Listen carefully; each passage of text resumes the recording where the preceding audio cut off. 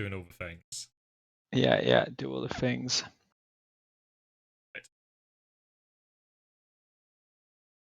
Right.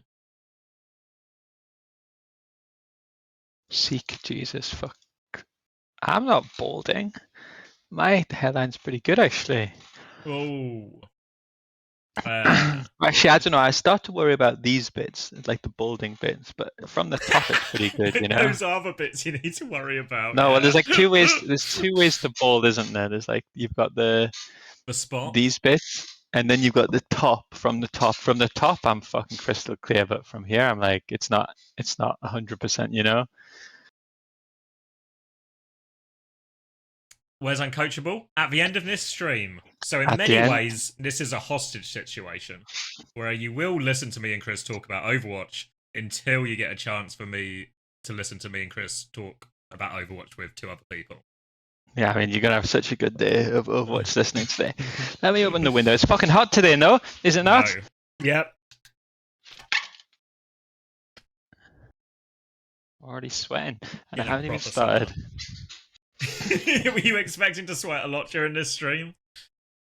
I guess so, because you have to shut the door. So I guess that's, that speeds up the that process. Ah, classic thermodynamics.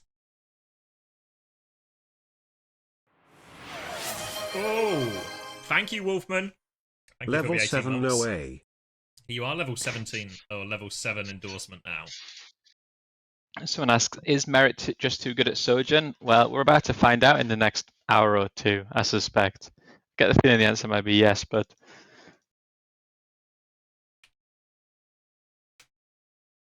Yeah, I mean, watching it live for first time, it felt like the answer to that. It did feel like the yes. answer was yes.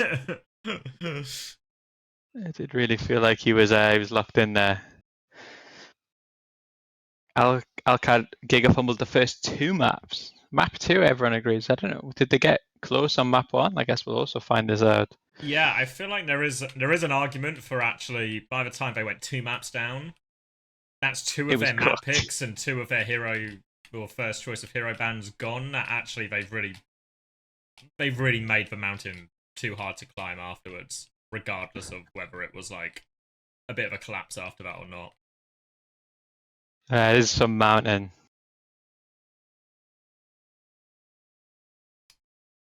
Do you know if there's a comp database with Esports World Cup comps? No, I've not updated mine. Which means that there isn't one. That's actually like the... Yeah. So, You know what? Did you see, I'm sure you saw, people in chat maybe saw as well, on Reddit, there were some scrim results leaked from prior to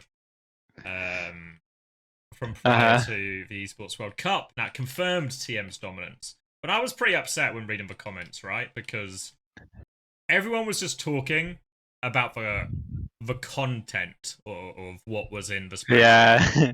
Nobody was actually took the time to review the spreadsheet itself and how well put together it was, or how well laid out it was in terms of all the information you might want, or how easy it was to record, or how useful the color coding was when looking at bands. Nobody brought that up, so that upset me deeply. No, I get that. I mean, I had problems with I don't know, every time I reset the spreadsheet for a new season, like it never quite works. Like I was starting to, with that one out, it's starting to run out of, it was stopped working and I couldn't fix it. So I will actually require you to make me one more. I could do that, one more yeah. spreadsheet. Yeah, I it's mean, probably I just appreciate that. because a lot of them, I guess, are like hidden formulas or the stuff that connects. Yeah, I guess so. I don't know. It was like you get to the point where I couldn't like do the individual cough round and stuff. No matter how I tried to drag or copy and paste or do any of that shit, there was like no way around it. But that's how it goes. Yeah, Let me get it's my because epic pen there's up, a bunch of even though- hidden columns which are actually what a lot of the visible columns reference. Is Chris still with TU? Of course. No. He's really much a sort of, he's a lifer is what they call it with TU. He's going to be there until the day he dies. What do they call it? Like alumni or something, where you just like in there forever. Yeah. Like you get from university. Yeah. And knocked, by the way. I don't know if you got the knock. I can't accept knocks on Edge. I need. It's No way. always You can't accept them. It's gonna sound like a bit, but I have to be the one who knocks. I have to be the initiator. I should be able to accept, so feel free to send one my way, mate, okay? Thank you, Baxter, for the 8 months.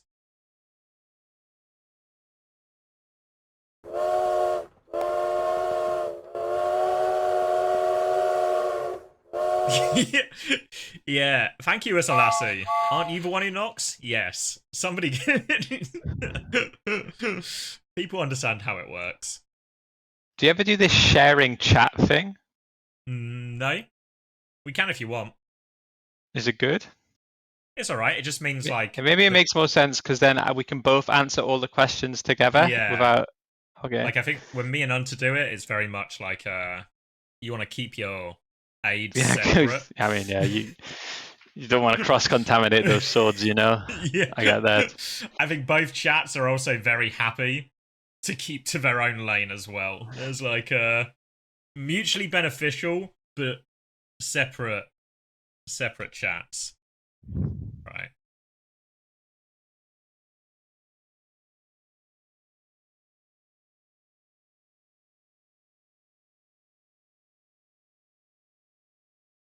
I don't know how to press the button, but I don't know if that actually did the thing. I haven't seen any. I got nothing come through on my end. No notifications, no knocks, no sharing. None of this stuff. Are you still with TU? No. The real question, was I ever with TU? That's the one that you really have to think about the question, you know? Like, what does it mean to be with someone? If a Geordie coaches in the woods, but no one's there to pay him, was he really coaching at all? That's true. Who are you coaching next year? I would love to see you on TM. Not TM. Not TM. We can only play this guessing game so long, or eventually, Yeah, it's true. So is TU done? Yes. I mean, the organization is done. I don't know what the players are doing. I think there's still a spot there. I don't know. I saw the rumors on the old internet too, so I don't know what's going to happen. I think it's not decided. Do you know when roster lock is? I mean, I don't know why I'm asking you. Like, it's the end of this week, I think. Okay, so she's going to move on with that then. They got rid of Krusty and replaced him with the real coach of the year. Well, Krusty's not a coach of the year. He's never won it, so. You think he's going to get it this year? It seems really unlikely. To be honest, it seems unlikely that either me or Krusty get coach of the year this year. Roster lock is 15th. So when's that? Friday. Okay. Oh yeah, like 3 days. I guess to be fair, when I was told it was 4 days, that was yesterday. So if a little bit of quick math here, 3 days seems about right. Yeah. Yeah. That time does seem to work that way. All right, I think you need to. You need to share. I need to knock. No, I'm looking at the knock thing now. It says we're not. Wait, oh yeah, because I've got this. I'm still in a call with you. Do you see? Can you see? Yeah. We're in a little call together, so maybe we are knocked. So, okay, now the question is. Chat with the plus thing. Where would I? Oh, maybe I'll see it on this page here. Oh. Shared chat. Start sharing chat. I've enabled it. Have you seen it? Yeah. Oh my god! And we're not. I have a shared hype train, mate. That's actually. Oh. I mean, that's slightly more intimate than I feel comfortable with. What do you mean? There's one thing. Getting on a train. I mean, I'm happy. I'm happy to share a chat, but to share a hype train. I know you go. It's got a little icon so you can see who is who. Oh, I like that actually. I like the little Chris heads. So, are you LFT this stage or next year? No, not LFT either. Not LFT. Ask Stacks OW. He knows for sure, mate. Okay. Yeah, you need someone on the inside. Probably an anonymous person on Twitter. Maybe with an account 2 to 3 days old. That's probably the place to go. I mean, that one's insane though. This new one, like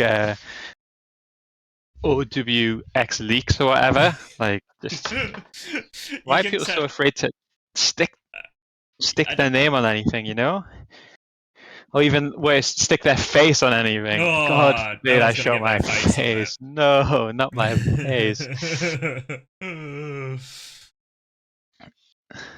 If Cap coaches SSG, they're not making LAN. I agree. Yes, crazy raccoon. That's me.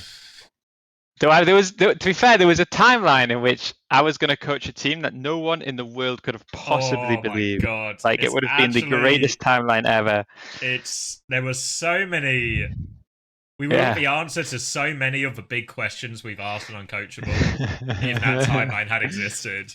We would have really been put in a position to like prove our like back up our own talk. It would have actually. I mean, it would have been hell, but I'm so disappointed I couldn't do it just for the banter, you know? I mean, it would have been worth it if there was like not a lot going. It would have been so much fun just to give it a crack. Sort of wring your hands of any true responsibility, you know, of actually needing to win or do well. Let's just see what happens. The thing is, if I coached Weibo, right, I would not do like Rush and give the headset to someone who can speak Chinese. I would still keep the headset because it's really important that I'm on the stage, you know? So it would just be like me and the guys would just have no fucking clue what I'm saying. Barking orders as all of the players just sit there completely clueless.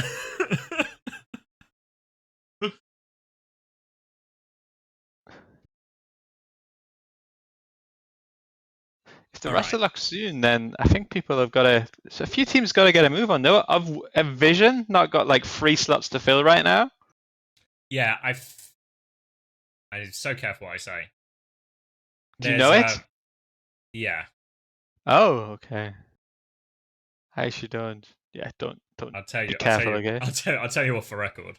Yeah. Off the record, okay. And then you guys can see my live reactions to me seeing it off the record, and then you try to look into my eyes and figure out what that means.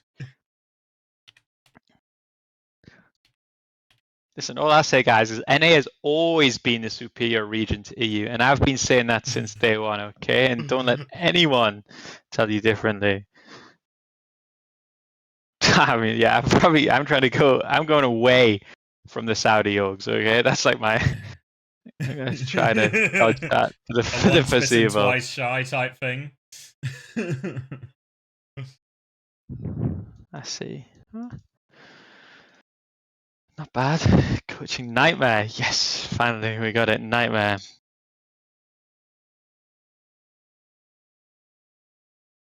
Zocorp. That would actually Vamos. That would actually go so Wait, hard. That would actually Didn't Nightmare pick up Zocorp? Did I make that up? Was that a fever dream or was that a true story? I don't know. Could be not a as like their dream. primary team, but just as like a. They did, yeah. Just as like now we have a South American team. What you mean after the LAN? Yeah, Nightmare X Zocorp. Yeah, that sounds right. Had it as that's what I saw. Oh, it's for Calling All Heroes. They made a Calling All Heroes team together. Oh, okay. I just saw Zocorp and presumed it was the Zocorp we saw at the Esports World Cup. I have to read this one out. Hello, Chris. So you did a VOD review for my team, Turtle Tax, a while back, and it was very, very good. 2 verys. Oh my god. Learned a shit ton, and now I'm #1 improver Lucio with OCE. No way! Exclamation mark coaching. Let's see, does it work? Yeah, you can just add me on. Actually, you should do. I should. Do I have a mod? Does a mod exist right now in my chat?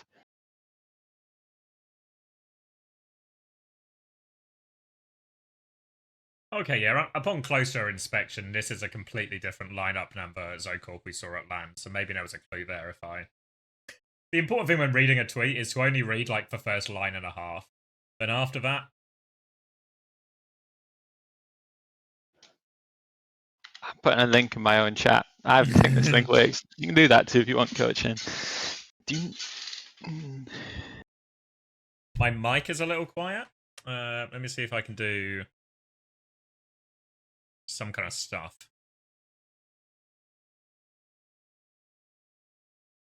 Ooh.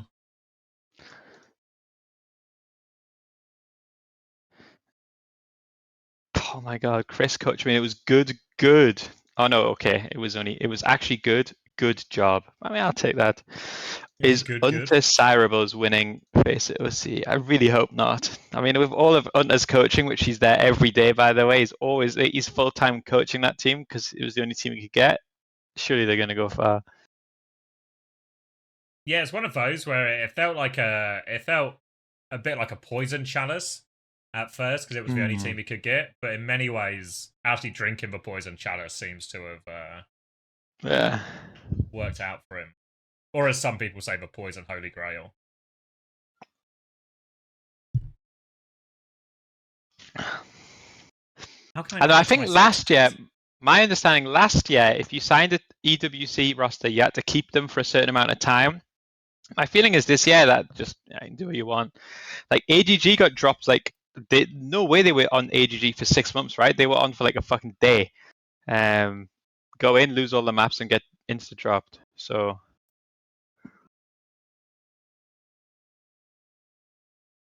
I need to exit.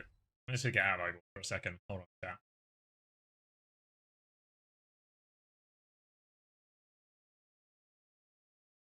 AGG got 0 points. Doesn't matter if they drop them. Oh, maybe is that what happens? Like if you drop them, then isn't that what happened to TU? We were dropped way before EWC. Okay. That still feels kind of low. Hold on. Do I sound any louder? I hope you're not talking to me. To anyone who'll listen. How about now?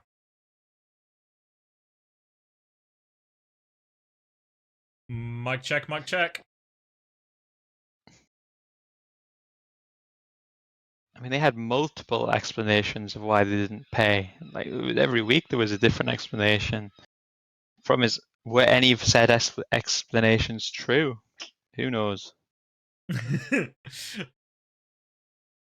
How about now? Turn Chrissy down.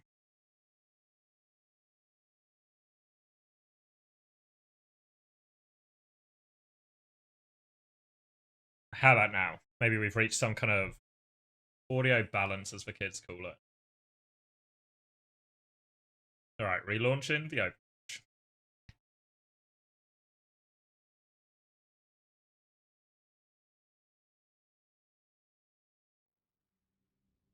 I mean, yeah. I mean, you would hope that some of the explanations were like true, but I don't know.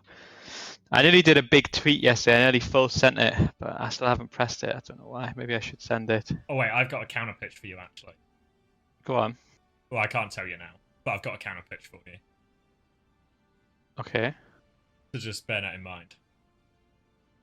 Okay. Is it a good pitch? Can you tell me off the record? Today, some people are asking what today's stream is. It's basically me and Chris having half a conversation, then realizing we have to have the other half of a conversation in private. So you guys have to just infer the back half of every conversation.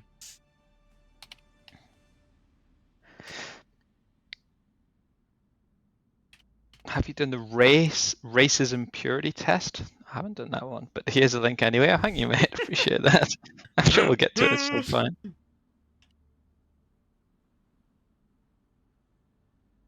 Oh.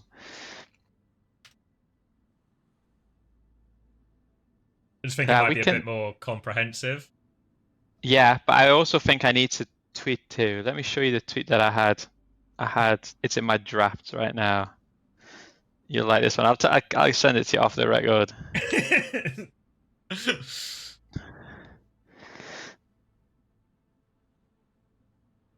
And then you can maybe go into more details on whatever, you know. Yeah, we can expand that. We can like sync it up as well. Because then there can be like the big splash and then all the detail. Yeah, okay. When you going live? Off the record. Okay, sorry, I should have kept that bit off the record as well. Shit, okay. Oof. Yeah, I don't know. We'll see. Yeah. I We'll mean, see. We'll see. it can work both ways as well. Like you do your thing, and then we do our thing Yeah. a bit later. Like a bit more of a fleshed out version. Thank you, Six Alright, String, for the 11 months. Should we start doing some stuff on the record? Yeah. Does anyone actually want to watch? I don't know if anyone's here for any actual Overwatch, or if you just want to hear me and Chris type in DMs to each other. But if anyone's here for some actual Overwatch, we can do it. Where can we just stay off the record? Do you want to just watch us type to each other? Yeah, we can do that.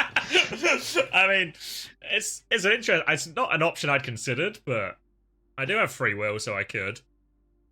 I've clicked this link, by the way, this race purity test. You are insane if you think this is even remotely stream friendly. Like, you think I've lost all sense of wanting to be able to be a partner if I even open this website on stream. It was like, what is nice this? Like this as well. Like, oh, here's the link if you've not tried this before. It's insane. It's like, have you ever like? Oh, I can't even. I'm gonna fucking insane, dude. I'll do it offline now. Yes, we'll keep that one offline. Yes. That'll be off the record. I mean, there's on brand, and then there's just like the racism bit. It's meant to be like a little bit tongue in cheek, because I'm actually not racist. But this one actually goes pretty extreme, Do you know the term the Flanderization of characters? Yeah. Where that's essentially what's happening to you, where they're taking the bits and now just doing it more and more to a slightly bigger extreme until that's kind of your entire personality. Yeah, until I'm just a racist. That's all I'm known for. All right, where do you want to start then? Do you want to start with the grand final? Do you want to work our way backwards? Yeah, because it'll be quite quick, I suspect, the grand final, right? Yeah, because I mean, the fourth map wasn't even really a map. No, it was like. Oh, wait, I need to reshare my stream, don't I? Because it. Yes, please. Ooh, do I need to share my desktop so you can see the pen as well? Feels like it makes sense. Yeah, that could be good. Could be good.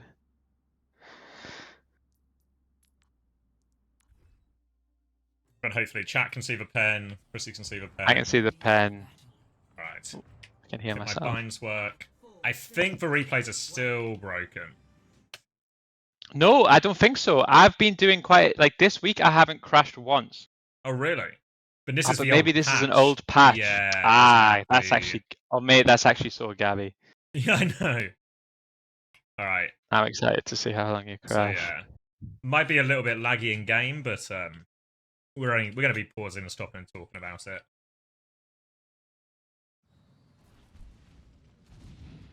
Oh, I should probably have something that tells me the bans as well for these situations. That's really relevant context, it feels like. I feel, yeah. If I remember right, it was a venture ban for Alcad presumably is the higher seed to protect DPS. Yeah. And then I don't know what the ban was in response. Where's the thing? Scrolling. Bap. Junk Queen. Oh yeah, I remember now actually. Yeah, because Falcons actually just really took the piss with their first couple of bans. Which I guess is, I mean, in hindsight, it was really fine. I didn't really seem to. Would have been roasting them for sure if they didn't win these maps. I guess there's an argument in like a best of 7. You can like pace yourself. You're gonna get at least like 2 maps where you get absolute dog shit bans. So you could save them for the rainier days, Yeah. So I saw Alcad play this comp on this map against TM in scrims one time, and it worked really well. My feeling is that I think Junkbook said this himself. I think this comp is designed to be like, oh, if you're going to play the sim mirror, then this comp like destroys Ram sim. But because Proper didn't play the same, then actually it felt like they were counter-comping a comp which wasn't what they were playing against, you know? There's one of those comps where Alcad can, like, you can kind of understand it, like there's like an aura comp, right? Like everybody gets to be on their one trick, they get to do stuff like a little bit different, but I think Checkmate said like Nis had like 100% win rate in scrims for him as well. And I think like it's always hard because it's. I remember this happening to us me on like the first year of London where we played like some Anna Zen bull comp on like Soldier on Busan Sanctuary, and we got fucking pounded by Kevster, and everyone was like, "You guys are so fucking stupid. Why would you do this?" And I was like, "I promise you, it was our best map in scrims. We never lost that round, but sometimes you're playing against Kevster." So I feel like there was a little bit of that. I think Junk. Spoiler warning. Junk did say, I think his original plan, like he didn't want to play this comp, but the players just had confidence in it. Like he thought it was more of a TM killer than it was a all-round one. But even when it happened, because I think someone's gonna swap onto D.Va after the first fight. I feel like if you actually get in a situation where you force someone onto D.Va, you're probably feeling pretty good about it. Turn it down. Yeah.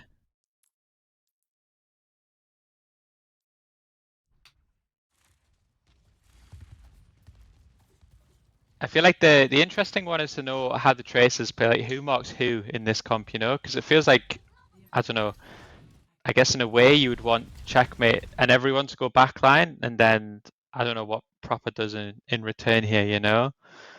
So it felt like Checkmate actually did. It was actually such a classic Checkmate play where he's like hiding here while his team forces point, just full unhidden. So that when they're eventually going to dive in this area, he's just completely unmarked.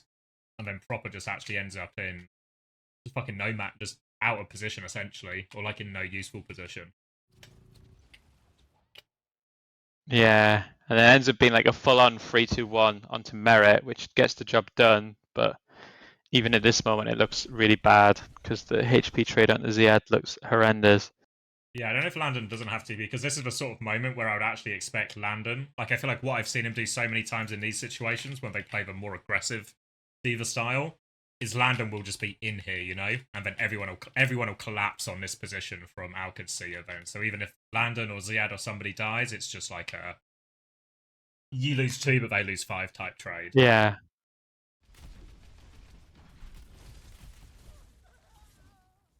I feel it very rarely works in Overwatch for the last however many years of just like a 5-man 3-2-1 style comp. Like I feel like teams always like think about it, but it never wins on in the grand finals, you know.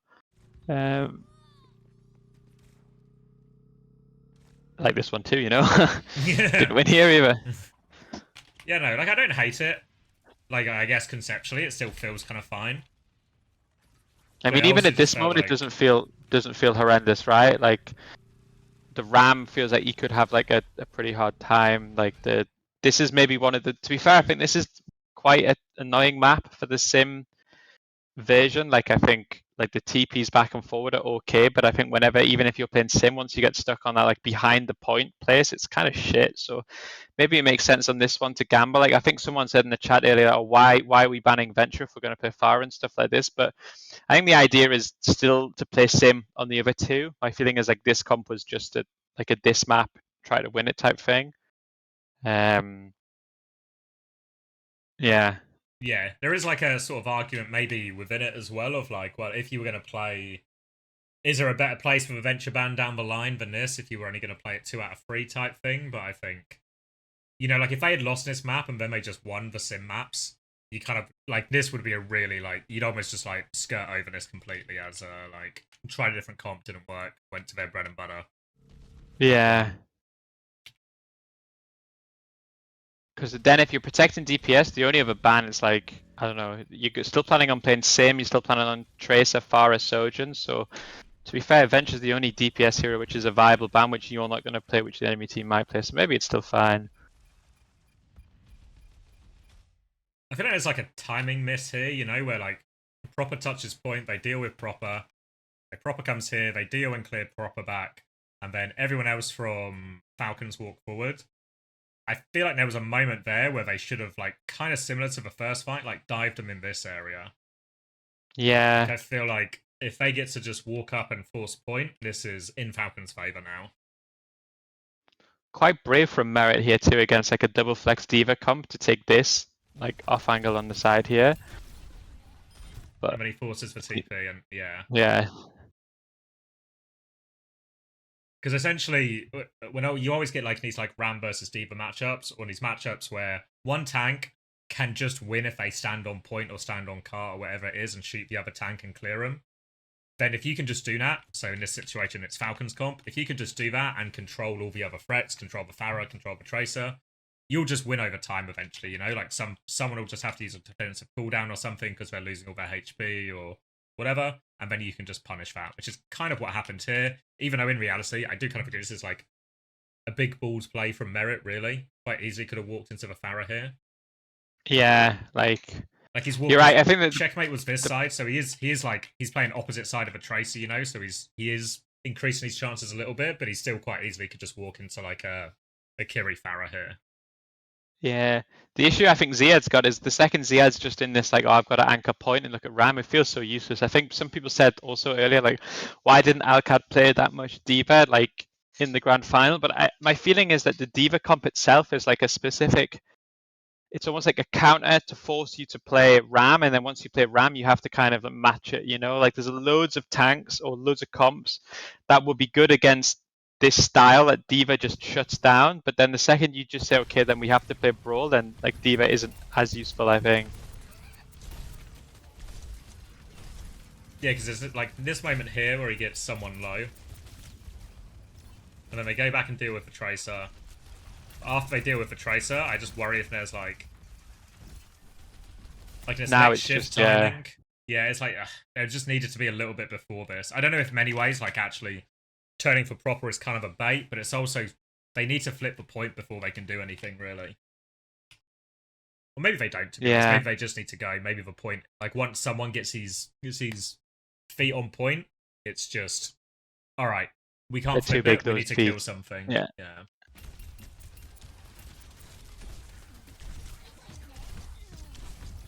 Yeah, there's always hope that you can kill Ram, you eat the Suzu, whatever. But I think you're right. Like I feel like the win conditions for this comp here, it's fundamentally about getting kills as opposed to objective. You know, like if someone can just touch point and let DPS carry, then the Ram comp's going to be really fine.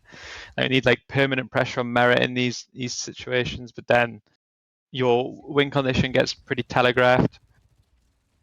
It's kind of crazy actually because when Merit swung this way. Fuck. If they just see him, he's also just like Ziad just eats him up, you know? I don't know. He kind of just got to gamble some, especially if you're like the hit scan player in these comps. There are like moments to gamble. So again, Libda's going to force point, draws a little bit of attention. Proper will mark that. Checkmate's going to try and set up again. Ziad's going to go over. Fuck. Okay. Yeah. I'm hesitant to rewind just to look at the kills, but yeah, that's just kind of... You saw the kind of setup though, right? Of like... But it's good, like Ziad like flies into point, forces point, and then looks to fly. Like Ziad's pathing here has been really good, you know? Like it all makes sense. Like what's good about this map too is like Libda can find an angle to focus whoever Ziad's on from coast, you know? Like it's actually really nice for Pharah. Like you force point and then fly one shift into the sky, and then you have actually insane access to everyone. But unfortunately, since Sojourn's been here, if you do click their head, then actually very little strategy or coaching or setup matters, you know? Yeah, like Checkmate's actually in the perfect position. He's made all of this move while they're forcing point as well, so he's ready to go with Ziad. The only problem is he doesn't have a head at the crucial moment. Yeah. It's the same thing Quartz was doing all throughout this tournament, you know? Where if he just gets this kill during this phase when the other team is trying to get their Tracer into position, the Tracer team is just cooked, really. It's so much... Everything's now less dangerous. And so the other thing too is like if it's the only target which I feel really comfortable about like forcing and chasing is Merit. Like the Lucio Kiri, I think it's slightly more tricky. So it feels like if for some reason there was like a Lucio Bap, it feels like this comp would be so much stronger. But you don't have enough bans to ban Kiri and keep everything open, you know? Yeah. For Bagel asking about YouTube stream, yeah, no stream on YouTube just because the screen share in the game takes a lot more of my GPU than normally just watching a YouTube stream, so we're limited. But I'll upload it to YouTube afterwards.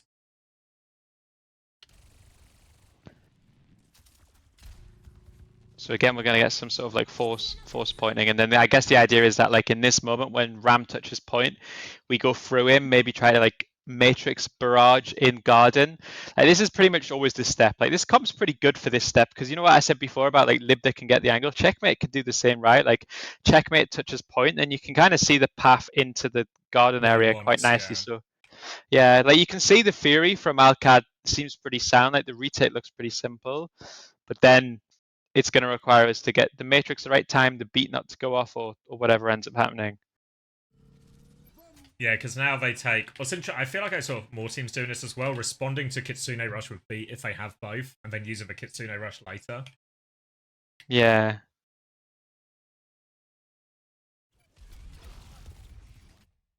Because then they immediately force Landon back.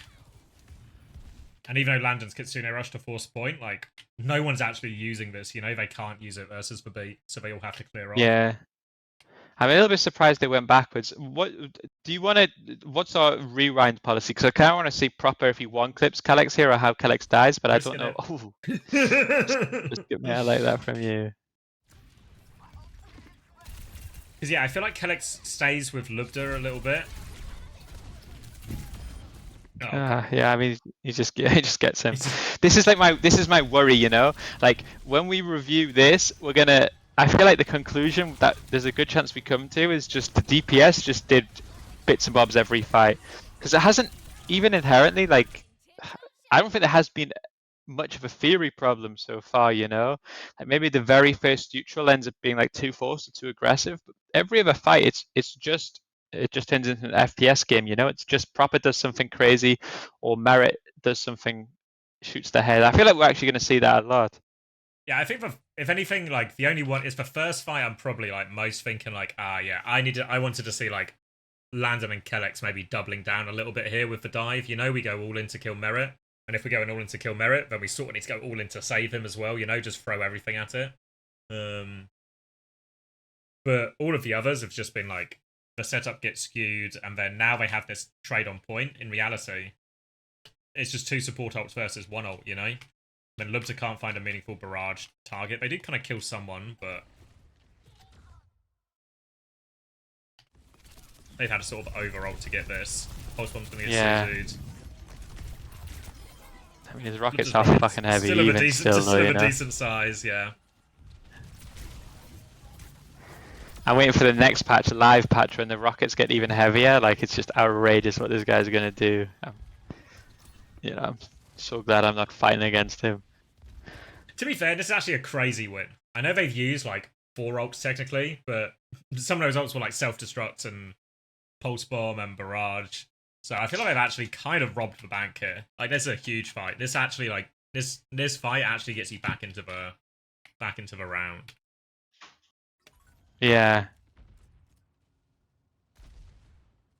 Yeah, now someone goes D.Va, like you said, and this is like, even if he's off his hero, it feels like a good swap into.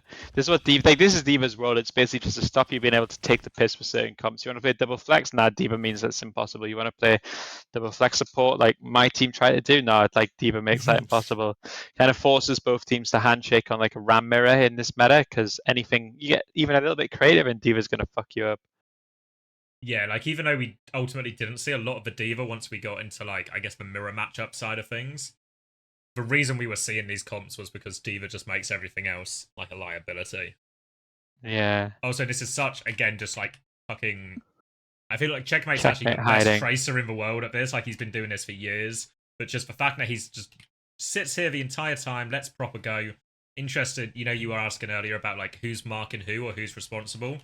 Checkmate has no interest in marking Proper, you know? He actually wants to lose the Tracer as much as possible. Yeah, and then Libda tries to, I guess, also hide or spam, and then it looks like you're going to try to see something similar to the first fight here, right? Like we're going to wait for Merit to step out, and then there's just going to be some sort of 3-2-1 push. So see how good the peel is. It also feels for Ziad, it feels like kind of a long distance. Like I almost feel like him giving this space backwards actually feels like it could be a mistake here. I guess we'll see how it goes. Yeah, in theory as well, because they have point now, Qadsiah can actually milk this a little bit. Because it's Falcons. Falcons have to come out and touch the point or come out and do something eventually, you know? So they can really lead them out a little bit here. Ah. What? Yeah. Oh, is it just Merit must have hit a dink? Oh, yeah, I remember this actually. Yeah, Merit just hits a dink and Proper finishes the kill. Oh, Yeah, and then... I mean... Oh, fuck. There's no... Okay, so they're just getting perks now. Maybe we'll get away with it, mate. Because again, the setup felt really fine. Oh, there's a Pharaoh in the sky. Not anymore. Oh, yeah.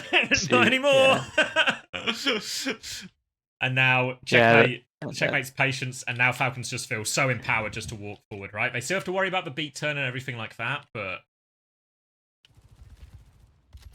Yeah, I mean, yeah, maybe Ziad should hold closer up in this situation. Like, I feel like him specifically holding back, but again, it's one of those things, isn't it, where it's like, well, yeah, if he doesn't hit that headshot, then there's a lot of ways that this goes better, you know?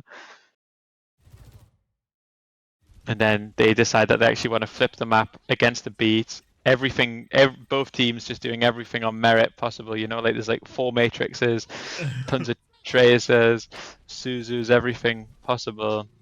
Then, as always, the case. Go on. I was gonna say it's happened a few times now. Now, Proper's just like if I look in the situation, I'm saying like, Kellex and Landon, can we not be closer to Ziad on this situation? Like, we're all in on merit, right? So can we not just have everyone here essentially? But like, Proper's doing so much to just drag these people in other situations, you know, where Kellex has to look after Lubda or Kellex has to look after Landon or something like this, and all of a sudden you just get in these situations where they don't quite have enough to get the kill. And then, like, Kellex and Landon are just, like, rushing back to the point. Yeah. Yeah, and even though it's like, again, we get a kill with our all-in, but the trade is just, like, I think it's so bad if Ziad dies for it. Like, tank is always worth, like, 1.75 in these, like, equations. Like, I think if you trade 2 for a tank, it's okay, but it's never worth. Like, it's so hard to win without a tank in Overwatch 2. Well, they're winning a lot of these, like, late duels as well here. If surely looks well, maybe Chio's winning all the duels actually. But while all these duels have been happening, someone has just kept control of a point, and there's nothing anyone can do about it. Yeah. I mean, yeah, like Orange team actually has like 0 damage possible on the D.Va here, which makes this whole thing difficult. But again, like, yeah, I mean, it's like, I feel like there's like slight theory problems here, maybe like just like the way the supports play with the dive or whatever, but the vast majority of these fights are just getting a DPS is just making a play before they go in, you know? Yeah, I feel like some of it as well is like, I'm sort of hindsighting it a little bit, just saying, why can our supports not be closer in this situation? But if I went back and watched it from like their POVs, maybe actually Proper is putting out enough pressure. Now the answer to that question is, not if you want us to live, we can't. Yeah. It's like, you know when like you watch like the capitology videos or like the OT videos or whatever, and it's like whenever they make the videos, there's always like this, everything happens for a reason and everything is like high level and everything is coached. And then once you understand like the game at like a higher level, or maybe just because you're not trying to make like YouTube content that's educational, you realize that sometimes it's just, the DPS just killed everyone, you know? It's like, what's that like bell curve meme where you've got like the idiots at the bottom and like the smart guys, and they're both just saying, Merit just headshot them, and then you've got the capitologies in the middle who are like, no, it's because of the spacing, it's because he's Korean, it's because the angle set up the 1-2, and it's like, no, it's not actually, you know, like it's just you shot him in the you just shot him in the fucking head, mate. Okay, that's all there is to it. Like you look at that because that one we went back and watched, right, the Merit kill onto Labda, and it's like, could Ziad have been closer? Should our like kill box or whatever you want to call it have been? Is it actually in that spot? And I was like, no, I feel like in these situations, if Lubda isn't spamming, or like what, they get to walk into Garden and they have 0 pressure on them, feels like bullshit as well, you know? Like it's, can't just let them walk without having to use a bit of Matrix or a bit of something. But sometimes you get headshot in those situations. I mean, we used to say in London against the Soldiers, like, you have to peak it, like, you have to play, like, the second you just, like, don't, like, the solution to a good Soldier is never don't peak. Like, that can't be it. Like, you need to have good movement and you have to shoot back. But if they hit it, you know? Thank you, Arthur, for the 18. Yeah, like, if anything, like, I feel like some of our I want to say arguments, but it wasn't like a we weren't shouting at each other. But one of our biggest debates would be all these situations of like, we're not peaking enough. We need people to peak more. Because it's that sort of, I don't even know what you'd call it, but like almost Pressing fire. subconscious. Yeah, but it's like that subconscious thing. If you're so worried about getting picked or whatever, and you're not peeking and you're not shooting back, what ends up happening is the other team just gets complete freedom to do whatever they want in terms of moving around the map or putting more pressure on your tank or something. Yeah. All right, so now this is then closer to the bread and butter of.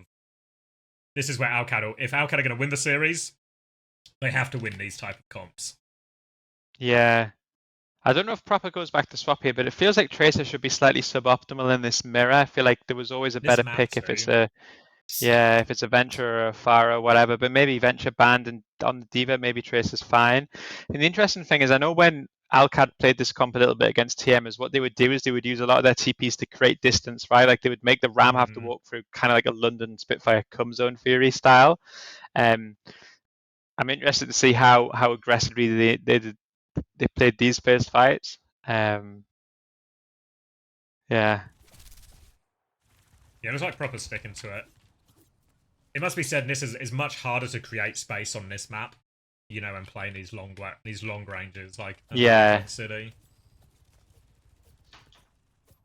Because then Proper is forcing point. Merit's going to slide over to point now as well. Thank you, Mr. Fish, for the 17 months. Joel. And this feels like, I was going to say, this feels like the timing they should go. But also yeah, I mean, this looks perfect on paper, right? Like, they wait for Proper to commit enough blinks to get behind. So they TP away from the angle. They TP away from Ram slow. At least it looks like Ram isn't punching and slowing them. And they actually find a TP timing onto the off angle, which in this situation is Lucio Sojourn. So it feels like it ticks every box that you would want from a TP. Someone does save the slow, which is something that like he was doing a lot. Like I think Ram players, like I do loads of coaching with Ram players, and every single Ram player I coach, private coaching, exclamation mark coaching, they all just throw their slow like it's just the most fucking useless ability ever. Like it's actually disgusting, you know. Actually, ironically, I should have gone live early and just roasted Cap's latest video because it's so fun. But like there was another one in the same series where someone does just fucking throw the slow across the map, and then Cap's like, oh, this is good, you know, like really early pressure. This is what we want with the early slow. And it's like, no, like really, you need to save this shit. Like it's so important. TP, yeah, because it's so because because this is one where where the slow has been saved, and look at the situation for Qadsiah as they come out of this TP, you know, like Chio's going to get the little boop afterwards as well, and then in theory the primary target from Merit has not taken a single piece of damage. Yeah. And now you're in real trouble because Merit's going to get a new off angle. Like someone can use all of his resources for free, and then So even though on paper it looks good, I don't know if there's an argument that like we need to. I don't know if there's a way to outplay the slow, like just Ziad TP first and then like matrix everybody through or something. You can matrix the slow, right? Like you can eat it. Can you eat it? I'm pretty sure. Yeah. I'm sure you can eat it. Fuck. Okay. Yeah. No, fair enough. Yeah. Yeah. Lesson learned. Okay, lesson learned. Yeah, I wanted to see where Ziad's looking when he comes out, right? Because I guess like the other, I'm trying to think now. It feels like I'm back on London where I'm trying to solve like niche TP situations. Like, is there an argument that Ziad should like fly at, like don't take the TP and just mark someone, or is that like you just die from a poke in the meantime type thing?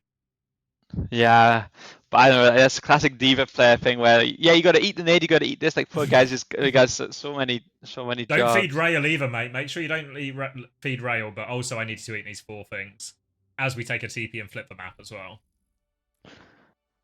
Yeah, I mean it's true. Like it is similar. Like Ryan, like we always say to Hadio, you have to shield the nade and stuff like that. But it's like, oh fuck, it's not quite so easy, is it? Oh. I'm gonna fast forward out of, you know, one spit into yeah, I do it all the time. Yeah. What I should do since we're going all the way through is actually look at it from Ziad's point of view once we get there as well. Yeah, true. I sometimes do that. I skip forward and I'm like, oh fuck, I gotta skip back again, you know? If only they put these replays on like VHS or something, then we could rewind freely. Oh. Yeah, because even like it's Ziad's job to get us through the choke. So like Ziad's also the one that has to react the quickest to kill Merit on the TP, you know? So if his job is slowed, yeah, so then it's really tricky to get everything. I'm trying to think if we can't TP 5 people if he has slow, like is there like an alternative? Like, yeah, I don't know. It's tricky actually. It really is tricky because like a fake TP doesn't work. Like a solo TP where you just like TP one person just a diva is maybe interesting, but I don't know. It's quite hard. I think one thing that actually also Cap said in his video, which I think is true, is like the idea to counter sim, one of the most important things is you have to understand where the TPs are going to go. And I think someone from Falcons said it in an interview. I can't remember who said it, but he's like, maybe it was Proper in one of his Discord things. He said like, we studied a lot of where like the TP spots go. You know, like on this map they will TP here, because there is like you really will like over time learn the TP spots. You know. If you wait, thank you Golden Pants for a raid as well. Thank you, mate. I hear the word of the street. It says big things in your future. Congrats on the TU contract, mate. You'll enjoy that one. Okay. It's one of the best contracts in the business. If I was you, I'd get 3 or 4 more bank accounts for all the money that's going to be coming your way from TU. So I'd get those open now. Because if you look, what I was going to say is, if you look at like Merit's movement, he is so ready for this. Yeah. Well, that's probably why also Lucio goes with him too, right? Is like, I'll boot the TP and speed you out, you know? Like, it is like this Falcon setup is actually really good here. Because the second we're 5 people on this angle, there isn't an obvious solution. Like, maybe there is like, I mean, even if you go on the Kiri, that's not going to feel better either, because Kiri will TP the Sojourn and then the Ram will do the same. So it's like, it actually feels quite a tricky one to solve here. Yeah, because you can see as well, Ziad has a look. Like, he's looking for the slow, basically, right? But it's just, sometimes it goes through. Like, he has a little flick to try and get over it, but someone finds a way through, and then, yeah. I mean, I'm not sure if Chio's not even amped, to be fair, actually. But yeah, and there's so many... He just gets the head start, right? Yeah. Because they expect it, you know? It's like, oh, well, the only TP is going to be here on the point, so they're ready for it. And you got so many ways to fuck with the TP, like... we definitely shouldn't go back in time, but I wonder if Merit is also trying to save his E for the TP too. And like if we're actually in a situation where we're basically just playing like these wide angles, like we'll see if they keep mirroring this like Lucio Sojourn off angle setup with the intention of like baiting the TP onto them and then booping it and slowing it and double slowing it and snaring it and all of this. Yeah, you can but see yeah, it, like right? here TP, yeah, save E, and then we're going to boop it, and then these two are going to amp away, and I'm guessing someone's going to come marching in a second. He's got all of his cooldowns too, so it does feel... Shield it as well, and then all of a sudden this is like... I mean, you're towards point, right? But you've not actually done anything, and you've taken... And now Ram's going to block the fuck out of this doorway, and then actually you're in a lot of trouble here already. Like you're already waiting for second TP timing. He's then going to try to find a slow timing before the next TP, which I think also seems fine. Like he's just trying to use everything because he knows they can't do anything until TP's there. Yeah, it's like a good recognition that they don't have the tools to keep going now. So if you have, like, I'm trying to think, like, we would normally call it in London, where it would be like, depending on whatever the important cooldown is, a lot of the time we'd call it, we have like bubble's the easy one, like we have bubble advantage, right? So if we have bubble advantage, that means we have a timing to go now if we think we can go. And they don't have TP now. So now Falcons can just go take a fight where they can't just, you know, if they had TP, maybe they're flipping to point and maybe killing Fielder or killing Merit or something, you know? Because they can't go, they have to just stand here and take the fight, which is really good for someone. Yeah. And then, you know, it forces a second TP to live, and then they don't even live, and then now we're in real problems. So it feels like maybe we just say the DPS for map 1, but it feels like there is like a really solid understanding of how to play against this Alcad comp so far from Falcons. Yeah, I think we talked about it maybe a bit on Uncoachable as well, the idea of like maybe there are some examples in this tournament of teams not necessarily respecting the other team. But I think there's no doubt that like Falcons, they're like ready for this, you know? There's respect on the Qadsiah name here in terms of the stuff they're worried about having to deal with and how they want to play versus these different things. Because again, Chio is just stuck to Merit, right? Yeah. Yeah, someone in the chat said, "Do you think it was a good idea for EU to scrim the Koreans? Because clearly there's a level of prep work which has been done here, which made it tricky." But I don't know. It's like it depends how you look at it. Is because are you like if you're EU, are you disappointed with this tournament? Like if we're being honest, like it's pretty fucking good, no? Like a grand finalist and a third place. Like it's hardly like these teams have come in and underperformed. You know, like they were better than almost every Korean team. I think that seems really fair to say. Um, it's hard to argue that the way that these teams went in this tournament, there was something that you should have changed. You know. I think it does feel there is an element that feels like it's definitely greedy when I say this as well. Of like because it also feels like the best chance ever for EMEA. Even though it was, I think Shock has just said this as well, but even though it is actually the best tourney EMEA have ever had, certainly in OWCS by a country mile, but maybe even when you look at like how many Overwatch League rosters with a majority EMEA player base, or in these cases like but like one Korean player out of the two teams that finished top 3, you know? When was the last time something like that even happened in Overwatch League? I mean, the only other time was World Cup, you know, but then there's like so many caveats of why World Cup doesn't it's not the same as these tournaments, you know. So yeah, I don't know. Like I could see an argument that if you watch the scrims from the boot camp, if you watch the first few times where TM and Alcad played against the Korean teams, there was an element of like, fucking hell, these teams are a bit lost on what to do.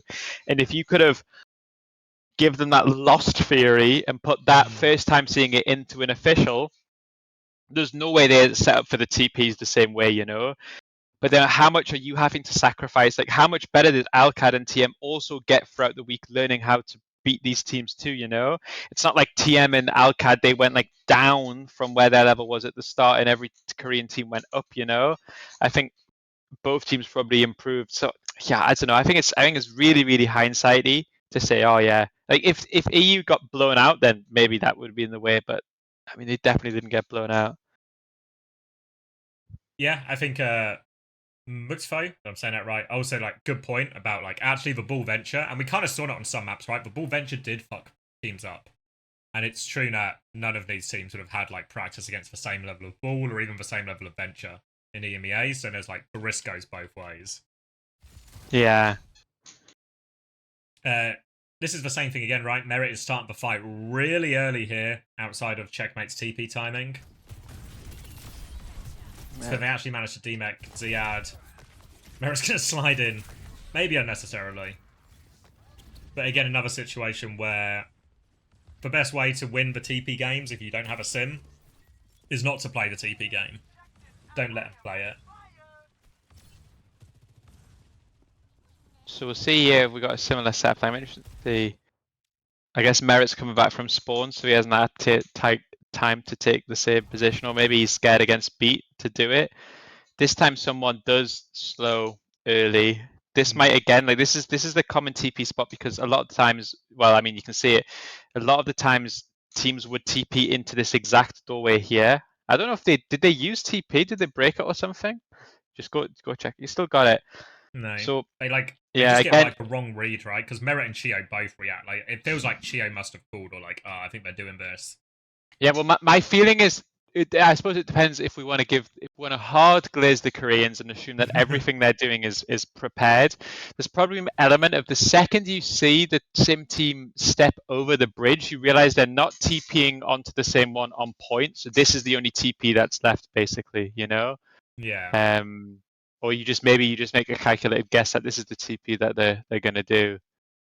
There's a lot of it comes down to, I think, a lot of the in-game leadership for both teams in terms of the TP games. Both, I think, for Qadsiah in a lot of these situations, it's Checkmate making these calls, but just his read on the game. Like when we did it on London, Backbone's ability to read and call the situation was integral to our success. You know, like some of them would just work because they worked, but there are a lot of decisions where Jamie just has to make a decision in the moment about what he thinks is best.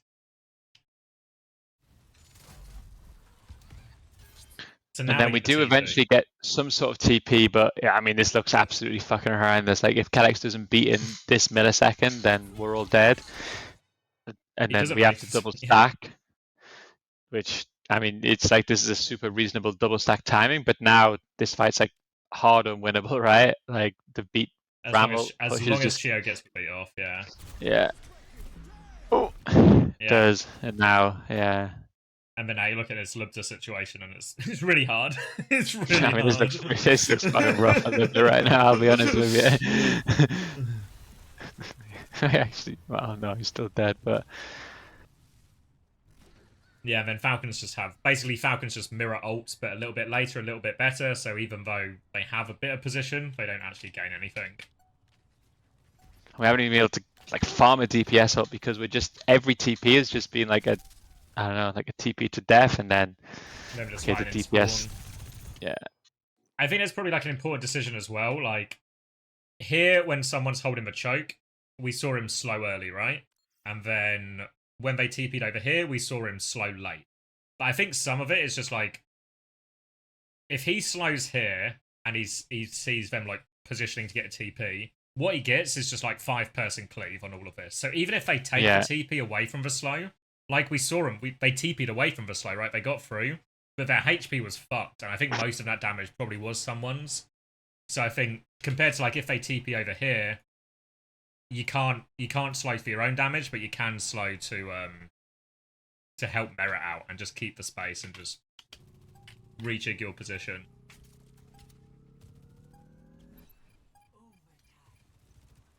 And now it's just, can I touch the point? Have they nearly clutched this or something? I can't remember. I feel like in my head they won this fight, but maybe it's the wrong map. Yeah, bomb out. Oh yeah, okay, yeah. I really want to rewind. So good. Yeah, this is so good. I mean, you can see exactly what's happened, to be fair, because you can see he's just walked around the corner and he's seen the D.Va bomb, and he's just. You know what would be funny? Yeah.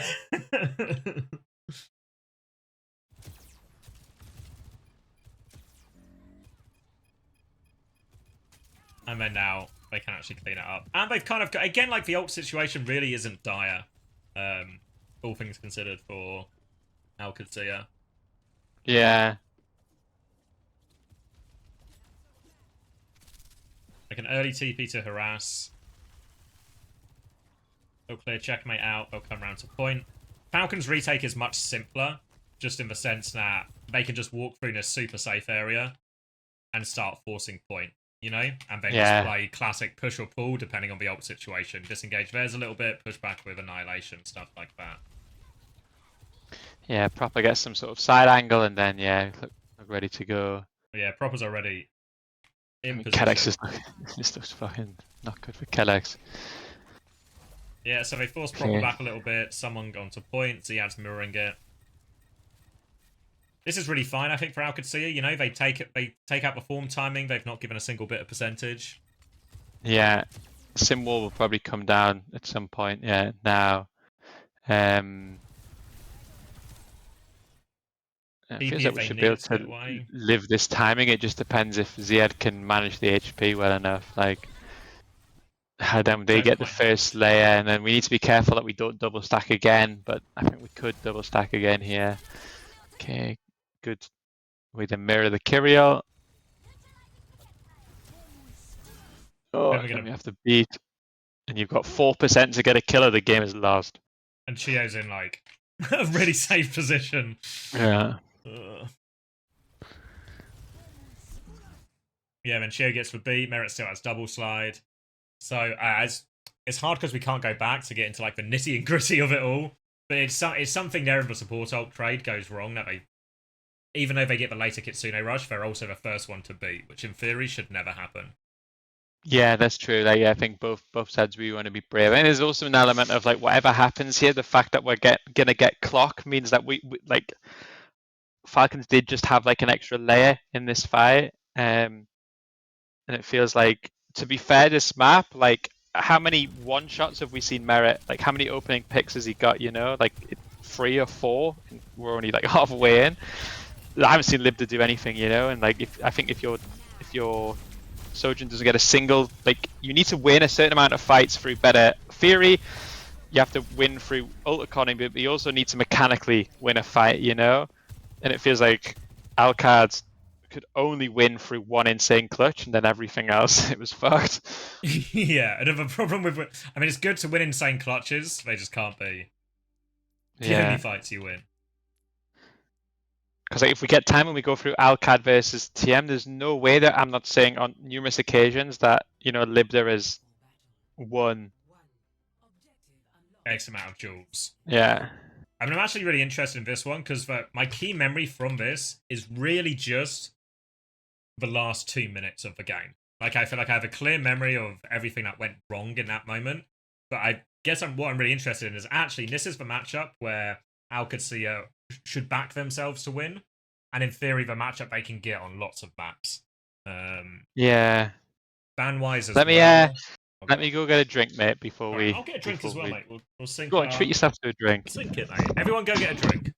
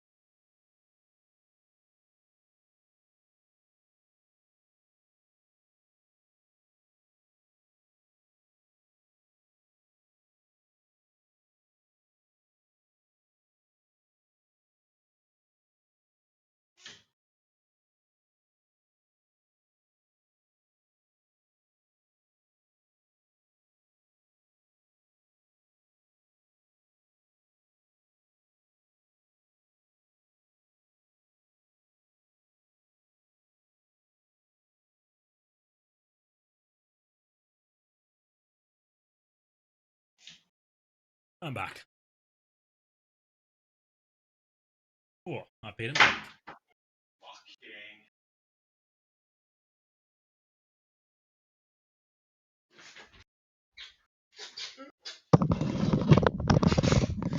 Alright, I'm back. I'm back too. I'm not getting wine, guys, okay? I mean, it kind of, now you've said it out loud, it does kind of feel like a nice sort of mid-afternoon wine and review.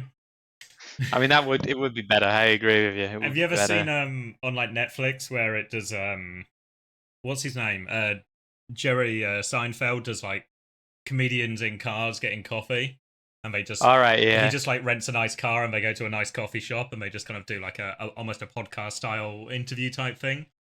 But it's just coaches getting wine and reviewing games. There must be an insane play on words that we can create, but we haven't thought of yet. Yeah, we need the alliteration. All right, so this is Qadsiah pick again. The bans feel like we're in the piss take category still. It's a Doomfist ban, which is presumably more to protect tank than anything from Qadsiah, and then a Lifeweaver ban from Falcons because they seemingly don't care. Could be fun. Which, in hindsight, is actually such aura to start with these bans from Falcons, because it leaves them so powerful late in the series. Yeah. So the first thing is, like, I think when it comes to the raw mirror, I really like the angle TPs. Like, the TPs that like we see from Proper here, where I have a TP just the same, or sometimes what I'll do is I'll let Merit farm a shot and then TP him onto the angle. Because my feeling is in the mirror, the sim that stands closest to the ram, is less effective than like what I call like the lip style sim. Sorry, the lip style sim where you end up just like right clicking, slamming across the map. The counterplay which happens sometimes is if you take the angle TP and the other team breaks it, and then you get stuck on the angle, then you always die. So you need to be really, really careful with the TP. But I actually think I'm way more in favor of playing this like a Spilo theory, where actually it's the team that gets the better angle for their sim or the Sojourn, which is going to end up winning it. Yeah, I think it's a big part of the reason Quartz always looks so good is because he actually just has better angles than everyone else in a lot of ways. Thank you, Inks, for the 18 months. Chris and Commander, coach and cheers. Coach and cheers. Chris and Commander, coach and cheers. That's good, actually. Coach and cheers. Yeah, I like it. Yeah, we could replace wine with just like, if we replace it with like just like a local beer or something. Yeah. All right, it's happening. All right, so yeah, Proper takes the angle. He's TP, but the dies, TP though. broke. Yeah. So now there's like a real danger of like getting slid on, or like what would happen a lot in the TM versus Alcad scrims is they would TP onto the TP and break the TP, so then you TP to catch the TP type shit, you know. They don't punish it. Checkmate goes for a similar TP onto the off angle just to kind of find a timing. And now I think the same thing has just happened here. I think Proper's TP has been broken again. And now we get the TP onto the TP onto the TP. And Proper looks fucking cooked here, I suspect. Yeah. This is like you talk about like game knowledge for different players, but there's also like the game knowledge has always been subdivided into the different heroes as well. It's like Proper ends up in like a atypical situation here that he wouldn't have planned to get into, where he's stuck on the high ground by himself, and then he gets his next TP, and Falcons just aren't quite sure how to respond, essentially. So Proper wastes his TP, and then the TP onto the TP punish is really easy. Yeah. Zia's able to walk forward and kill Merrick, because Falcons are trying to swing to help Proper as best they can, but it just makes it all really easy for everyone. Yeah, so I mean, this makes sense in a way, you know, like you would maybe expect Alcad to understand like the TP versus TP dynamics a little bit more. Here, this is going to be one of those where if we pause it, where like there is only like 2 TP spots, one where Checkmate is already standing and then one where Proper's done it. Here, like any other TP is really weak because there's almost no way to control the high ground or the point. So what I think you'll see a lot of teams do is they will just have their Lucio set up to boop one of these TPs down as soon as possible. Really hard for the retakers here. Yeah. So yeah, go get. God, this is a brilliant boop play. This is exactly what you would want here. You see, and then you're actually Suzu it as well. Like Fielder's trying to counterplay it as well because he knows what's coming, but just doesn't get it quite right. Fuck, you're right. Actually, he is going for that. Okay, that's actually I never thought about that, but that's like 100% worth it, right? Like if you get the because you can see that there's like they get in this position here and they don't get booped, and Ziad is on the ground, and I think Checkmate doesn't quite have it yet, because what Checkmate would ideally do is TP Ziad back to them essentially, but they already use for TP to get the whole team back up to here. Because if then Falcons get, they basically just get a 5v4 where Ziad probably gets checkpoint, to be fair, but they lose the fight for it. Yeah, well, I think that the other counterplay too is like if it feels like we can't get the boop or we don't go for the boop, then I think there is a flip option here where all 4 of them just drop and like amp behind exactly here. But actually, you're right. Like this is in this TP meta, it's so hard to get a good second fight here. It does feel like a lot of the good teams are going to win first fight and then cap quite well. And then now they go on Ziad. So I think Checkmate's next TP, well, depending on how comfy Ziad is right now, you'll either probably play to TP Ziad out, or I would guess TP across the window to put Libda in a good position. I go for he actually ends up going for the flip. Yeah.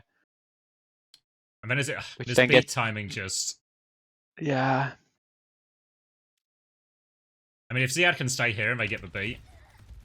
Oh, Landon dies. Yeah. It's pretty good from Falcons to find that timing there. I'm not entirely sure.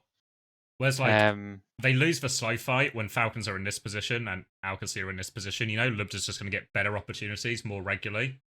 So they're forced to make a move and they just get beat a little bit quicker. And you'll see a lot of them do this. I mean, especially it's like the first ult in every map. You can have, like, your ult call is going to be perfect because you can see exactly how much damage they've done and how much healing they've done. So it's really possible to know I have a 5% advantage or I have a 10% advantage or something. And if you just press it as soon as you get it, there's always a chance basically this happens. Yeah. I feel like I understand the flip call, but like, especially with hindsight, it feels like fuck. Like we really could have just like maintained such a good position for our team and kept spamming. Like it's really tricky for them to force Ziad off there. They didn't even get checkpoint, right? So actually, no. Yeah, I don't know. Maybe it was too early to call. If they just get Ziad out as well, then they're up here, and then Chio can beat first still, right? He'll still get it slightly quicker, but then they have to like beat even if they TP and beat. It's just a little bit of extra time, a chance for Kellex to boop, a chance for whatever, you know, just to give them those extra few %. And probably ends up being a difference maker in this fight. Yeah. And now it's basically, situation's reversed, but there is a beat advantage here for Qadsiah. So I imagine you'll start to see similar stuff. So this is actually, I think, a really, really, really good TP because we don't have to worry about the Chio boops if we go early enough. And purely because we have the beat advantage, I think what will happen here is like Kellex will immediately just press Q and then we'll go for some sort of layering here. So this is actually an insanely good read of the situation upon hindsight because it dodges all of the tricky things that Falcons had to do with the recon test. And this is only possible with beat advantage. If both teams have beat, this is a terrible TP because it's going to happen what happened on Lijiang where someone just punches through your entire team for 20 minutes. Yeah, then Kellex gets the beat off. Triple support, triple ult in response from Falcons. Proper looks like he's about to... Wait, does Libda not get the beat? Where is he? Surely got it. Maybe he just like him and Landon. It just I'm gonna go back. Okay. Oh, good shout from you. Is early enough you can get away with it. I think they're in the safe zone because I feel like someone might actually just hit an insane like shield block. Oh shit! Really? Okay.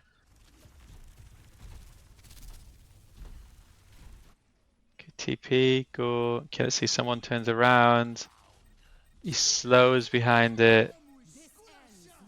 Oh my god, he does. Okay, he's not. He's 100% not playing for it though. I'll tell you that much. The symbol helps as well though. Actually, no, because I think there's always like the beat doesn't just hit the people when you press it. You get that little bit of extra cast time. So I think like the shield stops them getting it initially, and then the symbol comes out because you see he's going around it. You know, he's like, oh my god, I get. Like, Kellex is aware to make sure everyone gets it, but the sim wall just creates an even bigger shield, leaving the poor guys with no beat.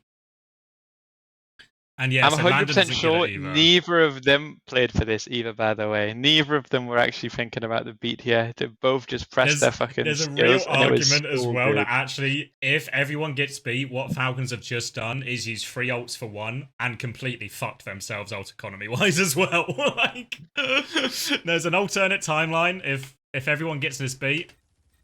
Because I know Kelix does it quite a lot, where he'll beat like through the TP, as in like, he casts it, takes the TP, and hits everyone on the other side. If he does that, everyone's fine.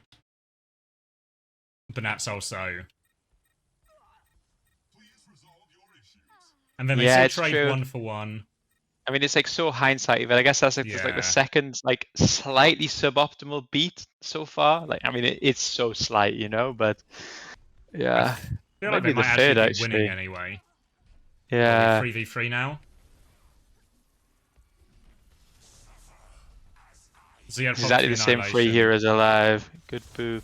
Later annihilation from someone. It's all about which Ram can get behind the other one and like back punch him.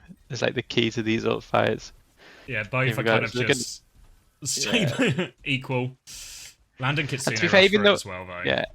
Yeah, even though it was like an insane play, I think this has been a really good result for Alcad still. Stop the cart, drained more ults. Now you have like 2 uncontested ults, and you're probably still going to catch up on both support ults. You know, like this 20% for Fielder, it's going to be caught up on for sure. So now, I don't know.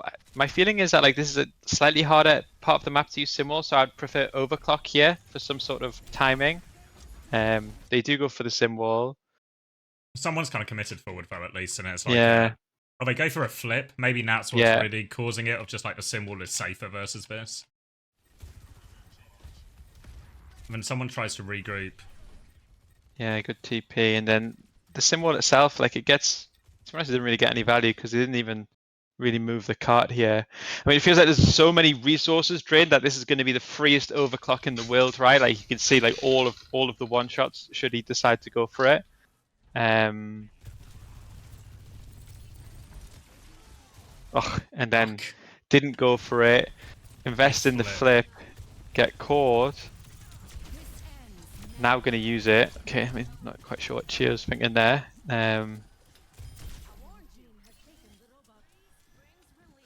It's like, okay, but this is so messy considering you had 2 ults versus 0. Yeah, no, agreed, fully agreed. Eventually gonna more or less get it done. Checkmate's still gonna trade. Should get checkpoint for it, I guess. Like, yeah, they'll kill the Ram eventually. Yeah. They'll get the checkpoint. Plus a few meters as well. Also, it's kind of, as much as someone did a great job stalling out there and finding a trade, it also means the Ram is last back for Falcons as well. So there's like you'll still get the good hold, I think, on the high ground. And like we said, like the support ult advantage, or like just in general, like Alcad hasn't really been punished. Like if you look at the DPS ults, they're close enough where like we can easily play to farm ult parity from this position, and that means we've capitalized on our opportunity, kind of, and now like the map's looking really good. Yeah, like they still capitalized, they got cap, they got like a few meters after that, but actually this could be like, we could be looking at 80 meters now and like holding on the other side if we'd been like more efficient with it from Alcad's point of view. Then Ziad is now they do the Haddy TP. This is what this is fucking. We invented this. 100% we invented this. So then, yeah, block the car, and then I think at some point Ziad should redrop, and then we just keep playing the high ground and thinking about the boops. That would be what we would do in this situation, I think. What we just saw here is what we talked about on Qadsiah's first push at this part of the map. The play they've just made here is what we were thinking they should have done on that first point as well. You know, just TP back to this position, preserve the high ground. Gonna get Sune right. I remember this one. I remember this one in the moment. This is really early. This is the exact moment I thought, oh yeah, maybe they are a bit nervous, because I can't see any reason why we need. Yeah, this is so easy to disengage. You're not even going to get meters from it. You give up all your position on the high ground. Ziad actually took loads of damage to go forward. Now they're going to react, and okay, you might still be able to win some sort of layer fight, but this looks really ugly, I think, at least for like a starting position. Yeah, I mean, good annihilation from Ziad. He finds for kill. I mean, equal. Yeah.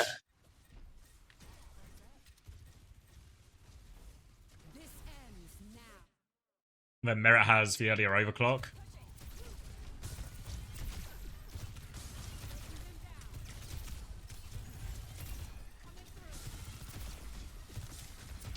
Ziad's just blocking, and it's going well. Yeah, they can make it like a... They get the trade onto Merit. So again, it's like... It's not the worst for Qadsiah, but it does feel like missed opportunity again.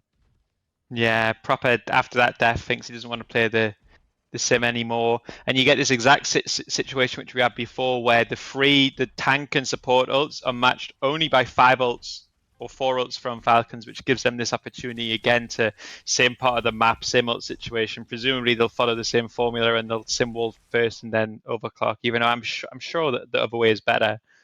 Hold on, Oh, I'm losing some frames. Let me see if I can. all right, let me turn your desktop off my stream. You're okay. You can do whatever you want now. No one can see. It's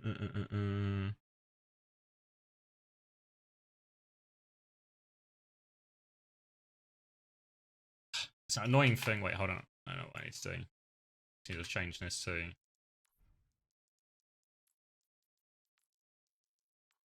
Windowed for a second, so I can get to all this. Go.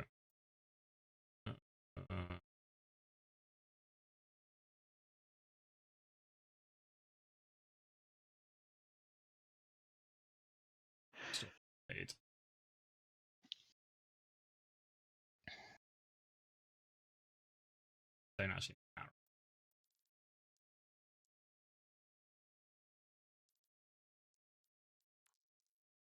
Can we go? I can probably actually go full screen as well.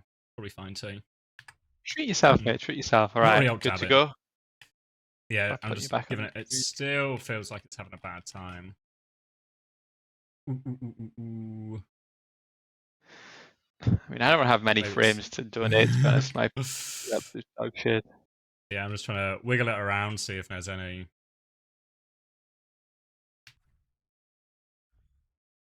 break. But maybe we've got it low enough. All right. Ah, no, I can't. When I use the pen, it minimizes it. Oh, yeah. All right. That's Gabby. Okay, we're back, guys. We're back.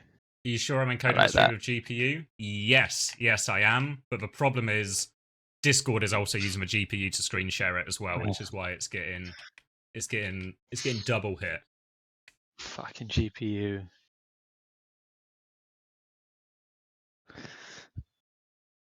Hold on.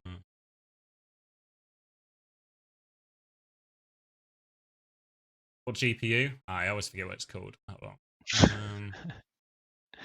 Of course, there is GeForce no RTX 4060. I'm not thanking you for following, mate. Okay, you need to. That's slightly entitled on that one. You know, what you did was press a button for your own benefit. You know. Can I disable? Don't act like you followed me to support the stream. You might want to see it again. You know. If I turn off hardware acceleration, okay, turning it off. Wait. I need to restart Discord, but yeah, okay. Let's see if that helps.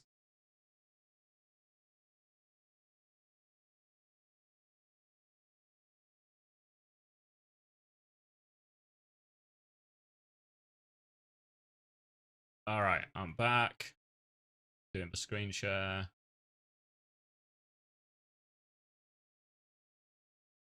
I got 10 out of 10 on my last fucking scrando, so I should be okay.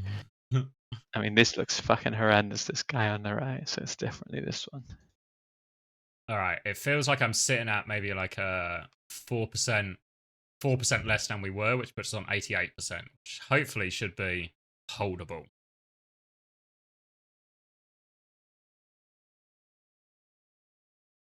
All right, are you scrambling? Yeah, I can come back, mate. I can come back. All right. Let me. All right. All right, I'm back. Okay, let's do the Overwatch. All right. Venture swap from Proper, and I think this is very much going to be what he plays for almost the rest of the series, if I remember right. Yeah, New Junk. I think he goes back to the sim just to prove he could. But yeah. Where are we? No ults for Falcons, so actually, again, another strong situation for Qadsiah as well, just to try and win as efficiently as possible. Same sort of situation, right? DPS ults available for nothing. Proper's going to unburrow.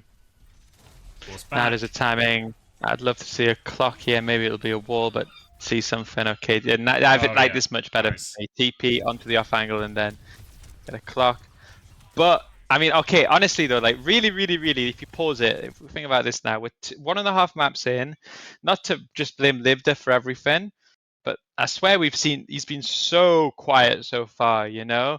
Like, even his overclock kills have just been like body shot type thing, you know? You need to fix your thingy again? I think it was down for a second and then it's now okay. Okay, good. We're pushing the limits of the technology. Like Merit would have hit that shot, that second shot. It was for sure Merit would have been good for it, you know.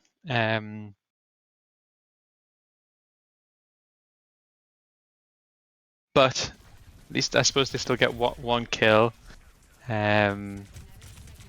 Which means if they're greedy, they can move this cart under. And then I would maybe like to see a flip from here if they're good for it. It's sort of like it's okay. It stabilizes itself, but then it sort of goes again. Like it's okay when we're paused. Your frames are unreal when nothing's happening. The moving pieces are where it's struggling a little bit more. It was fine for the first bit, right? Yeah. Just as everything's heated up, maybe. Do you want me to try? Oh, fuck. I mean, there's no way I can do it, to be honest, mate. My turn. Surely Go high is low. taking the piss. Yeah. Keep it low. We don't need any shadows. I don't know if this will work or actually I need to restart. Where are we? 5 minutes in? We can skip to this, I'm sure of it. Alright, yeah, let me do. And I'll go back to the scramble, mate. See if I can. Case 4. No, it's been easy so far. Let's see. A sugar. This is free, so I mean honestly, this for £1.50. Where's this Macedonia? I mean, this goes pretty hard, but this is a free slice of pie, so it has to be this one. Yeah.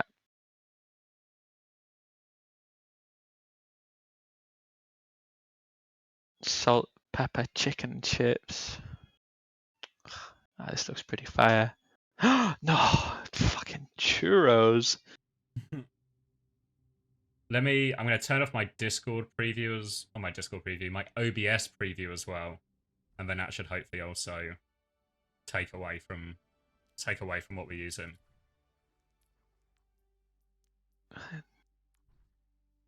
Oof. Bavette steak with potatoes and garlic. I mean, this looks like it could have been cooked longer, no? I know we're doing steak medium rare, but I feel like over here we're starting to really take the piss.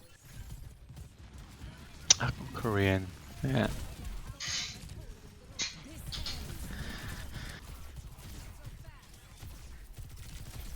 I mean, there's no way, yeah. No one appreciates it. Pie and gravy. I got one more to go, mate, okay? Alright, you got it. 9 out of 10, not bad. I mean, this is the easiest scramble in human history, to be honest. Yeah, this was fucking free. Alright, we're back. Back where we left off. So, Lubda, they got the kill onto Proper after the timing. They go to try and clean up some of these kills. And they really don't. But this feels really ugly. Yeah.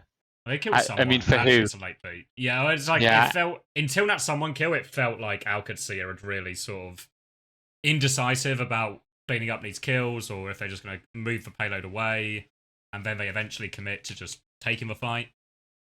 It works out really great, to be fair, but feels like in a lot of these situations, they're so quick to just call to flip, right? Like, it's like the third time where there's like an advantageous situation and they say, okay, let's just flip the map, you know?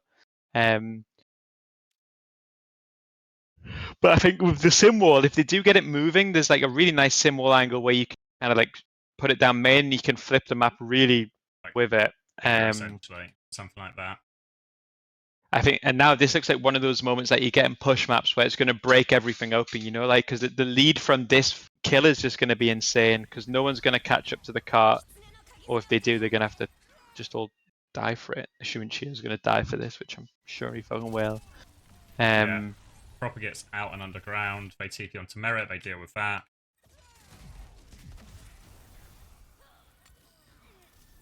And really, beat for Kitsune Rush, like big picture. Really happy with it. Now we can start putting what should start to feel like a game-winning lead.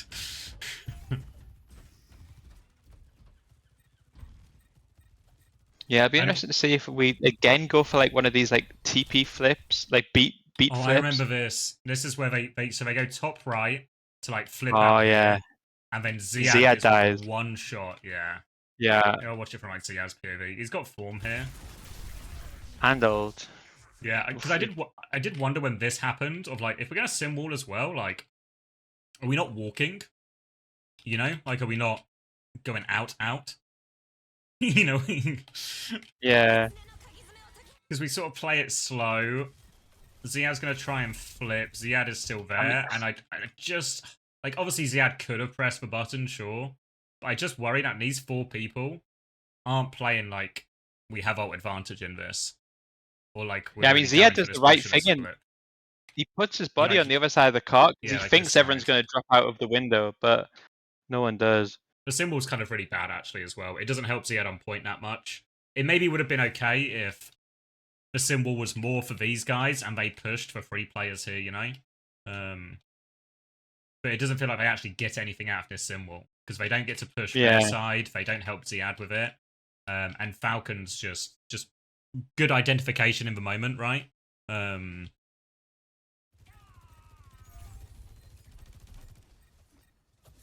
then now it's really cooked. Lubda finds a trade. It kind of just descends into dogfight. I mean, all you want is just more trades at this stage. Like, this is more than enough. Yeah. This is fine, and then like just retake the high ground and wait for Ziad. And it's not like old situation isn't the end of the world here, but yeah, I agree. It feels like this must be like the 4th or 5th fight now where there's been some sort of advantage for Alcad, and it ended up going like it was never clean. They're like every single time someone got traded, or like the beat got blocked, or we ended up flipping when we didn't need to.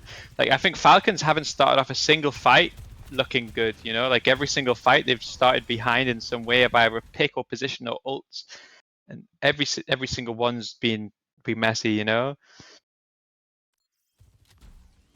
And then again, it looks like want to flip. Falcons are going to move to meet him on the corner. So this is our aggressive flip. I mean, this is the beat tech. This is the one you're talking about, presumably, where he's kind of.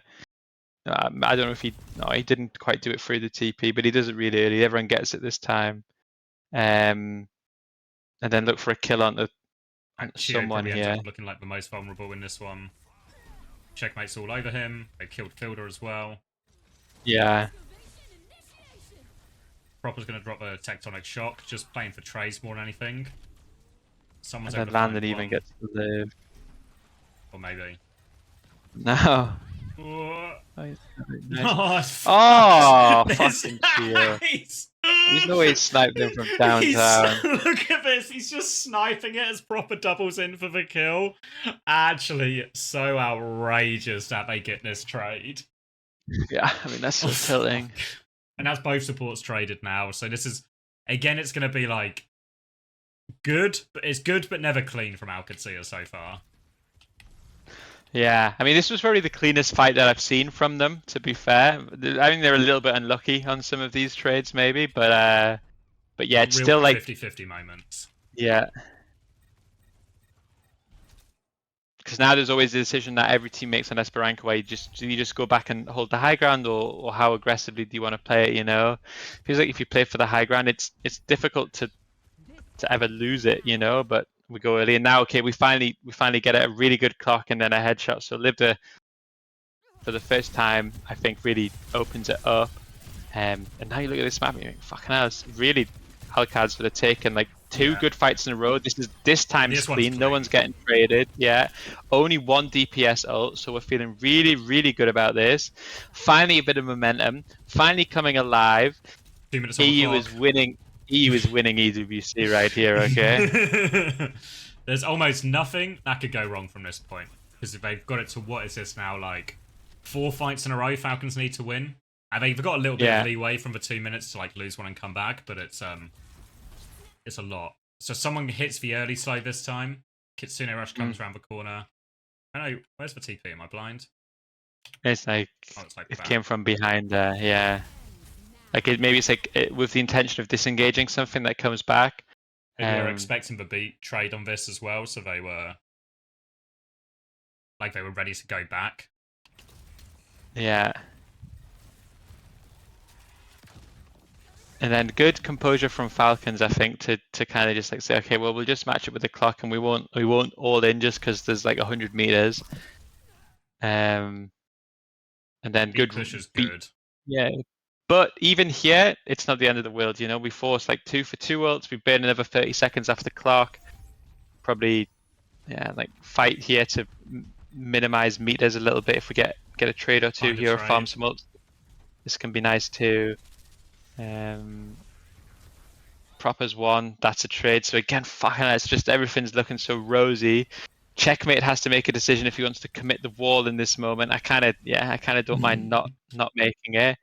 But now we can go back, reset, pick everyone up, can stop the cut early.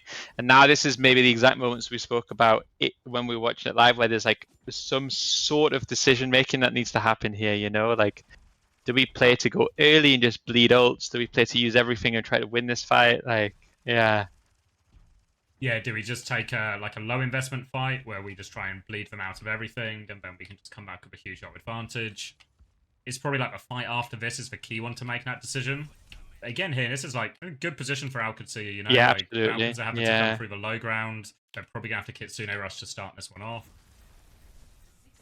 I feel like it's slightly awkward to get like sim wall value. Now that we flipped, it's slightly easier, to be fair.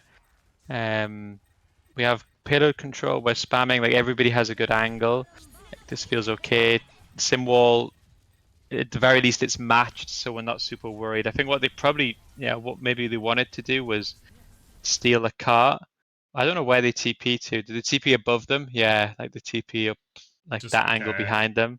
Get an angle where they got a symbol and hope this is like connect a right click at the same time Zed connects a punch.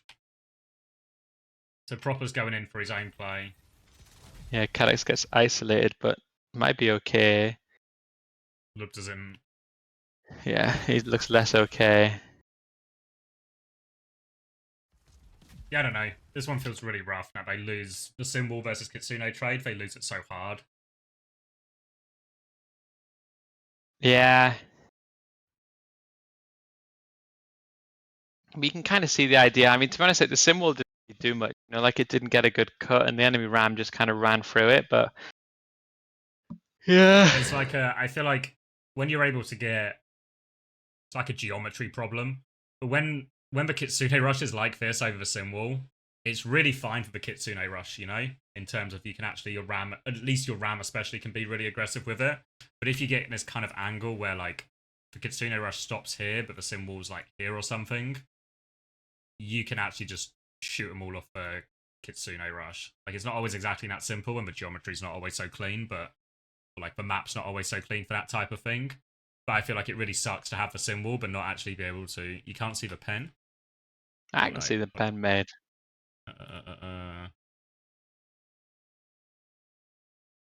There we go. All right, let's turn the preview off again. But yeah, basically, like the difference between like having the Kitsune Rush and symbol parallel, that's the word, versus having the symbol like cut it in some way where you can use all of yours, whereas actually we saw it, right? Like they symboled forward, but they ended up just sort of having to kite back here. Maybe you can make the argument Lub just kited the wrong way a little bit as well, like small things. You know, like if he's able to slide back here or something where Landon is, maybe everything's just a bit easier for Qadsiah to deal with. But they also taken the payload during all of this as well. Which is always pretty positive. Like Calyx again needs to make a decision about if he wants to clutch it or not down one. You're probably saying don't clutch it, and then Falcons have to be really disciplined here to not use ults themselves. But even here, like we've drained, that's like another minute off, and they didn't even get a single meter. So like this is the fight, right? Like this is now where you've got to like. On London, we would always make some sort of like we'd figure out first how many fights we got. You know, like maybe in this situation you can. It's like 3 fights, like 1 before cap, 1 after cap, and then 1 to get to 115. Like so, 1 here, and, then 1. It's around here. It's even a little bit deeper, but yeah. And I think also what people will look at, or what we would look at, is we would have this idea of like, there are some ults we're not allowed to use, and there are some ults where we should use it to force other ults, right? So like for us, we would like say, let's use Shatter and Window to like, just try to get picks, because both of those ults you have a chance to one-shot and win the game, and if it forces one of the enemy big ults, and then we would try to save like Mail or Simmel or Beat depending on what meta we were playing, and then they would be the ones where these ults really get value if both teams have to be on cart. And I don't know if there is like a situation here for Alcad where maybe you look at it and you say, well, I'm really happy to use the clock here for sure, and then maybe if we have to use one of the others, maybe it is something like the Kitsu or maybe the Ram ult, and then just hope to force out, like, because it feels like double support ult versus 1 support should always be you should always have like a good advantage there. But either we need to win the fight, or we at least need to start the next fight with an additional ult, or if we don't do either of those things, we're absolutely fucked. I think this one, but there's not going to be a clock in time, so I think you just, like, you go out, maybe you TP onto high ground, someone takes responsibility so they don't get checkpoint for free, you drop the Kitsune Rush, presuming this forces Chio's beat, they probably throw in at least 1 more of these, and then if you lose this fight, they're going to have maybe close to Kitsune, but maybe not one of these, and then you have beat, you have Annihilation, and you have, I mean, it's still not great. It's not like a hard win situation, I guess, but it's better. Yeah. Is this the fight where Proper or Chio, someone makes an insane play on the TP here? They actually choose to beat push here, which I think, like, they do their, like, beat push tech, but I feel like this is a call, and that implies we want to win it here and now. Yeah. I'll see if I can get a good angle for it, just to... So actually, actually Kitsune rush out. So Tectonic shot Kitsu Kitsune. and Ramel. Oh, fuck me. Yeah. So now I think at this stage you are committing. You're like fully locked into the idea of winning. Like you have to use the beat. We matched 2 for 2, but this is actually a pretty bad ult trade for Alcad anyway. I think the Tectonic shock they don't really care. And then they TP above Proper. Yeah, they TP Checkmate here. takes it, Landon takes it, everyone except Ziad takes it. Proper then finds a timing. He jumps up, he whacks everyone with his shock. He boops this moment the beat. Because Ziad is desperate for this beat. Oh. He goes so comically far back. And he kills gets the Landon. Kill. And now Ziad's for sure dead. So this is this is a game-winning play right here. Like, it's a shame we didn't see it from his POV, but I mean, I don't. It's fine, you know. Don't need to play that game. Yeah, I just wanted to because I swear Kedix was here. He's now here. Like this is. I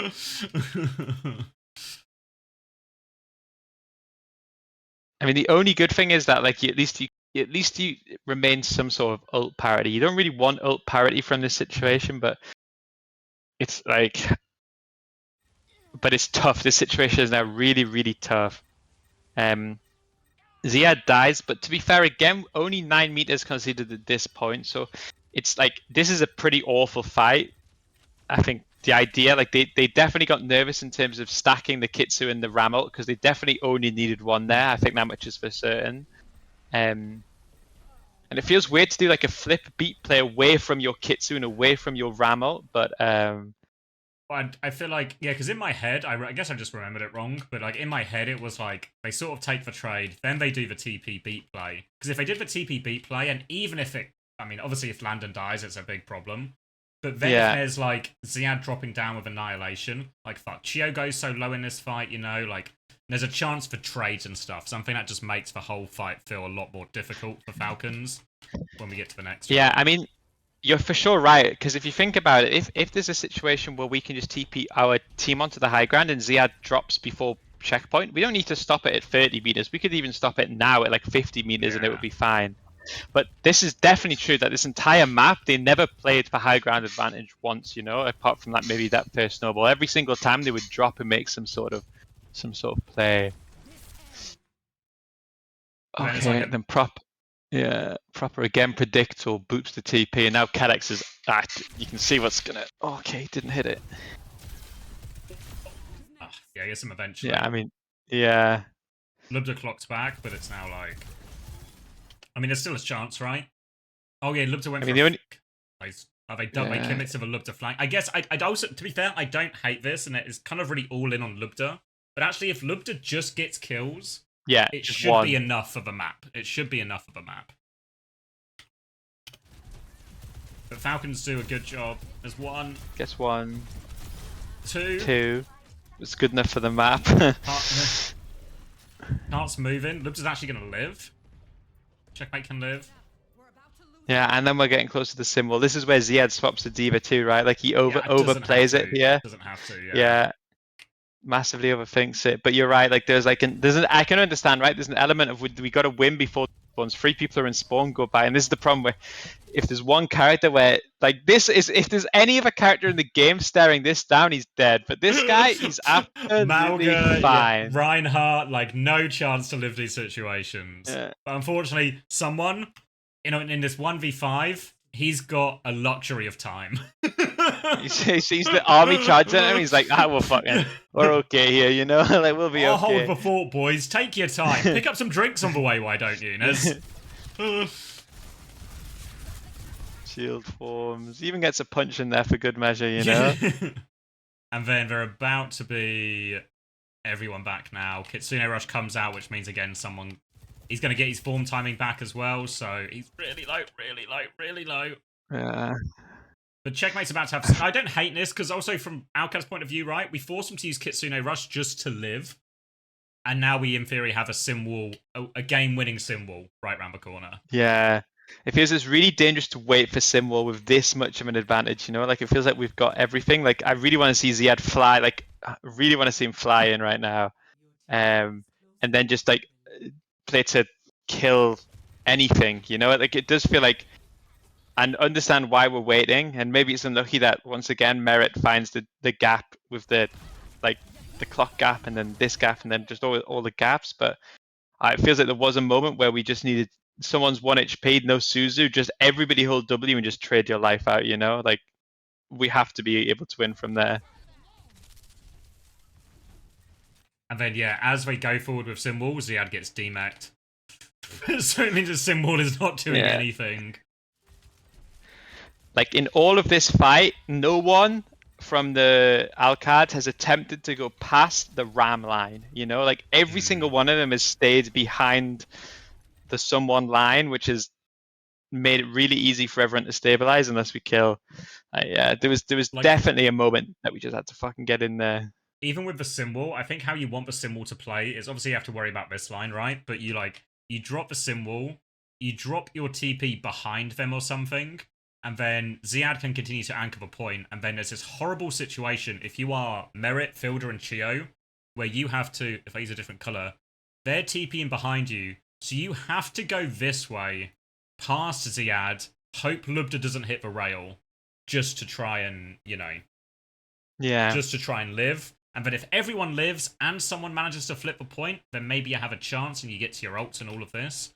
But it's like, you have to play insanely well as the team responding to the TP there to flip in that situation, I think. Yeah. I mean, it feels like if you were to like think about the map, there's like so many opportunities where just a little bit more conviction or bravery would have, helped us. Like maybe didn't have to panic flip in some situations, or maybe needed to be more willing to save ults. Like everything felt quite like the decision making. Like how many of those kitsunes? Like there was 2 landing kitsunes which were actually way too early, right? Yeah. So I don't know. It feels like that one. That doesn't seem like a hot take, but yeah, they really should have won. I thought I tried at the end since it was like yeah, it was like a that was freebie. where we go, mate.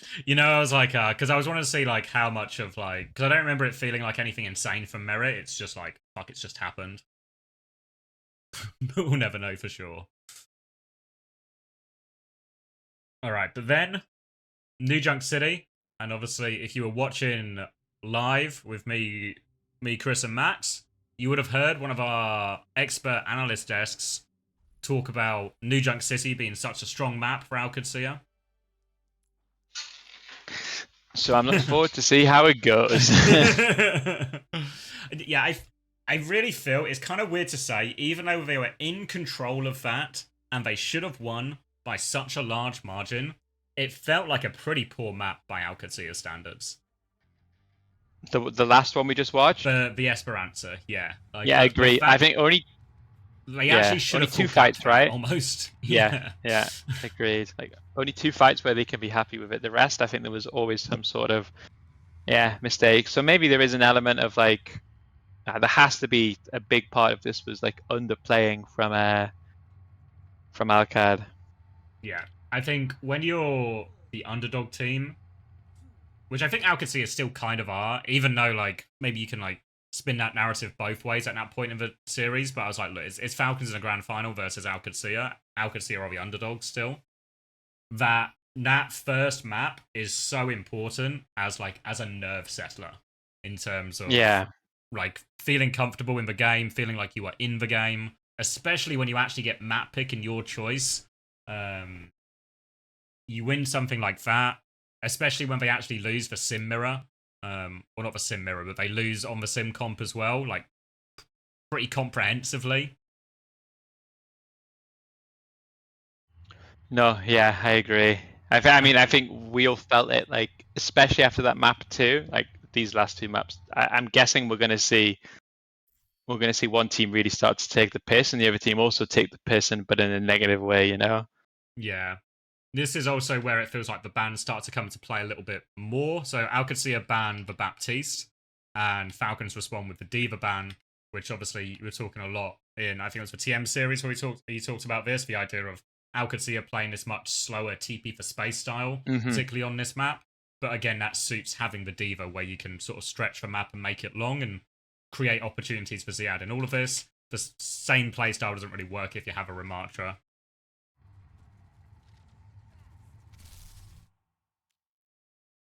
So yeah, we'll see what the first TP is like, because normally what they do is they'll TP to this like left side Alcad. Like once someone gets close, they would like TP away and then play like this angle that's on our screen right now. Oh. This seems like a good start to me. Eric's going to swing behind, look for a trade. Dealt with. Nice. I mean, he still hit the dink, to be fair, but he's dealt with. And honestly, this is, after the way you lose that previous map, this is almost just like, fuck, cool. They can fuck up as well. We're in this. You know? Yeah. Like, we can get these type of fights too.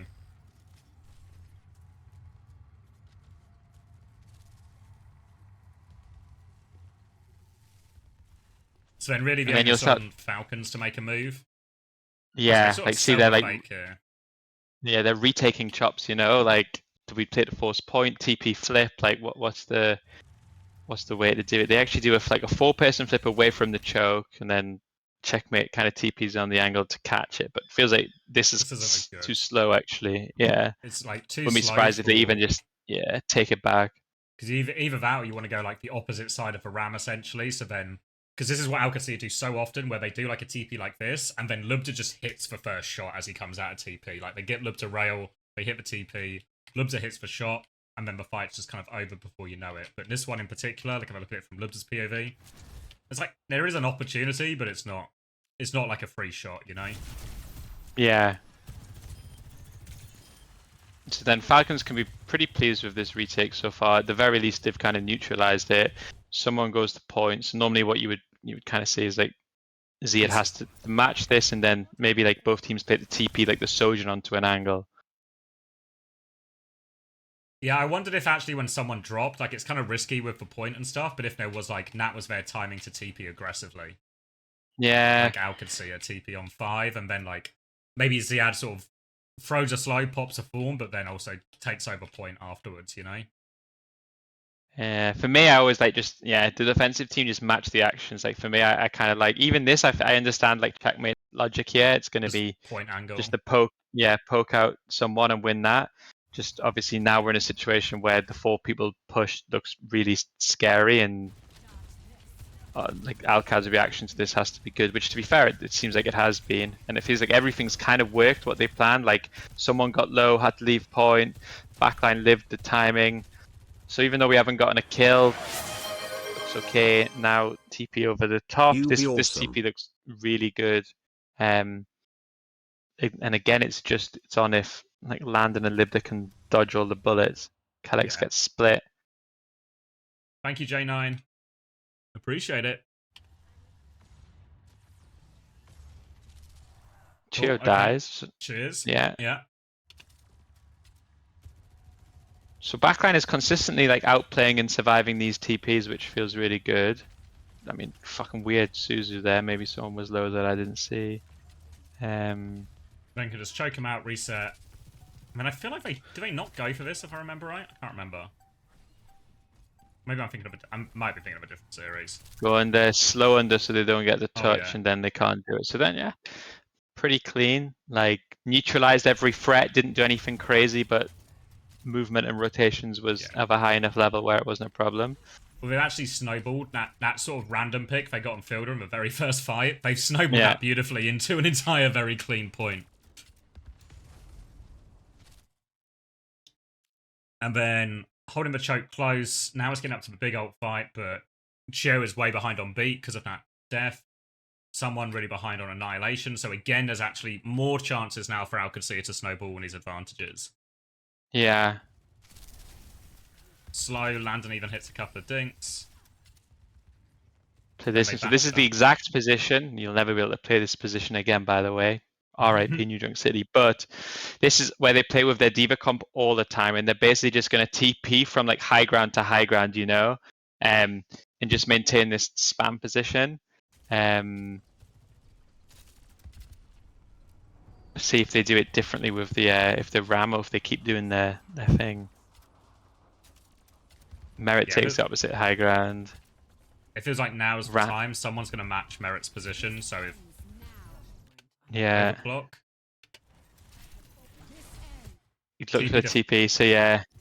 So both teams had this option. You like both teams had this TP option to TP your hit scan onto the other person's hit scan from the side angle. Like yeah, exactly. Exactly where this TP is. So both teams kind of had this ability, while the Rams just kind of stand and hold hands on point. They one up it with the sim wall, so it feels like if they can get in this TP, that this is actually going to be pretty good for Alcad. But it's big if. Yeah, because Checkmate's trying to go here essentially. They can obviously still use the sim wall, but at least there's like just need to get everyone through it. Oh, Libda slides away from it, so Landon TP's to Libda as well. So it's scuffed, but it's still a decent trade in the end. Ziyad will have to like touch at the last minute and then probably look to go with an ult. Again, I don't know how you feel about these Kitsunes, but I look at this and I think I don't know. I mean, this is a live Kitsune, no? Like fuck, we just need to keep everyone up. Like Checkmate's in so much trouble. I don't know if there's just like an argument that trying to play at this, like when they pop the overclock, you pop the overclock back, then they do the sim wall. Is that, well, actually is the answer there, not just, all right, well, here comes another ult.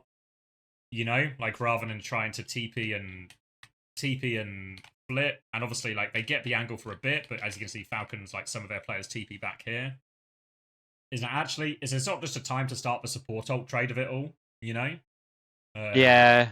Start with a Kitsune Rush beat, whatever, the Annihilations will come out, and then you have that symbol later. Yeah, it could be. It feels like in my head, like whoever was the first one to get that TP with the clock is going to get such an HP advantage just from the surprise factor, you know. Like if if Alcad had gone early and done the same thing, then it feels like they would have also had to find like a reaction to it. But yeah, I think to be fair, like even in this moment, if Checkmate lives, I mean they have to give the flip, and then I mean the field is still It's even, matches. isn't it? Oh yeah, actually no, you're So right. Yeah. Yes. Not too So you bad. still get opportunities where like Checkmate can then TP everybody top right again, or like top left again, depending on what they want to do. This time top left. Like both teams are really like, you can see it, you know, like Falcons, like you actually got to genuinely give 9K and Sparkle credit because they're so prepped for all the TPs on this map, you know, like the same with on the first, like they know what's important here because you can see both teams are just itching to find a time to TP all the boys onto this high ground. Oh yeah, proper maybe proper does it the old-fashioned way. Just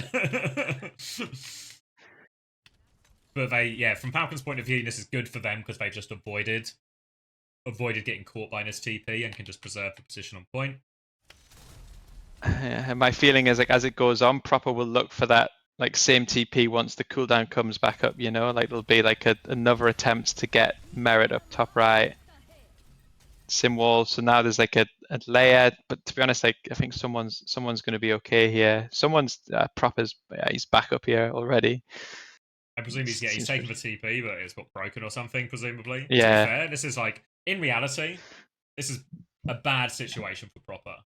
But in a weird way, it's really annoying for like this is the decision time now for Qadsiah. It's like, do we just burn the TP to like 100% kill this guy, or do we just? You can also just fucking ignore this sim. Like, what's he going to do if you push this way as well? You know, but yeah, it's like in the moment decision.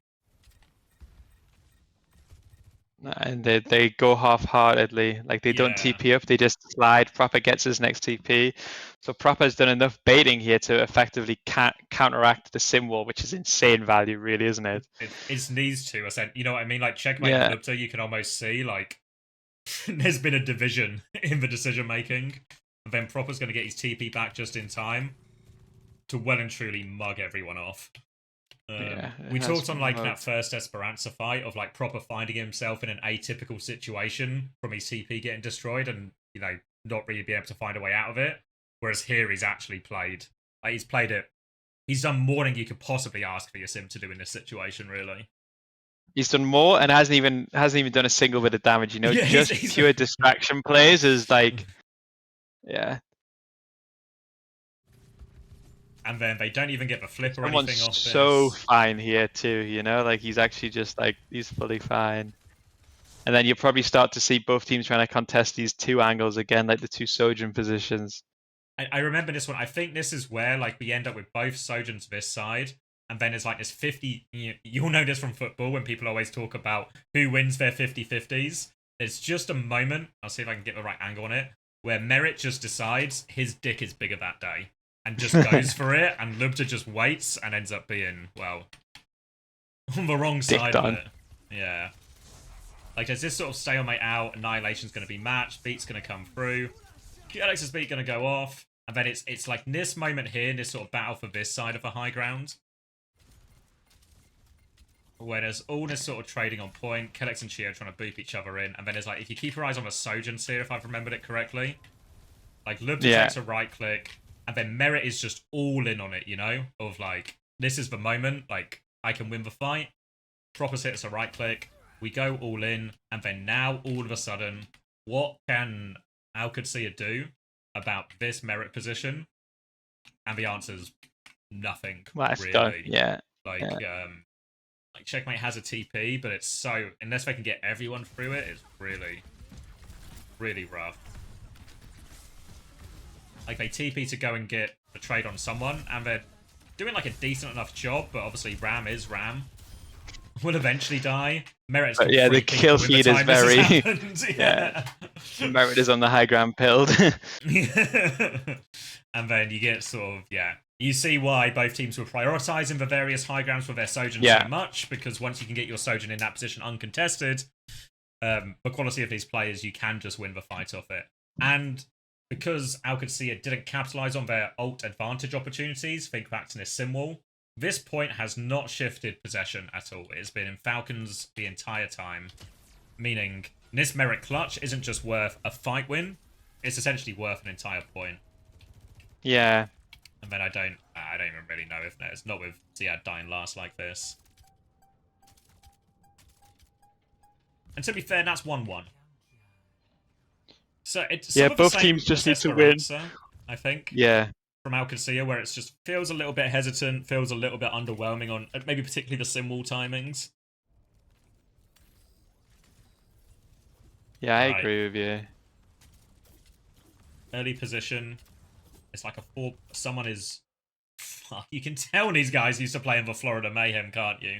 It's just there's something in that Florida water where it's just like, I'll just stand here and hide in a corner for 3 minutes while my team rotates, and then I will be in the perfect position, and they won't know.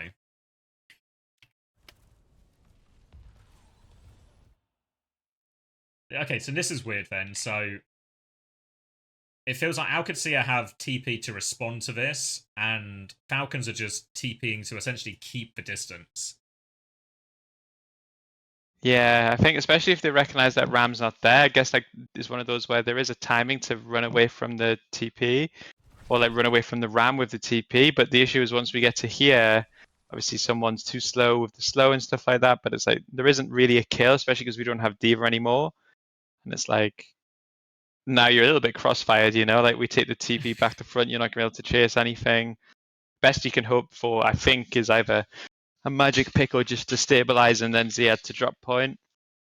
Yeah, again, it's Falcons are forcing Qadsiah to make these decisions again. Whereas if I go to this and I go like, yeah, it's really hard to catch these TP guys. The other guys with the TP and they've got speed and they've got Suzu and everything like this.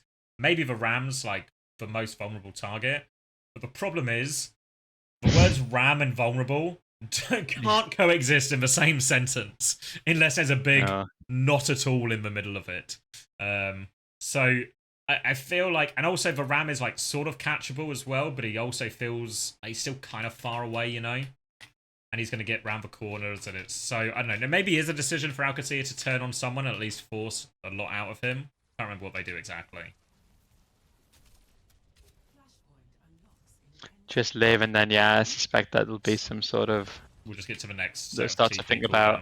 Like maybe the Falcons will either wait for Ziad to drop and TP everyone high ground, or just TP someone onto the point from here to match. Yeah, it looks like that's. I think their intention might have been a high ground one. You reckon? Yeah, I thought the opposite. I thought they just want to pick someone on point here, but yeah, just to help someone. Yeah, I mean, it's then kind both of like teams. Okay. Yeah. But Rail Knee, thank you very much for the subscription. Welcome back to the bag of chips. Fucking bag of chips. Bag of chips. Yeah, Qadsiah's TP is just really flip the angle, try and find an opportunity. Merit's brave here, actually. Look at fucking Merit. He's fucking brave. He's clocked. He's just, well. Well, he walks into him and then goes. It's like I have one shot at it, you know. Then I have to slide out. Kitsune rush now from Fielder. Again, feels like easy enough to match. Landon's going to drop him underneath. TPs are going to come up again, so you'll start to see where teams decide that they want to go. I think Falcons TP up top, so now they have.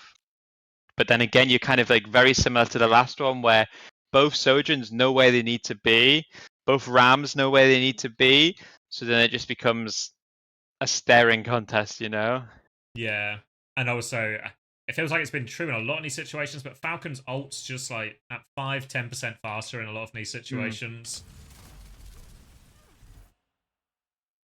Again, there's just this 50-50 moment, you know, where like Lubza and Merit both maybe have an opportunity. I don't see where Checkmate died. Casting the sim wall as the beat push comes in. Yeah, good time to hit a headshot. Yeah. Ends up being, I guess, another symbol timing that just really doesn't work out for Qadsiah.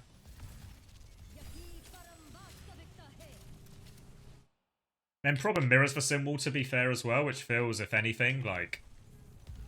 Slightly overkill. Yeah, I mean, someone is low, Heavy-handed. to be fair. And maybe, I mean... let me hindsight analyze this and go, yeah, I actually did need that symbol in the end. But, Yeah. felt... Nah, yeah. It was, like, someone needed it to live. It was out of cooldowns. I think, to be fair, in these mirrors, like, Alcad have done a better job of like Falcons are so much keener to use everything. It was the same on Esperança. You would like have numerous fights where Falcon used everything and Alcad were able to like save one or two, you know? Like, the fact that like that fight was so close and Alcad have 3 ults, like this is actually like a pretty good situation for Alcad in reality. Like you should be able to convert this ult advantage into 2 fight wins if Merit doesn't shoot someone in the head or something. But that was the same on Esperança, right? Where you talk about multiple times Qadsiah got into these ult advantage situations where what they can do is just like add 50 meters to their lead if they play it right because they've got 2 ults in the bank versus nothing, and they get 5 meters out of it instead. Yeah, sure. I don't I'm know, excited to see what happens here. It feels really different because you remember when we played. I'm using the we so generously in that sentence, but when we played for Malgameta, and we always talked about Falcons being like, oh, Falcons in the no-ult fights when Falcons have no ults, most dangerous team. Like, it doesn't feel like the same things are happening here. Like, it's not the same style where they just go for these sort of big DPS clutches. But it feels like their ability to mitigate ult value from Qadsiah when they have nothing is what is really pulling Qadsiah out in these. There's, like, the ability to play with no ults gets them out of all of these situations they get into by using everything in like the fights before and stuff. Because here we're just going to see very similar looking fight. Rams on point. Yeah, I probably just want to TP Libda onto their Sojourn in this situation. You know, like just TP high ground and then just try to run it through. When he goes for it. Yeah, because now this clock doesn't look the biggest clock I've seen today. Now we TP up, but we've kind of used all our clock, and then the Sojourn is really good. And then now, like, this is what we're talking about, right? Where it's like, fuck, well, there's our 2 ults, and what have we got? Well, we haven't got much of the map. I mean, I don't think this 3rd ult is coming out anytime soon. This is... You don't need all the experience Kellex has to know that this beat is not going to be possible. Well, he tried really hard. Yeah. So it just feels, and again, these are like small individual things. You talk about like how high level and how hard it is to keep track of these sim things, and being in these sim v sim matchups, and you know people going forward, going back, etc. And just feels like, you know, clocking when Checkmate doesn't have a TP ready, then Kellex getting caught not taking the TP back in time, ends up being like a fight losing mistake. Same way we saw at the start of Esperança, right? Where Proper essentially makes the fight lose a mistake by getting caught outside his TP or not getting back in time. Same thing's really happened here. Yeah, I just feel like Prime Libda, you just give him a uncontested clock and he's just gonna find a way to kill everyone, you know? Like even here, just like if we just reverse the beat push in, so we just guarantee kills on something that isn't Ram, like yeah. I mean, this is a really, really, really bad fight to lose, assuming. I mean, this is definitely lost because this is the fight that we needed to win, and yeah. And now, once we press tab for the next fight, not only we might not even get a touch, like our ult economy is in dire straits, you know. I mean, that being said, Ziad's a legend. And Chio's actually done. It's been a few times now where Chio has just won these crucial, scrappy kills. You think the late trade on landed on Esperança. I think there was one on Lijiang Tower as well, where he just finds 2 kills.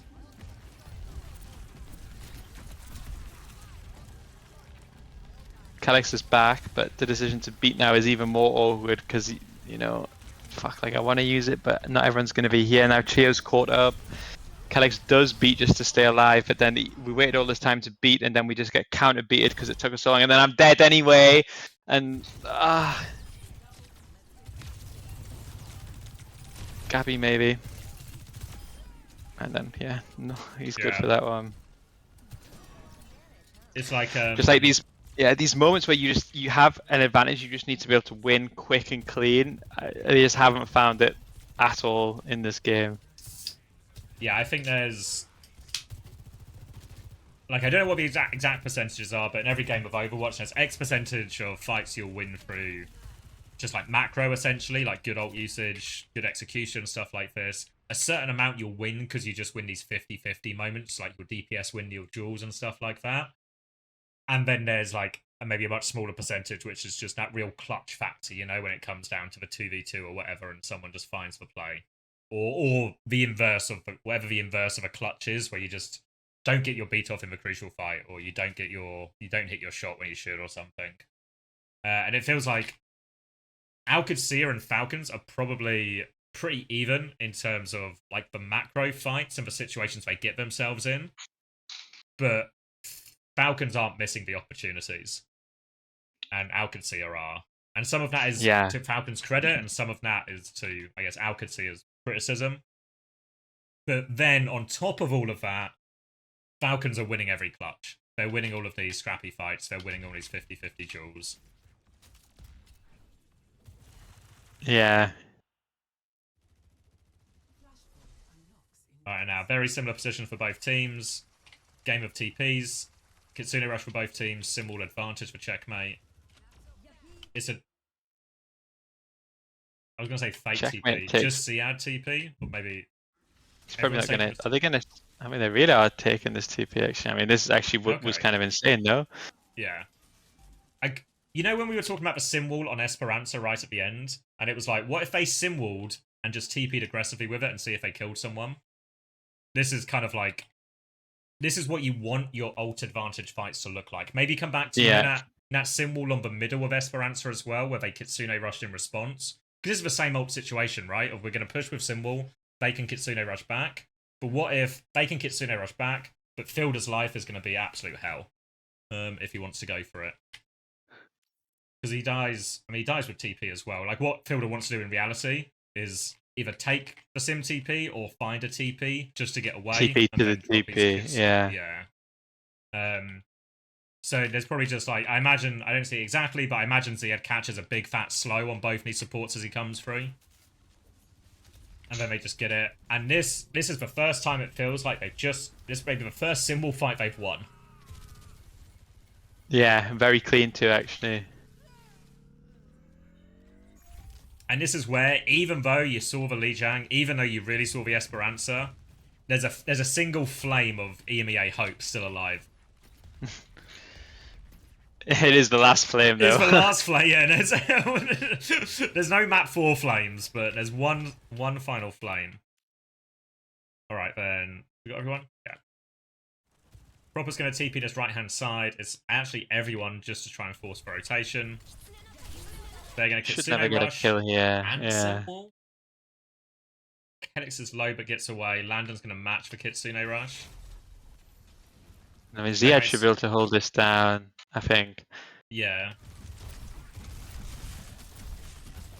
Just hold those hands, buddy. You don't need to do any punching, okay? Just hold the hands. Someone's now popped the Annihilation as well. This is like Falcons investing 3 ults in exchange for a Kitsune rush. They've won the HP trade, though, quite hard. Which doesn't tend to happen when you use triple the ults of the other team. I don't know if there's an argument for Ziad needs to go sooner. Like, we were on Ziad's I didn't see how checkmate got pushed there, because I almost felt like the opposite. I almost felt like if the backline can just give as much, like maybe even like rotate, wrap around high ground and get ready to find a way to like support Ziad once he uses ult and once the wall runs out, we're okay. But I don't know if like checkmate was playing aggressively or if he just got caught by Ramatra. There was like I think his TP was like, I mean, I can't rewind it, so we can't check, which is such an underwhelming part of a replays. But I think it was like a TP side to side or something, which meant that he was able to like dodge and juke a little bit, but his ability to actually get out of ultimates is really rough. Yeah. So then that means, which is probably why someone pops the ult, and even though it maybe feels like a 3-for-1 trade, actually if you're someone and you're just looking at it and going, if I press for Q right now, I can kill the sim. It's really worth it.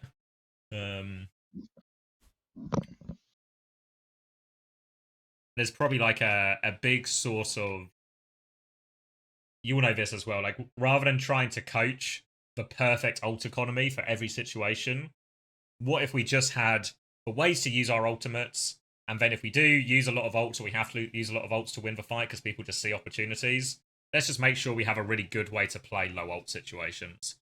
Yeah. And then we can just be prepared for every situation, even if it's not like whatever the perfect theory or whatever you want to call it. Because Ziad's now responding with his annihilation, trying to punch someone in the back. It's almost like a peel annihilation. And then he, like, doesn't quite get that idea either, so he tries to go forward instead. And now this is just like... this is not the formation. Yeah, Merit ends so many of these fights just on the high ground, doesn't he? Just whatever the point is, he's on the high ground. And then Ziad is just surrounded, it's over. And again, you can kind of look at it as like a, well, Falcons did have to use a lot of ults. Doesn't, like, if you close your eyes to everything but the ult economy, it doesn't feel too bad. But the nature of how the fights are going feels a lot worse. Yeah. Alright. So, beat advantage. Quick. Yeah. Probably, yeah. This is the tech you're talking about, TP through the beat. And then Merit just needs to just get shot by Libda right now. Really aggressively. No, didn't get shot. Yeah, good Suzu. And now it's I mean, he pops the clock earlier. Libda should be, I feel like Libda should be matching this, but maybe fucking Merit's dead here. Okay, yeah, good. And then, okay. Yeah. Merit dead. Proper's not dead, but he's been cucked by this. The rest of Falcons are stuffed at the choke. Someone hits a big slow. Massive slow of the fucking century. Wait, how is...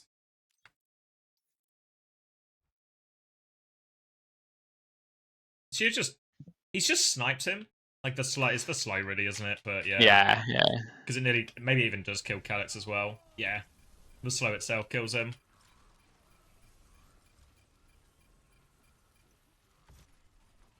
And it's a little bit of everything, that's one of those 50-50s, you know, where it's like there isn't anything massively, it's just, you know, yeah, both Sojins have opportunities to hit headshots, like both Rams make plays, and then there's just a mid-fight, someone just hits, like, I mean, someone's slow usage has been really good, actually, like, really high on value. map 1-2, yeah, like, he's, like, getting so much value out of it.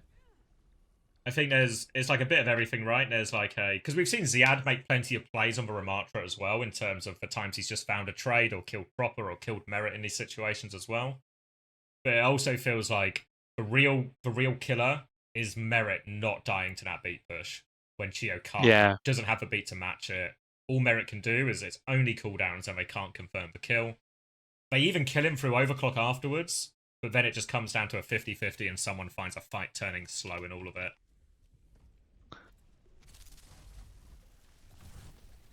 So even when you win, and you get like what feels like it should be the play, you know, shut down Merit and overclock, still not enough. There's a clutch, yeah.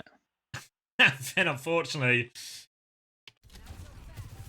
this is just, I mean, this was going to be a super tough fight anyway, like ult economy-wise, and being forced to the point. But they just make that kind of impossible. Proper wins this. I mean, he doesn't win this 50-50, but considering he should actually be in like a 1v2, like Qadsiah comes to trade for kill, but also in reality, like, I think you take this trade like every day if you're the sim. If like the Sojin pushes your side and you're able to just get a 1-for-1 trade and shut the Sojin down. Then Falcons do the same thing. They push and kill checkmate. They trade that one. Someone keeps marking the point, and they're just doing the classic thing that loads of teams do now, where last fight, the other team have to touch point. We'll just go kill everyone off the point. Especially if we got that one character that can hold the point for 27 years with no... Alright, then this one, I feel like we should probably just fly through this one, because I feel like this is where it's gone. Yeah.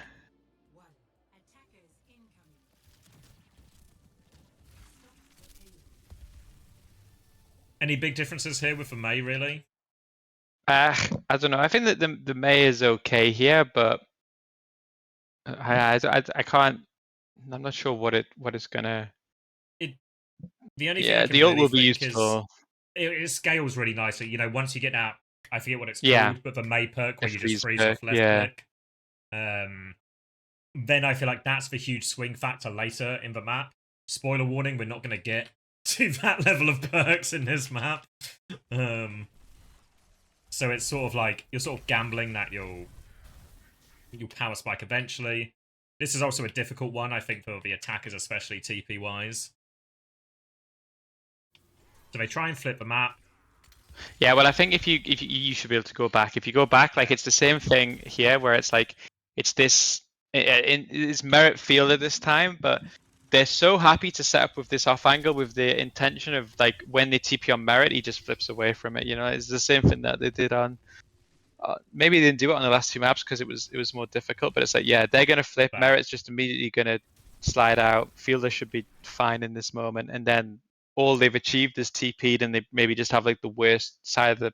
I don't know. I don't know who's favored here. I feel like Falcons are probably still pretty comfortable. But it's relatively. What you've done is you've just. There's no TP advantage now for Yeah. Qadsiah. It's now just a neutral, and in theory, this gives proper a chance. I mean, to be fair, his wall does nothing. But in theory, there's an opportunity for him to get a bit more value. They clear the TP, so there's no shenanigans coming back. They kind of just reset up their formation on the corner. Both teams just fishing for opportunities. Merit force back. Good pounce afterwards as well. Like someone just hits, like I think it was maybe a body shot from either Checkmate or Lubda. And then they finish the job. Now surely Qadsiah are cracking this corner, right? See, I would guess so. I mean, yeah, Proper's had his Proper's Icebox force. Form comes out from someone, he's low. Proper gets the kill.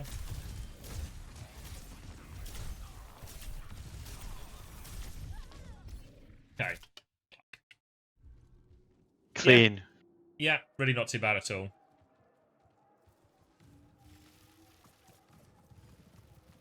Blizzard is actually up really quick. Geode's beat slightly quicker as well.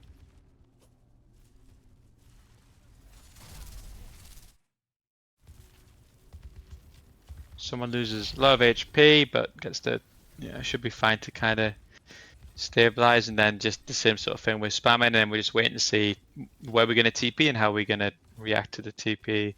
Maybe wait for the Kitsu and then throw it down on point. Feels like this one is pretty good value. Ram punches back, but I mean this looks really, really okay. Forces both support ults. Yeah. Yeah. So then, I mean, this looks so unlosable actually, because you would just, yeah, you just beat having enough. Everyone got it. Okay, he's still okay. He gets it. Okay, don't worry. I was ready to fucking cry. How many different abilities can block a beat during this course of the series? But but then this wall is everyone. Yeah, it's really good. And then the Mei wall, the Mei, yeah. Checkmate, can he get the TP? Oh, fuck. It's like I think so because close. The wall Checkmate got low. I think Landon had the Suzu. That's what I think. He had this, like, he didn't have it because he had to use it. Maybe that's what it took. Have a look. Good luck, mate. We made it. Yeah, because ideally, if you're Landon, if you can save the Suzu for the Blizzard, plus the TP and stuff, you should just have a way to get everyone out of it. Qadsiah rush trade happens. Comes back. I uses it even before, yeah. And then doesn't have it, and then right now he's like, I really wish. Yeah, I mean, to be fair, like if you look at it from Checkmate's POV, you know, when you're just like, you know, it's just like so close. Why is it on top of this fucking... Why am I putting it up here? Oh.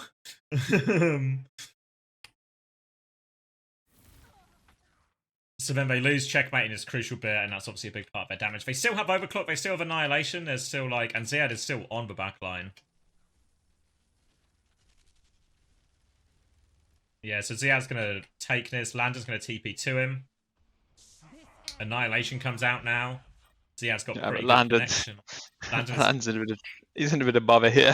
He's TP forward. This is for, when I was talking all the way back on Lijiang Tower and saying like he makes us play loads when they do D.Va.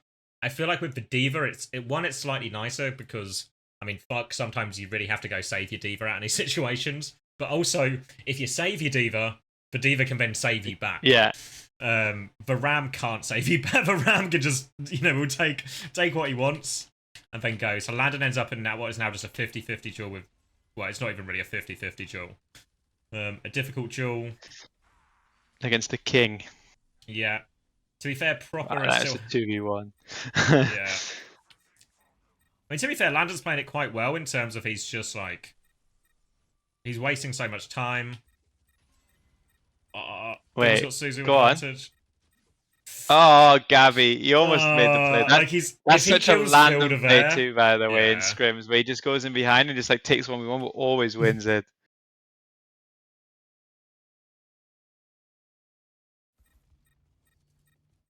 And then Lubza was overclocking at this time, but he was shooting at a main that has ice block. They did force ice block, to be fair, but then Proper's dropped the wall, and it's just so they get no kills out of this. It's one of those where you can sort of like, oh, maybe Ziad should have just been annihilating on point, right? For confirm these kills type thing, but it also felt like he was doing a bunch of the backline too. It's just absurd how hard it is to move the bloody objective against this big fucking guy. Yeah. Like, how many fights have we seen where just like everyone on the team is having to take a back step and someone is just locking it down? It's insane. It kind of, we saw it a lot on Lijiang City as well, but actually Falcons' ability to manage the objective and manage that point control, while it is easier with Ram, they're still doing it like perfectly in all these situations. Yeah. So then when Falcons do eventually win an 8-ult fight that comes down to a bit of a 50-50, it's worth like 80-90% of a flashpoint for them or something, so they get so much out of that little bit. Now, even if they weren't winning those 50-50s, they'd still be in pretty good positions to take the point and take the map. And then Merit's just gonna go for it. DB disengage looks good. This was the bit on the cap video where he starts to like say like he said this ult is really good because he doesn't let Alcad get a good TP off. As you can see, he's now killed Checkmate. Yeah. So it's all worked out perfectly. Yeah. Smart from Merit here.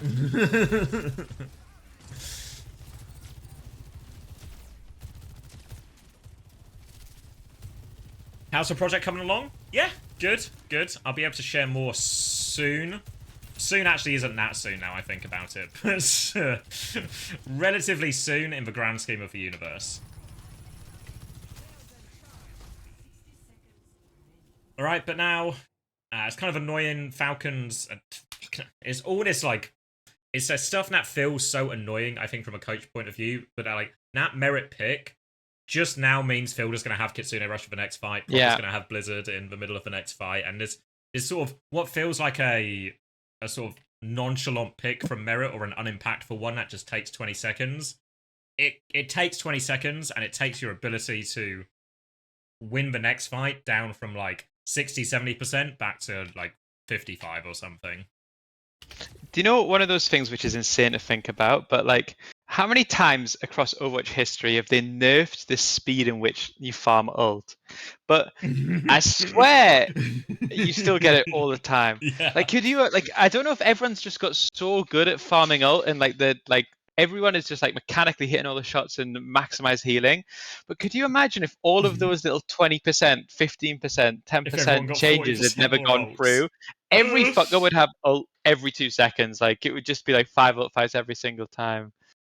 I think these comps in particular are more like sometimes when I watch Winston these days, I actually feel like this poor fucker. Please just give him a primer, will you? Just start him on 20-30% because this poor guy can't get to his ult at any point in like the first 4 fights of a match.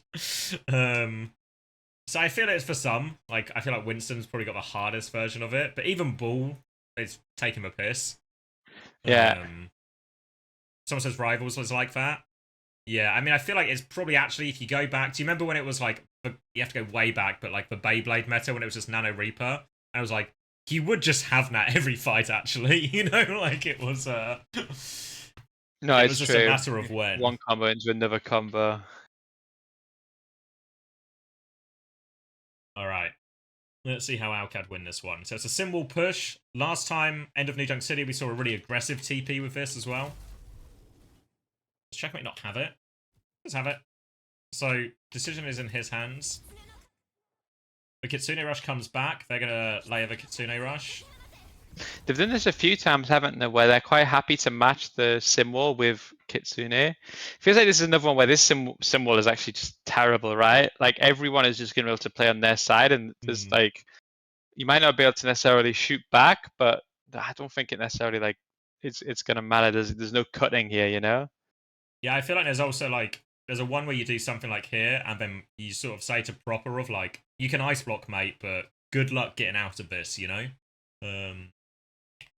Really put him under, like, Lubda jumps up, maybe Ziad sort of looks at him from a staircase, and then he's maybe the isolatable target. You probably still mirror Kitsune rushes, you know, when Fielder responds to it, but... I mean, to be fair, Lubda... Okay, they kind of actually on it, to be fair. Yeah. I don't know if the symbol's helping massively with it, honestly. Like, the symbol could be helping more, but they've kind of got the same result. Ziad's going to push into everyone. Fielder's going to TP 2 Proper. Ah, that's a landing play, that, and now this Lived is in big trouble. Fielder is only going forward as well. I mean, oh, okay. Classic. Miss every shot and get out. Oh, fuck off. Fuck off. Is he going to live too? Nothing can go their way. No way.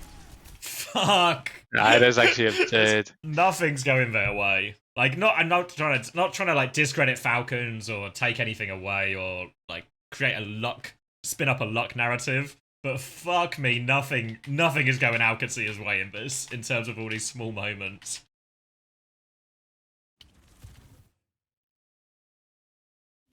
And then they beat push through, and the question is, can they find a kill? And the answer is hell yeah. Yeah. And you know, we talk about these situations where Falcons negotiate an ult advantage, prove away the fight goes, and then can they capitalize cleanly? The answer is yes. And then Ziad's going to be, yeah, killed at the spawn door. Someone's going to shoot with a bit in spawn. This is, if there was even the slightest hint of a flicker of a flame left for EMEA Hope, when someone takes this position with Tenzin, this is where it's gone. They beat out. Ziad's not there. They're going to run to the point. Proper's going to blizzard the point. Kellex is going to get the touch, God bless him. Lubda's going to take the jewel. Oh yeah, and obviously Proper's going to win this as well. He was 14 HP last time. This time he's 27. Fielder. Here's Fielder. And now we are just taking the piss. Yeah, it is just taking the piss, you know. It's just outrageous how like these moments in every sport, by the way, it's not just Overwatch, every like, just where like the concept of like luck, it's like a social construct. It's not real, you know. Like luck can't. But some days you're just fucking lucky, and like you're just playing well, and everything just goes your way, just so consistently, and there's no way to explain it. You think you should just like, even if you're playing well, like you should just lose that 50-50 one time, but when it's your day, it's just always your day, you know, and there's just nothing that can be done. But it's your day, the 50-50 isn't a 50-50, it's like a 70-30 for you. Which is... Yeah. Like I have some days when I'm playing tennis, of course, and then I just hit the ball and I mishit it, and it just like it dribbles over the net and double bounces, and it's like like it just happens like 5 times in a row, and it's like I'm mishitting the ball and it just goes my way because fucking luck theory. It's just and there's nothing to be done. For anyone wondering as well, this is the final stage of a theory that the Graham family has been working on for a long time, called the unlucky theory. Yeah, I mean, Chips had founded it. Or he could only figure out that he was unlucky. Like he never quite figured out it goes the other way. This is where the theory has now been expanded to wider and broader concepts.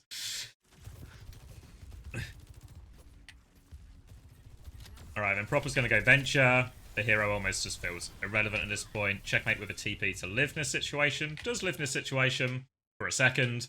Merit's now. gonna Merit's gonna hit the shot.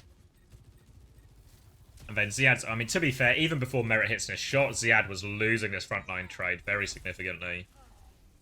Lubda gets a relatively unconsequential trade. And I mean, yeah. This is a terrible position now with only one fight, because you're slightly behind on all the ult charge. You have to go take another neutral. Merit swinging wide. Lubda slides back. Proper's going to isolate. We isolated the Kiri, so he doesn't really isolate it, but it means Landon has to TP out. It's not the greatest TP. Has to Suzu as well. Landon has no cooldowns. Merit's on the high ground. Oh. No. Then the burrow goes in. Merit loses in this sort of peak duel. Checkmate's trying to fight back with someone on the point. But Proper has just done infiltrated. Stuff. He's in.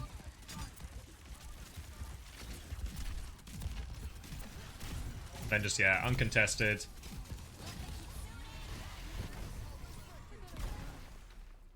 Easy peasy. Easy peasy, and that's how you win a major. That's how you do it. Yeah, I think as well, there's like, not to just try and string all the theories together, but this is where, like, stake theory comes in as well, like the ability to... It's not a coincidence. Falcons are able to play like this on the biggest stages all the time. Yeah. And I think, I don't know, overarching conclusions, Falcons deserve more credit. I know they got a decent amount of credit for winning the major and all that, but they actually deserve more credit. And this wasn't just Proper and Merit gapping. I think that did happen, especially in this grand final. But I think also this was like a macro victory as well. I think in terms of their ability to handle the sim was also better than any team we literally saw Crazy Raccoon and T1 struggle with it, you know? So I think they deserve a bit more credit as a team and a coaching staff than just Proper Merit good.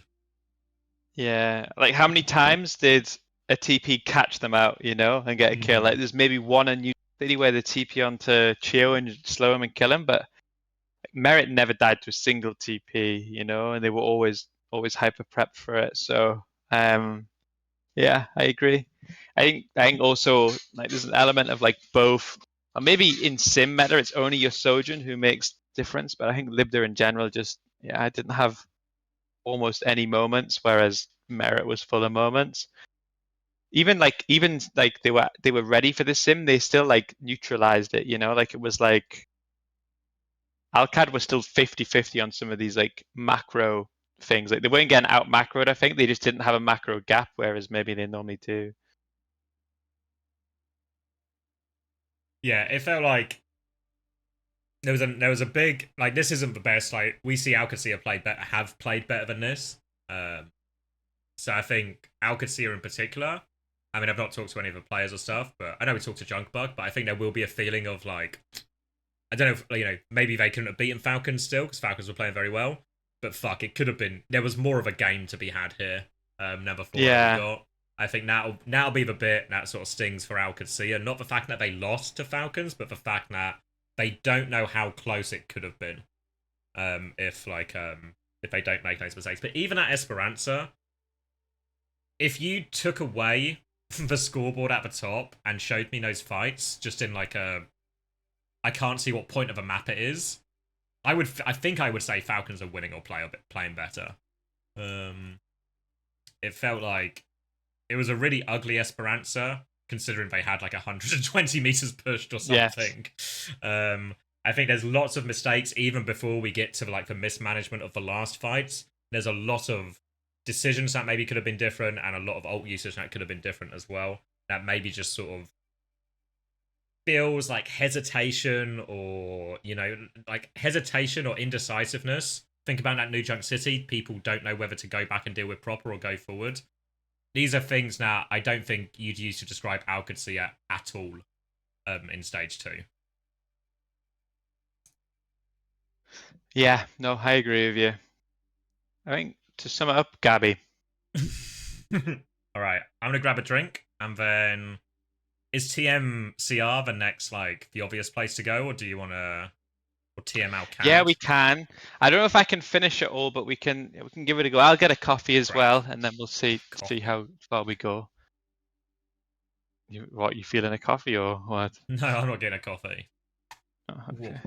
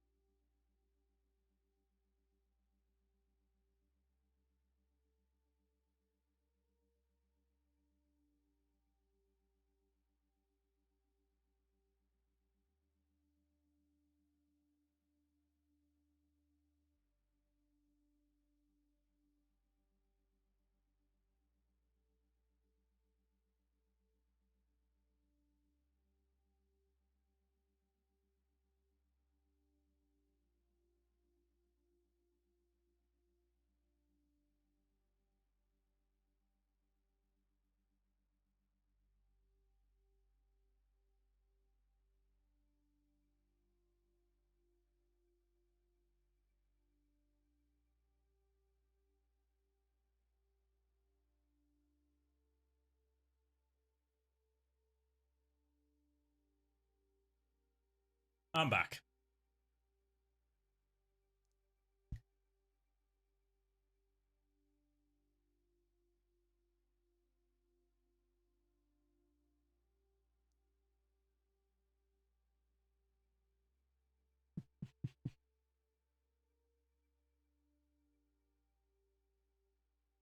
Oh, wait. Maybe I'll wait for Chrissy to be back for this one. I'm looking at the Donghack comment. I'll read it out while we wait. Conclusion from Esports World Cup is Donghack is not even close to the best player in the world. You lot were saying T1 are insane, and as their best player and leader, surely he should be able to do it when the lights are brightest in a semi-final of the biggest LAN tournament. Hashtag fraud. I know one tournament doesn't define a player, either way, good or bad. Oh, here he is. Hello? But he was certainly disappointing. I'll read it for you as well, Chrissy. Conclusion from Esports World Cup is, well, it's in general, but it's for both of us. It's the Donghack one. Conclusion from Esports World Cup is Donghack is not even close to the best player in the world. You lot were saying T1 are insane, and as their best player and leader, surely he should be able to do it when the lights are brightest in a semi-final at the biggest LAN tournament.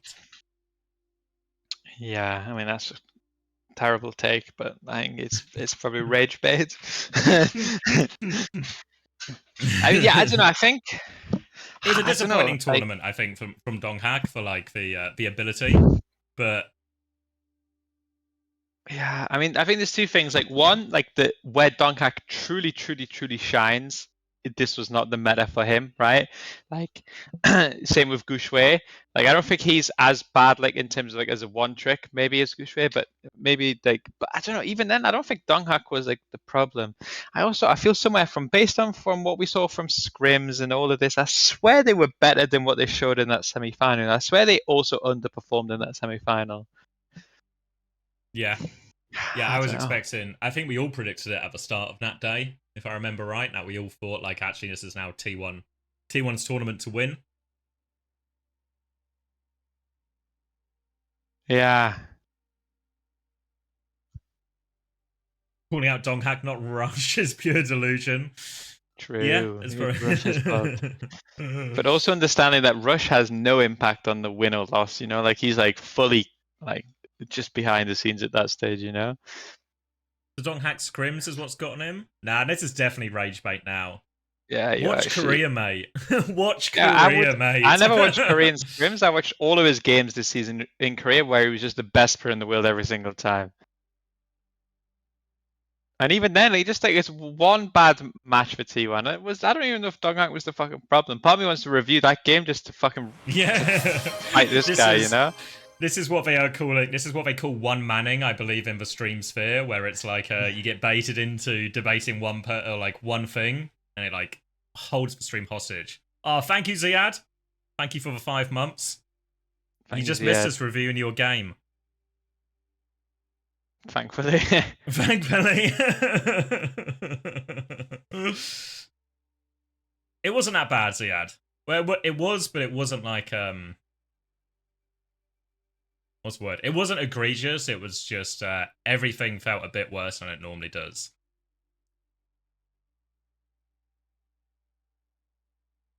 But I think still, it's quite easily the best result an EMEA team has had outside of a World Cup. True. Maybe ever. All right. Someone else in the chat. Someone's got a rage bait. Someone's got more hot takes. Someone give me some more hot takes. I want to get angry. So give me some.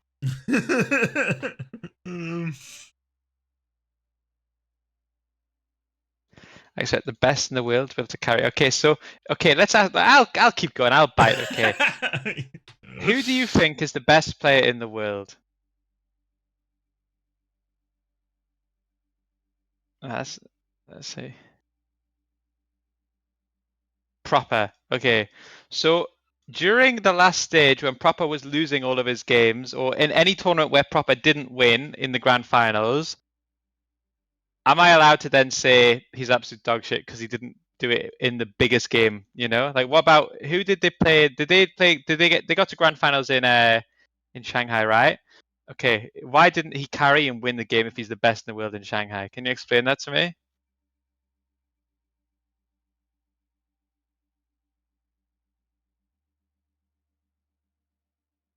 What about Shanghai? Biggest he did in Shanghai grand finals, biggest game in the world. Lights are at the brightest. He didn't win. Why not?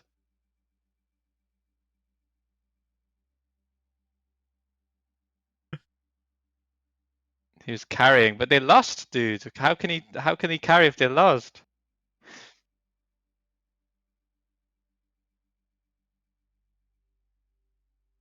Like best player in the world, therefore should win every game. Yeah, I don't know. I mean, yeah, Proper could be the best player in the world. I don't think it's a crazy shout, but to say that Donghak hasn't actually been hard carrying every game for like the last 6 months, and then using this one example as your evidence for it is fucking brain dead. Also, maybe I EWC bigger than Shanghai. Okay, that's the most. Okay, you've actually cooked it. That's the most retarded thing you've said today. I'm pretty sure we're also being misquoted here. Obviously, and this is the bit I always feel like people don't capitalize on enough when trying to like call us out. Is everything we say is on the record, so you can actually you can fuck us on wording all the time. I reckon if you try, but I'm pretty sure every time we talk about Donghak, it's always best tank in the world. I don't Yeah, think I also think I that's don't think we've true. ever tried to claim he's better than Stalker or anything like that. So the idea that Proper is a more impactful player or a better player doesn't feel like it's relevant to a conversation. Like you said, Donghak's never done it at the highest level, but that's also cap, right? Like he won in Overwatch League, he won the mid-season championship Overwatch League. Like he's won. Doing it at the highest level isn't the same as winning trophies, right? Like you have to acknowledge that you can play at the highest level and not won the trophy. How long did it take? Like, did Proper not take Proper in ages to season win 5, right? something? Yeah, Proper in season 5 undoubtedly proved his quality as a player, even though he didn't ultimately win the trophy or anything like that. So now it's like you have to win something, you have to do it on the main stage, and you have to be the carry. Like those are the three things. Donghak Like was the carry. Donghak was the best Winston that year, and that's like no mean feat. This is like Fearless and Gooshway are in the league, best, and you're still the best Winston. You know.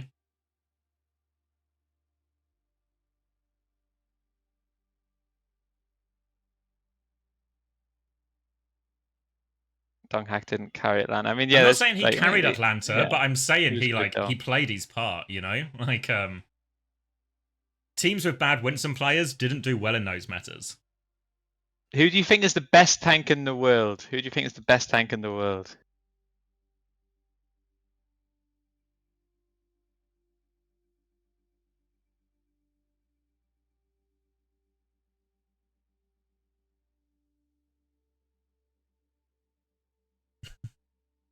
I'm waiting for the answer. I'm waiting for him to say someone because he did it on the bigger stage.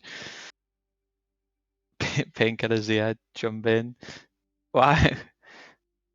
Where's my rage baiting friend? Come on, give it to me. Give me an answer. Who's the best? Tell me who's better than Donghak, please. I'm saying. Okay, so you're saying then tell me who Jumbin is the best tank in the world. I mean, okay, Jumbin didn't do it at the highest level. You know, he got fucking knocked out in quarterfinals. Like, what is Jumbin even better than? Like, I think it's such an impossible argument. You know, like.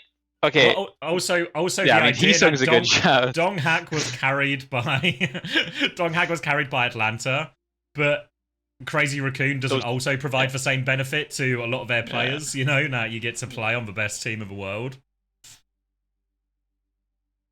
He's up with a good coach like Rush. Finally, a good shout. There you go. ZIW, best tank is Donghak. Yeah, welcome, brother. That's what we're saying. Jumbin is a game changer, and Donghak isn't. What are you saying, mate? Like, I did not do the race purity test. I don't think I'm doing it today.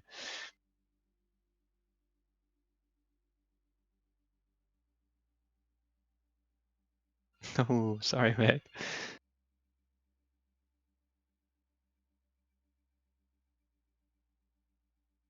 That's also true, you know? Like, Donghak's been held back by the worst drafts in history, week in, week out. I'm not saying Donghak is Heesung level of ass. Good shout. That's great rage bait as well, because you just like squeeze another one in there as well.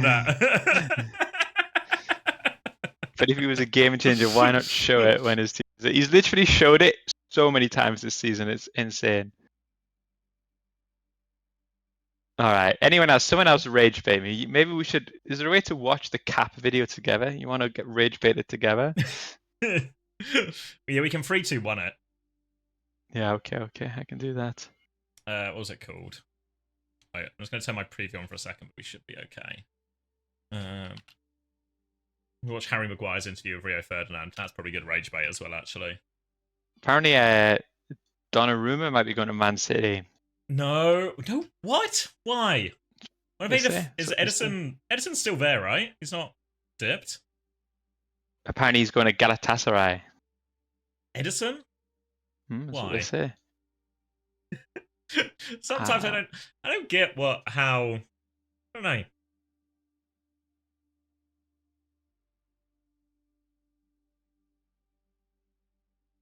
Chris scammed to you. I timed him out, Andra. You got your money's worth. Don't worry. Is it a Symmetra cheese comp? This is the most recent one. Yeah, because we can look at it and we can assess if it's true what he's saying. Is this the game that we looked at? Yeah, a lot of it is. Okay. All right. How do you want to do it? Do you Yeah, get just sound free through two the on screen it. Yeah. share? Oh, we just free two Yeah, on but it. if I get sound, I get my own voice too, so it's better Oh, just you to mean? free two. Okay, yeah, you're right. All right, I'm on. Ooh, I'm on 0. I'm on 0-0-0. All right, 3, 2, 1, go. The 2025 Overwatch Esports World Cup just recently concluded. With Falcons coming away the winner, Korea is still on top of Overwatch at the moment. However, Qadsiah, an EU team, got second place, and Twisted Minds, another EU team, knocked out the heavy Korean favorite Crazy Raccoons early on.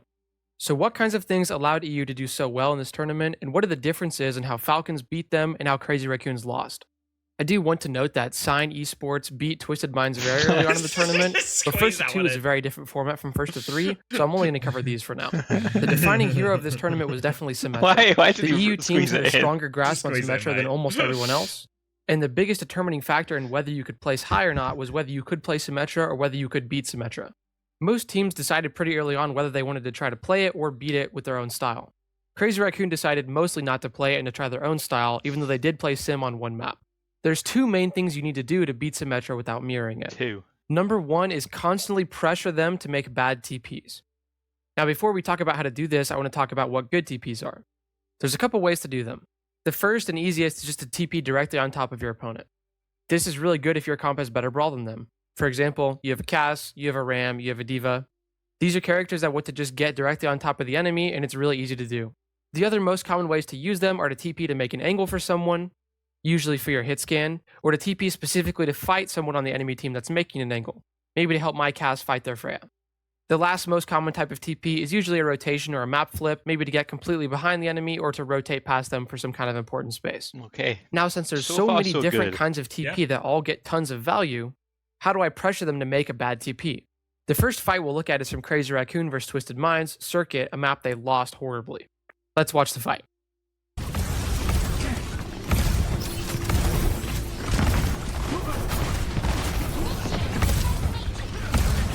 Now take a second here and think about where Twisted Minds is going to TP.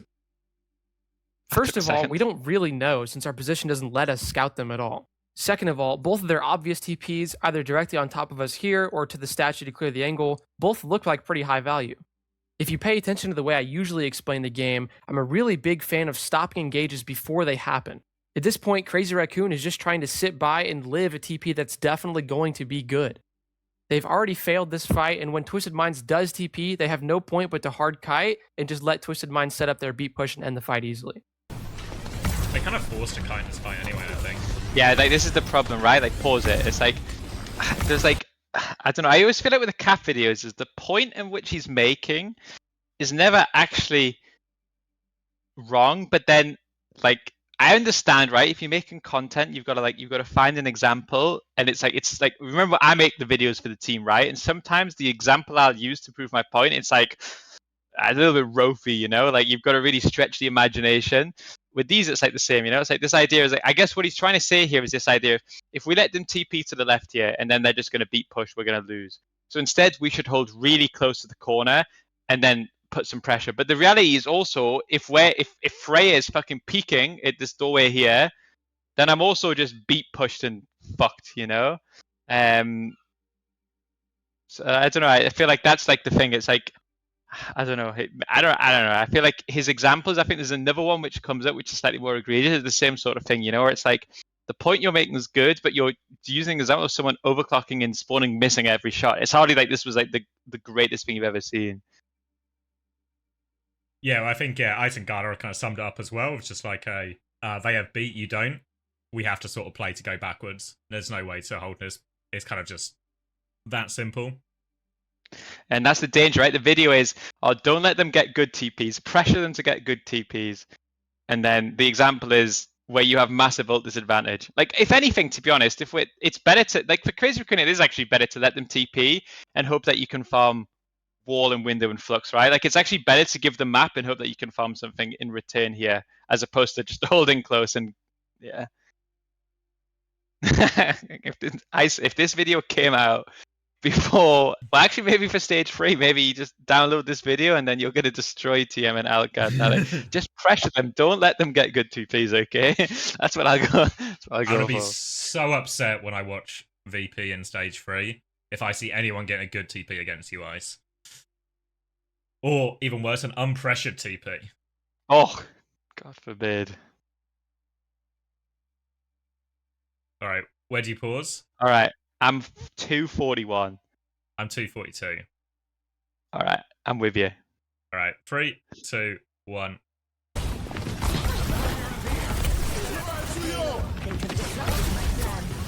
When Twisted Minds TPs in directly on top in Windows, Crazy Raccoon has to give all the space and break their shield.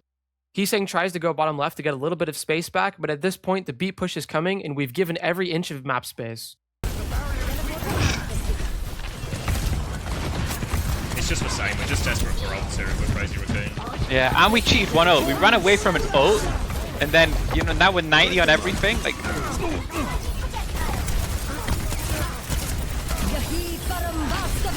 That's a shit wall. Even though we use ults to fight back, it's way too late, Twisted Mind's setup is way too good, and this fight is super cut and dry in their favor. So how do we stop a good TP? Falcons knows the answer. no, let's Don't look, let them get to let's the take a look spot at where we Kalex's make the ult good charge TP. in this moment. Of If we course, can it's easier overlook said to than the done. top right But of if our you watch the way screen. Falcons holds this map, it's obviously way more difficult for Qadsiah to get the same good TP off. Come in for Merit. Below 2 minutes on the clock, Mitch. Support ults gone from both sides. Already here, you can see someone is slowing the rotate. Annihilation gone for Qadsiah. Slow, yeah, waste the slow. Good. This one. As soon as Checkmate steps up to try and get the TP off, someone immediately drops his shield and forms on him to pressure him away. If Checkmate goes for this TP now, it's not going to be very good. Everyone on Falcons can fight this TP pretty easily. His only other option is to back up or fight the Ram here, both things that are not very ideal for them. Now, there are pros and cons to using CDs early like this. They might be able to fight and kill someone here, but they're definitely not going to get off a good TP, and Falcons is going to have way easier counterplay with their own ults. Would get out of control quick.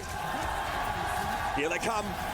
Someone walks in, Merit's able to have space for the overclock, Special guest in the audience, and with no good folks. TP, Qadsiah is stuffed in a locker, Wasted the ult.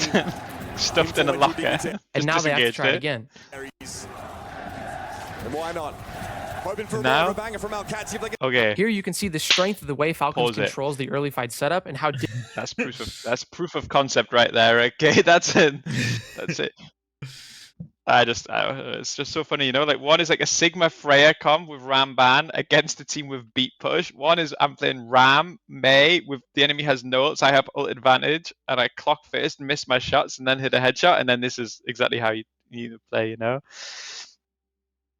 I know, I can like benefit of the doubt here. I can see like the idea if you are Falcons is you want to force the symbol to be uncomfortable for them, right? Like you want them to, if they use it early or something, that's better for you.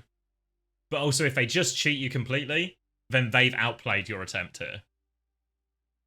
Yeah, I mean, in both situations, like, yeah, like both teams.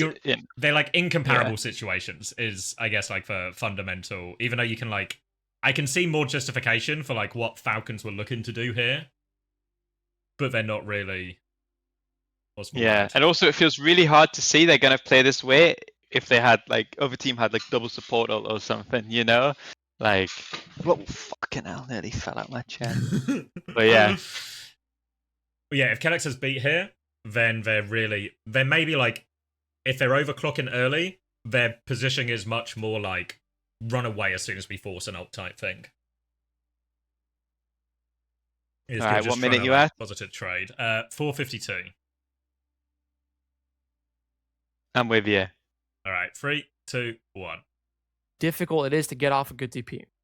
I said earlier there's two main things you need to do to beat Symmetric Comp. Right. First one's stopping a good TP, and Crazy Raccoon is going to fail to do that throughout the rest of the series. The second one is punishing these TPs. Even if you stop the good TP from happening, they might still get an okay TP, and you're not always going to be able to stop it. You need to be able to punish these TPs, especially if they're for map flips or rotations, by fighting them hard before they're able to get too much value out of it. Now, if you're observant, you might say there's a really big difference between Falcons and Crazy Raccoon. The comps Crazy Raccoon were playing here and on circuit are very bad at forcing bad TPs and fighting TPs. True. To that, I would say yes. I don't know why Crazy Raccoon is doing this. Pick a I better did not tell them to comp. put Max in to play the worst hero in the game on Circuit Royale. A big part of beating strong meta comps like this is not dying on your own sword and realizing when it's time to swap the fuck off of Monkey. Poison The only opposite rails. though. Crazy Raccoon Yeah, failed no, to the stop opposite. TP. He's the opposite. He thinks Afterwards, they failed to punish never the TP drink as well. it and just play meta always. Enemy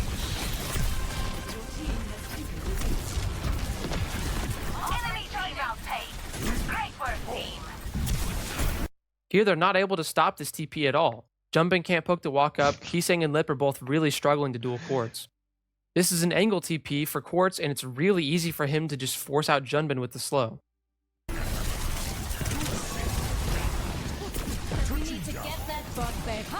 Junbin gets Bubble and Suzu forced to live, and Twisted Minds is able to get a nice map flip here.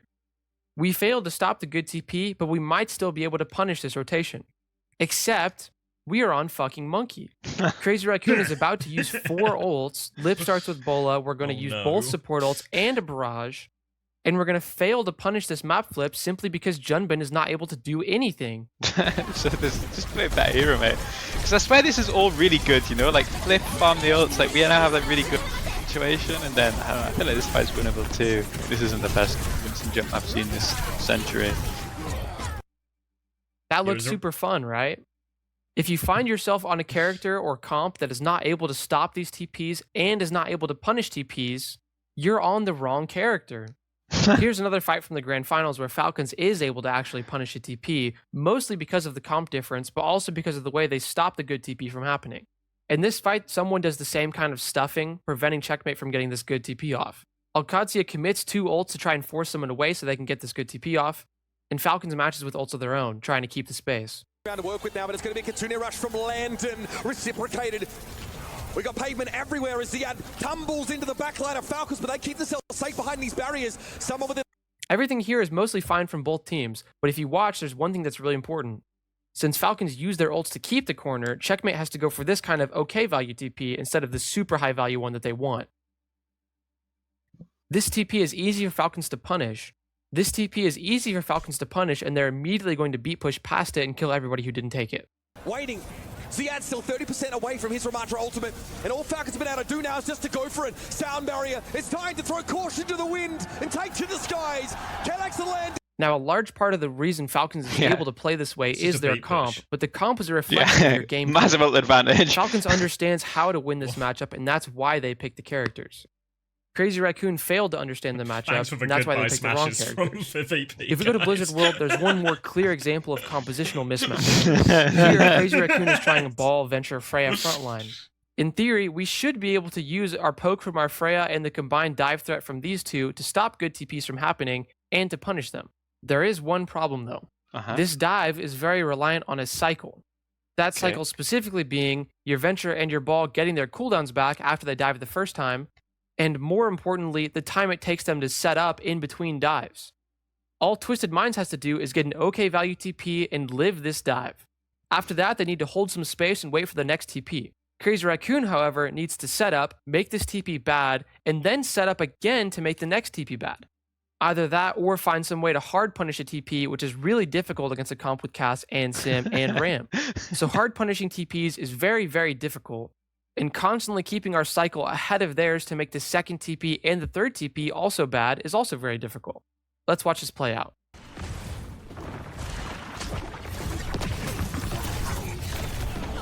Okay. Here, Jumpin hits early and is able to make this first TP bad. They TP'd here to point, and Heesang is trying to punish it. However, like we said a second ago, actually punishing this TP is very, very difficult. My ball used his resources to make the TP bad, and my Venture does not have enough on his own. My backline also has no real strong cooldowns or follow-up on this dive, since we're on Bat Brig. With that understanding, we need to just cycle back and stop the next TP.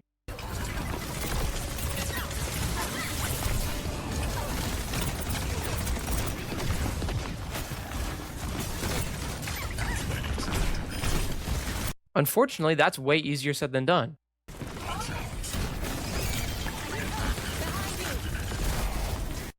Junbin and Heesang don't have great pathing options. They're very easy to punish by the cast, and if they hard slam this, it's very obvious and easy to punish.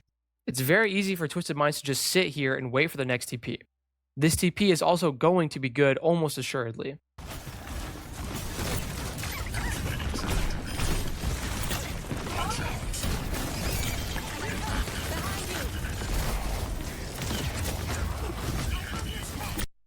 This TP forces Crazy Raccoon's backline to rotate and also forces Junbin to fight the cast here.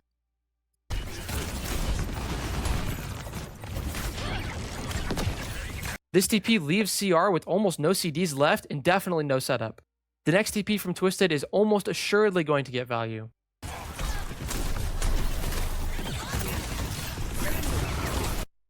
Now, in the fight that plays out, Lip gets 2 picks because he's Lip, but the value from this TP is too much and eventually they win a very long drawn-out fight. The lessons here are pretty simple. The game plan against Sim is simple in theory, but it's hard to execute. Pressure them early and limit their TP options. If they can't get off good TPs for free, they're going to need to do at least 1 or 2 medium value TPs early on in the fight. Once you've done that, you need the ability to punish those medium value TPs, either by going past them and punishing the people left behind, or by actually fighting the TP. If you're on a comp that struggles to do these things, you will struggle to win. Do not be the team that loses on the big stage trying to prove that your comp is better. Please do not die on your sword, and please, NA and KR, stop making EU look so good at these tournaments. Wow. Why does he say he doesn't offer private coaching? Why is that on his video? Did you also get Alright, suggested mate. the I hate coaching video as well? Like, I do not offer private coaching. I hate coaching. I feel like I'm getting really mixed signals from this coaching video. Alright, sorry mate. I wasn't looking for any. Yeah, I feel like a lot of it comes down to, because also a lot of the stuff Cap's saying at the start of each segment is all really reasonable theory. You know, in terms of like the overall aims of what we need to do, or here's what the sim team's trying to do, so here's what we need to find like the interrupts for, or the counterplay to, or the whatever you want to call it, like the rotation to or something, or the answer to, I guess, in the broadest sense. And that's where I think, like, I feel like if you, like, we only watch for grand finals in like replays, but actually the best examples were probably that Lijiang Tower, like the garden. Oh, without a doubt. Like without the a Lijiang doubt. Tower garden is actually just a great sign of why were Falcons better against playing at the Sim TP? Preparation, a clear idea of what they want to do. To be fair, something along the lines, like, you know, when we talked about, like, do you remember that one where someone pushes White Room because they get the flip, but because, so Qadsiah get the flip, but like they TP White Room onto Merit, Merit pivots around the coast, and then what someone does is he pushes aggressively on between the TP cycles. So he finds kind of what, like a better example of what Cap is trying to talk about in terms of not letting them get the TP off when they don't have to. But I feel like the Lijiang Tower was probably like a much like cleaner set of examples of a lot of the things he's talking about. I think the problem is he starts with the theory and then tries to apply it to the clips. So it ends up being sort of, it just doesn't line up how he wants it to line up. Like, I know... Exactly. It's been like a long time since I did these type of videos. It's been not a long time since I keep promising to make these type of videos again, but a long time since I've actually done it. But I always remember, like, when I would do videos, like, say, how did Saudi reverse sweep China? Or, sorry, team from China, please don't sue me, team from China. I think I smoothed it over. You'll be fine, you'll be fine. I would sort of just, I take it as what it is, in the sense that, like, I would go through each map and go, why were they struggling on this map? Why were they doing this map? And you just sort of, take each map for what it is and just try and, whatever word is, compact each map or, like, strip it down to what's the bare bones of why they lost this map or why they won this map or whatever it is, you know? And I think you can make, you can make mistakes with that. Like, I remember watching one, like, who was I talking to? Fuck. It might have been... Maybe it was like, it might have been Kellex or something, because he was coaching Saudi at that tournament. And I remember there was one bit of a video where I go like, oh, UB finds this really, like, crazy timing here. He sees this, and then that's the trigger for them to, like, flip the map TP, because they know X player's not in position. And it's like, and it looked like from the overhead, perfectly timed. And I was like, classic mastermind move. And then afterwards, the Saudi guys and coach was like, he just kind of called it. Like, we didn't actually see that player move there. We just, it just worked out, you know, the timing just lined up as it sometimes does. So I think it's really, like, it can go both ways, right? Like, it's really easy to attribute skill and decision making to something that is just serendipity. But it's also easy the other way of just like, you have a theory for how you play, but Overwatch is a complicated and messy game, and stuff happens as a result, you know? I mean, yeah, I think what people are saying in the chat is like true, you know, like he almost like picks the video title and the video idea and then goes through to find examples that suit it, as opposed to the way that I would do videos, or maybe he should do videos, is you should watch it and see the reality and then spin the narrative around the reality, you know? Find the video watching. Yeah, exactly. And to be fair, you can do it both ways, because I think if you go, like, it's an interesting narrative of a video as well. I think if you come in and say, I was going to VOD review this series because I thought it was going to be a real masterclass of X team doing X thing. But when I actually watched it, this felt like an even more impactful reason as to why they won the game. So we'll look at this instead, you know, and you can sort of, that's like an interesting way to approach it as well. Because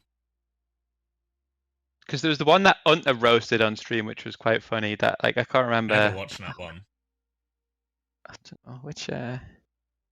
know which one was it. Maybe it was Lock Eyes and Fight. Maybe. I mean, there's some fucking insane videos here. Will be Unta stream titles. Will be Unta. Yeah. Good luck finding which Unta video is about the topic you were hoping for. Like, yeah, it's we're never gonna get that. Oh, it was. I remember Lock Eyes and Fight. It was the same thing. It was just like, he's like, oh, they just give up the whole map, and it's like they're playing against like Nanoblade Cage, and it's like they only have Flux, and it's like, well, why don't you just fucking push their spawn? You know, it's always like this. It's always like, yeah, this is what I think the idea of the video is going to be. I'll just find like loose fitting examples around it. You know, I mean, in all the examples he did, like not a single one of them was like. Was actually the reason for the fight. Do you know what I mean? Yeah.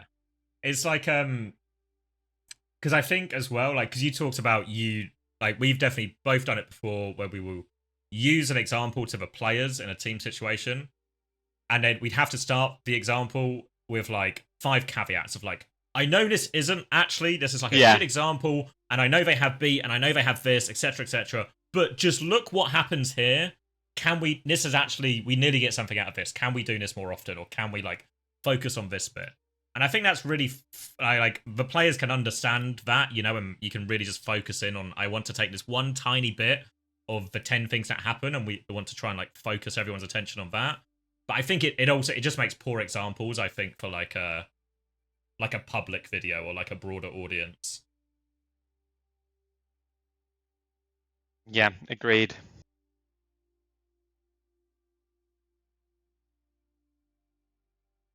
All right. Good job, Cap.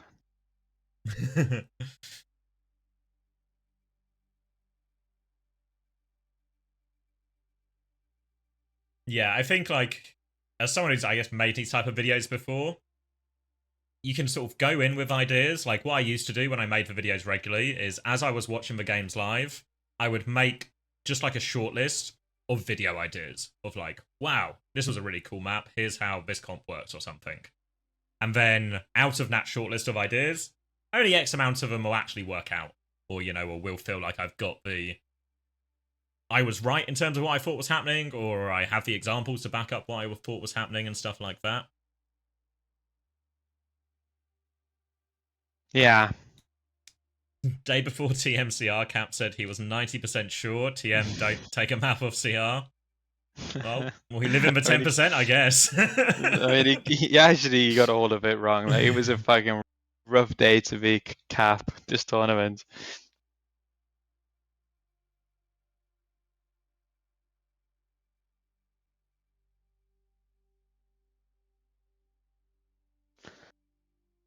Yeah, I feel like I'm trying to think of. I don't watch as many of them anymore, but I used to watch a lot of those, like, positional football analysis videos. Where just talk about like the out of possession and the in possession pressing systems.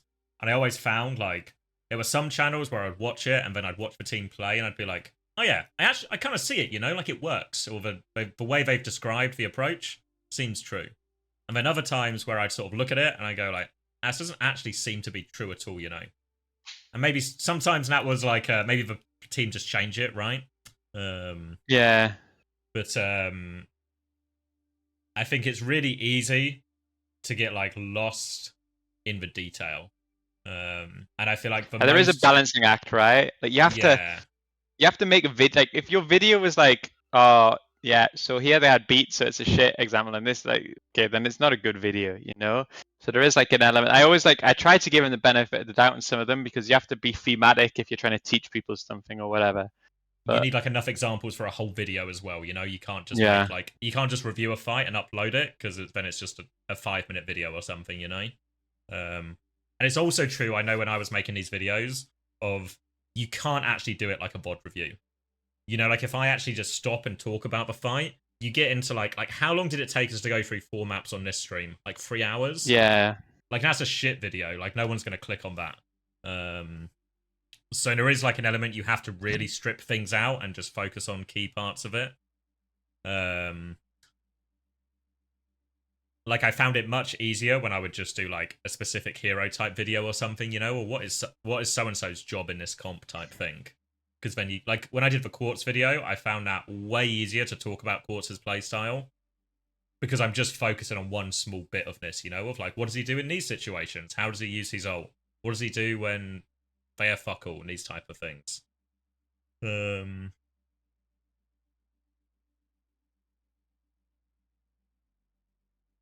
Did you watch the I Hate Coaching video?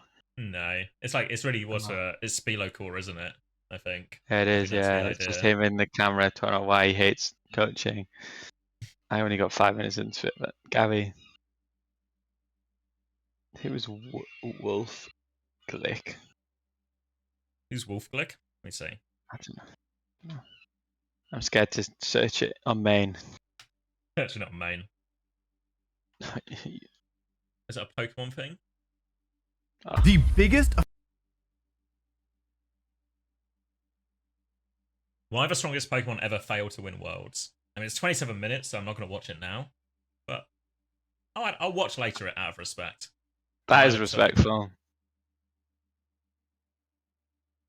What's your Premier League 25-26 predictions? That's what I've got on my feed.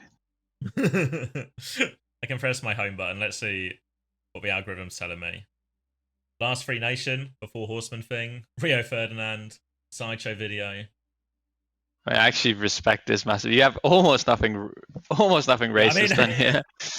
It's like I always notice when like other streamers or people who do like YouTube content, whenever they like, now we're going to look at this tweet to discuss this piece of news or whatever it is. It's always on like a incognito browser.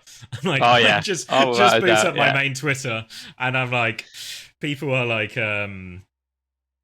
there's always like, I think you said it to me before. It's just like, you're not nervous, and I was like, I'm actually just, in many ways, just the stereotypical middle-aged guy who's just like, my feed is just like Overwatch football news. So it's like.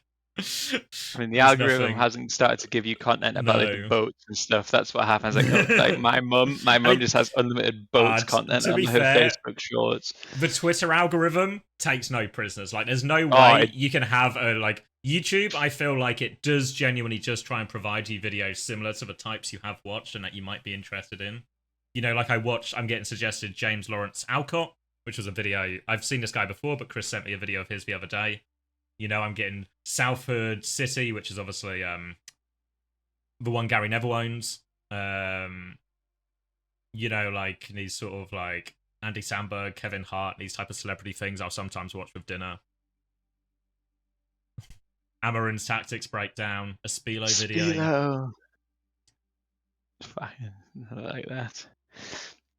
No rostermania talk in the pod or quiz. I was disappointed. Yeah, I don't know much about rostermania. I don't know if it's going to be that exciting. I think EU has a lot of potential to be exciting. Because I think, yeah. I think there's a few pieces of information that are really like exciting moves. Now I think, to be fair, the leakers haven't got a source on. And the leakers have been absolute dog shit so far. I they've mean, only obviously, got there's like fucking... they can only access the bottom. So I think there's like some exciting moves. I think there's a couple where people will be underwhelmed with some of the changes that are made for certain teams. And I think Should we do it? Should we go through what you would do if you were the teams? How you would roster build them? Don't do leaks, but just think about what's available. Yeah. All right, let me boost up Liquipedia just so I have. Where do you want to start? EMEA? I think so. I think NA isn't as exciting, maybe. I guess. Yeah. Because it's like, I feel like in EU, I feel like there's like Vision, who maybe have a few good pieces that are looking to take things seriously. Genji, who did Genji lose for sure? Who's guaranteed out? Like Crispy tweeted it, right? That he's out. Yeah. Mag tweeted he's gone. So you have to replace those two pieces for sure, and obviously you can replace. What's the rule again? Can the partner teams kind of cheat the system here? Because it's normally 3 players you have to keep, but can the partner teams I think just you can make up? No, I think they're not meant to, because I think you can keep sub players. So most teams, like if you're Zox like, will be like the saving grace here for like in theory they could even do something where they keep Exodial, Gara, and Zox and rebuild 4 of their starting lineup and be fine. Yeah. So they could actually go way more heavy-handed as well.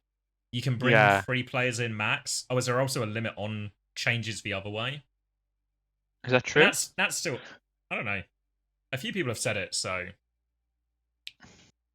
Okay, but also I thought you could do as many as you want, but I don't fucking know, to be honest with you. I mean, to be fair, I don't know if like any team needs more than 3. I guess like the big thing in EMEA, like I think if you're the top 3, like the TM, the Alcad, the VP, I think you can really look at it as like a no changes required type thing. I don't think any of those teams have any reason to make any changes. I mean, it's Alcad and TM really, but even VP had a great LAN. So I don't think there's any reason for those teams to make changes. The TU situation is complicated because there's the chance that spot shifts from a salary job to a non-salary job. Yeah. Please insert your own inverted commas into that one. I think that's what makes it interesting, is that I think somewhere like between all these teams, like TU probably wants to like all of their players become free agents. Like you can maybe see, like if you think about like who's a free agent, like, if you used to make a list, you could maybe jot it down, but it's like Kai, Sky, Kev, Hadi, Backbone. Like actually you have a lot of like established players that have won before that are now in a situation where they could upgrade rosters which already have some sort of like surely Backbone's an insane pick if Sim doesn't get nerfed, you know? Like surely one of these like there's a world, isn't it? You could gamble that Sim stays better, and then if you're Gen G, like just get like Hadi Backbone and then keep everything else, and it's like, oh shit, like that's actually a meta gamble, isn't it? But but like you have to gamble, no? Like I mean, Gen G are in a position where actually it's gone so badly. Well, it's not going to go any fucking worse, is it? You know, like just do something. Like because the obvious option, maybe not obvious, but another path Gen G can go is shift around the imports.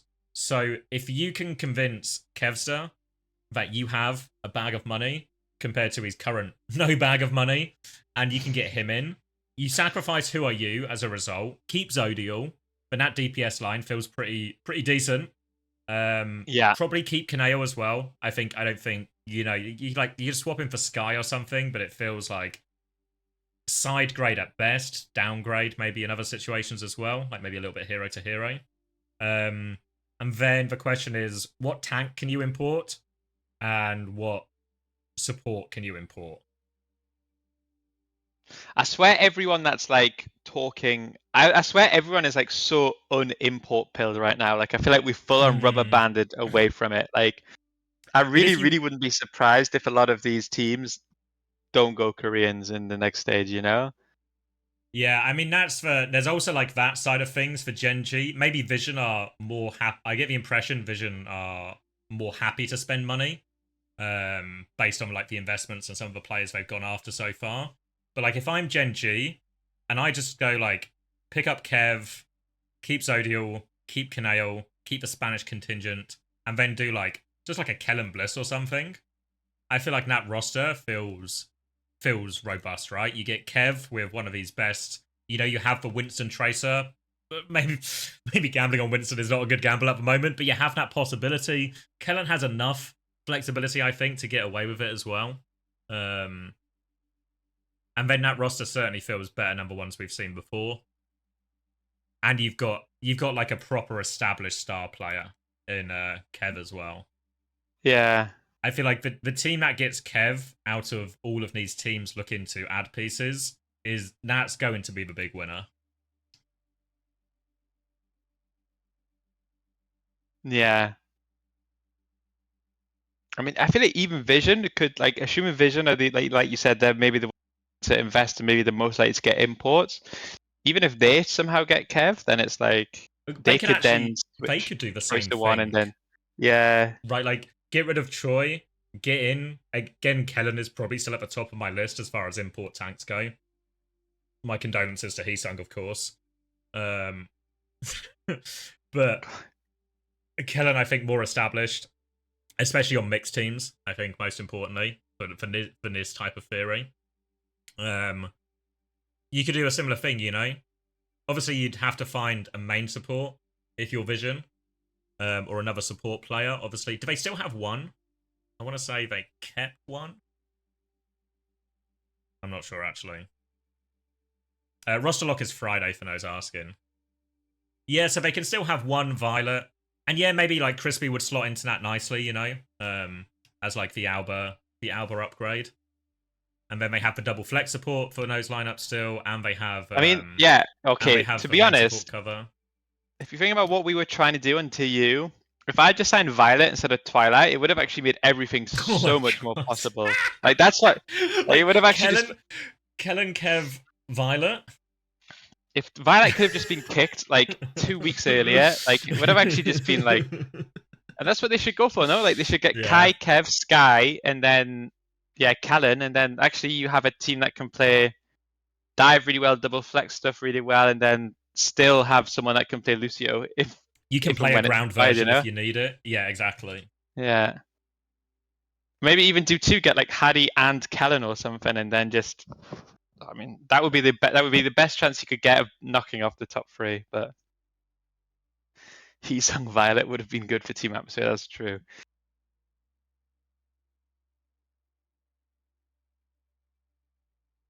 Yeah, so I feel like in many ways, Genji and Vision, my answer to what should both teams do is actually kind of the same thing. In that's just maybe the best roster I think you can build out of the available players. Or like, here are the best players to get. But like, mainly thinking about Kellen in the tank slot and Kev in the like flex DPS. I think those are the best players you can get. Then build the best possible roster you can out of existing pieces around it. Yeah, I agree.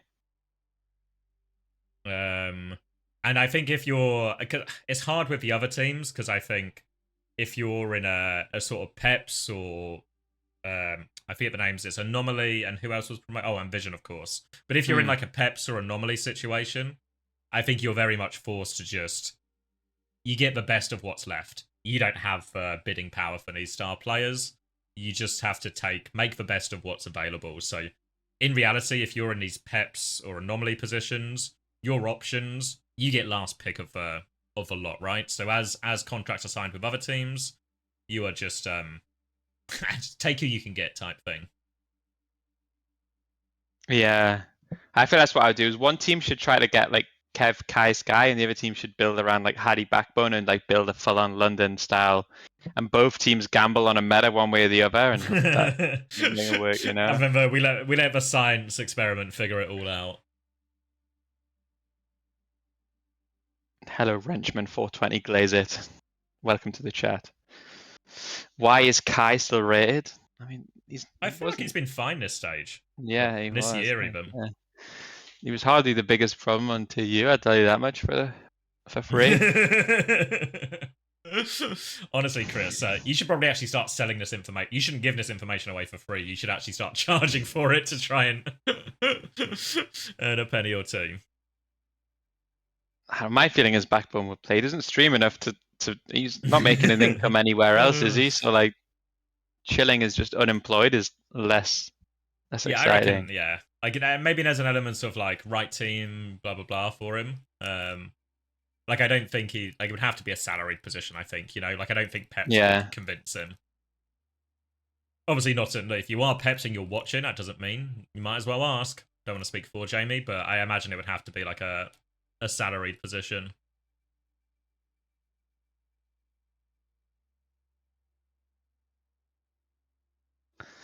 Yeah, one day I'll do the TU episode. Don't worry, it'll go so hard.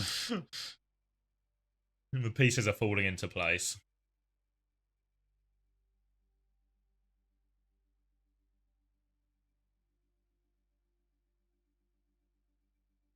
Pull a Hydra and call everyone a drug dealer. I feel like I'm missing an important piece of information in the build up to that. When your contract will run out of TU, I mean, contract presumably is only binding if certain conditions are met from both parties. So I don't think there was ever running out. Normally a contract is a two-way street, but there's no official date for roster announcements. Teams can make that whenever, but the roster lock is on Friday. I don't know what time, so you'd expect news to start probably coming out following that.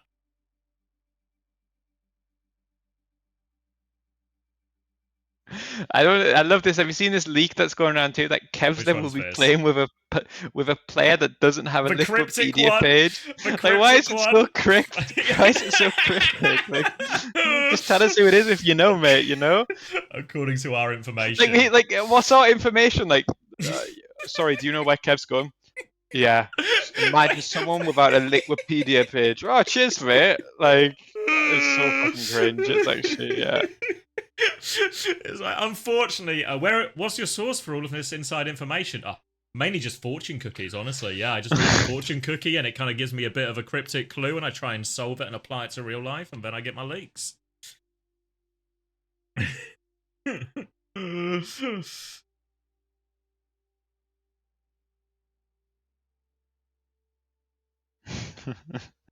I always feel we do this every time we go through this phase, but I'm just if you were on the BBC, and maybe the BBC's not the best example of this, and they got 50% of the stories correct, you would stop using the BBC. It's true. There's nowhere else, there's no other industry or esport or anything where 50% accuracy is good enough. As far as the news goes. Imagine you go on Sky Sports News and they say, all right, well, where is Believer signing? The team has white in their badge. Fucking nice one, mate. Thanks for the fucking puzzle here. Name. If you can... Cheers. God forbid you just fucking tell us what you know. It's not like there's any fucking stakes in the game anyway. You're afraid of your own face,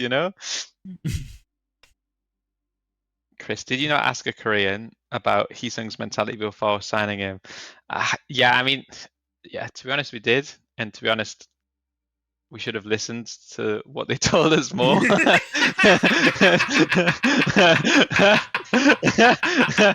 Because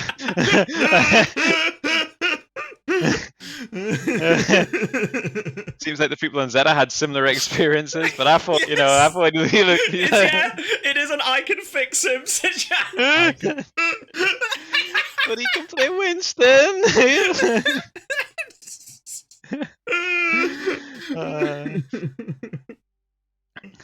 But maybe his next team, they'll get the same Heesung treatment.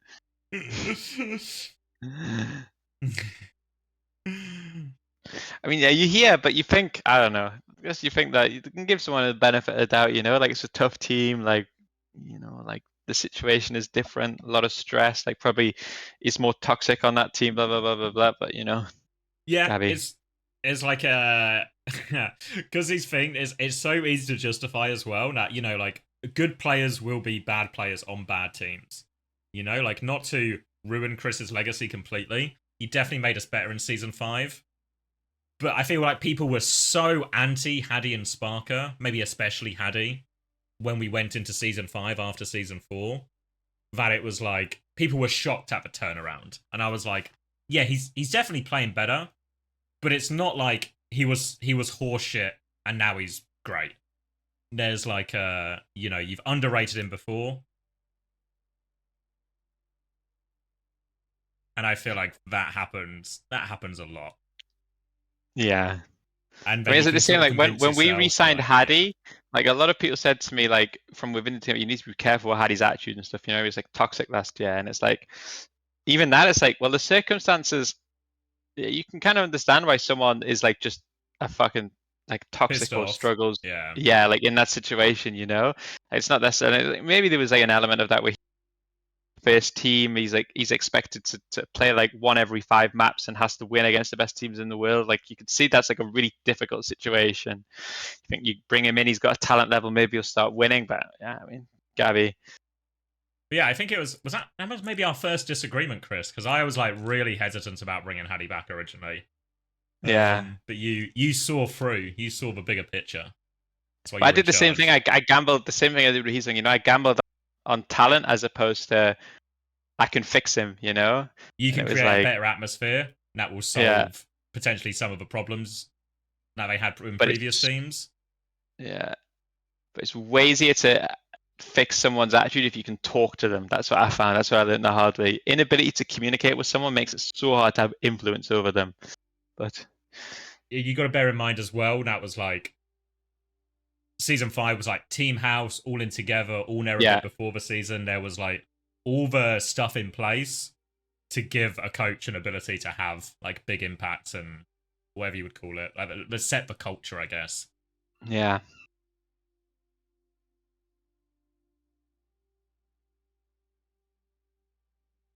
I do that, but with my relationships, going for my 14th one this year.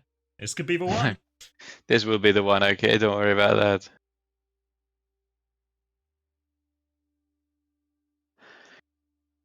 Do you want to do North America as well? Yeah, I mean it should be. Yeah, I don't really know.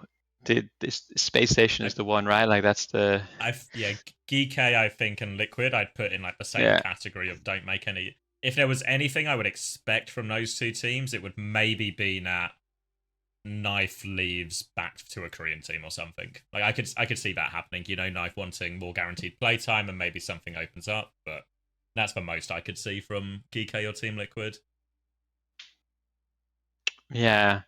So then for SSG, it's like, is there like an import thing, or can they just steal from Nightmare? I guess, right? So yeah, but like the obvious answer is just look at those Nightmare guys. What a nice roster you have. Can I have it? And then you look at your bank account and you go, I can have it, yeah. And then you take it. I can afford this, actually. And then you just take almost like piece for piece, right? Like I think PK and Chronic feel like really direct, like the direct ones to go for. Maybe there's more of an argument about Lep, but maybe actually like the alternatives to Lep, you'd make, like where would you go instead, right? Liar. There's no way it's Liar, I think. Because like you don't go Rack, but I don't feel like you go that way either. Are you ready for the NA Tanks playing D.Va Special Olympics inbound? I'd watch it. I can't wait to see the infected D.Va. I'm ready for it. Grapes is solid on Brig. Yeah, Grapes would. I mean, I feel like Grapes isn't a bad shout. I really like Grapes as a player. I think his Brig is insane. But it definitely feels like Nat's in like the higher risk, higher gamble territory if you want to go for someone like Grapes. Or you import, but again, what main support do you import? Like Donghun? Yeah. I don't know. Fucking Also, import, dude. if you import a main support, I think it's really rough to import a single Korean Yeah. player. So then you'd either need to find a Korean tank to import as well, or a Korean hit scan, which I guess could be Flora, but there's no way I think anyone imports Flora. I swear, if you get Kevin SSG instead of Chronic, you need to be shot at Christopher. Ah, thank you for that, mate. He said no offense. He said no offense after. So just stand, okay, man. so it kept it in the clear. All right, then I'll keep that in mind when I'm building SSG for the next stage. How about Bliss and Kellen? Maybe now we're cooking shill meat. Yeah, good. They bring everyone back. What if it was all a bigger? It was just a big like what do you call it? A smoke screen. They're all gonna come back. It's a smoke screen where the trick is it's the same people who were there before the smoke screen. Yeah. They just kick up the arse, we'll kick you. No, it's okay, but you're coming back. Luke Mino on main support. Yeah, that's just, I mean, none of these options feel like locked in, in terms of, that's the obvious one to go for. But Lep probably feels like the most consistent, the most experienced. And also, I imagine there's like a intangible side to it as well, in terms of it's easier to sign more Nightmare players than it is to sign less. Like if you're a member of Nightmare, if you can keep some of the band together, I imagine that's probably of some interest to you as well. Getting to play, keep some of the players you found success with already. And then I feel like, because obviously the follow on to that then would be, what the fuck do Nightmare do? If they are replacing 3 of their key players. Did Flack tweet today that he survived rostermania? He survived rostermania, which implies there's at least somebody still there. So, I mean, knowing his scouting, he's going to get it done ASAP, So I don't know, because the obvious one would be what? You maybe just like cherry pick a few pieces of Supernova or Sakura. Maybe, who would you even get? Maybe you could go for Grapes if you lose Lep. Maybe you could go for Clear if you lose Painkiller. It doesn't feel... It doesn't feel great. I mean, the thing is... But it's a pep style situation, exactly. where it's like, none of these feel great, but... I mean, Nightmare should always, like... Instead? I don't know, I get the feeling from Flack's tweets sometimes that he's slightly, like, upset when he loses players and stuff, but I feel like the mentality should be that you kind of want the players to go somewhere where they get paid, like you want to be that team between like no salary to a little bit salary to like elevate players so that they get paid, and it's like you should never expect to be able to like want to compete unless you can pay to compete. Do you know what I mean? Like teams like Brighton in football, like that's what they do. Like they buy players, they build them up, they sell them, and then they make money from it, and then and like Nightmare, whatever you say, that their track record is unbelievable when it comes to success. You can actually, Brighton's like the perfect example of it, because if you look at where Brighton's investment is from, I guess, a more business side, is they invest so much into the scouting. Like it's a primary part of their business model. So they know what their place in the market is, and they're spending money to make sure they are the best at that part of the market. Like in many ways, the biggest success of Peps this year is not necessarily where they finished, but the fact that they've maybe been able to move certain players on, like Zodial to Gen G. Actually, if I'm Peps, that's in maybe many ways a more important metric for is my team doing well at its place in the marketplace than necessarily. Obviously, if I can finish and get a land spot, fucking great, if I can overperform to that degree. But that's like almost like I think like a secondary goal. Or Ice is another good example, right? Like actually moving on Ice and Zodial was like, yeah, we're doing it. Yeah. I mean, I don't know. I think the issue is like the buyouts is tough. Like Brighton can sell a player for 120 million, so there's some good money in that. But I feel like if you're only willing to salary players like hundreds, you also can't expect them to sign a contract that has a buyout in it, because like there needs to be some balance of like, okay, I need to pay you a certain amount so that when someone comes knocking, I can demand a certain buyout. I think, to be honest, with how OWCS is now, like buyouts are like, no one wants to pay a buyout anyway, to be fair, so it's tough. Like, for that, do the transfers work like they do in football, or I guess a lot of other sports have similar things? More so in Overwatch League, there'd be like more buyouts and stuff, but now I think a buyout is very rare unless it's like for a real key player. You know, like we're talking like best in the world. We're not talking just for your average one. Or your average. And by average, I mean like average OWCS player. You really have to go to like the top sort of 20 players in the world for I think most teams to really consider it. Yeah, I think even 5 to 10k buyout, I think no one's doing that these days. Like really, in Overwatch League, there was players who were bought out for like 200k or something, you know. But yeah.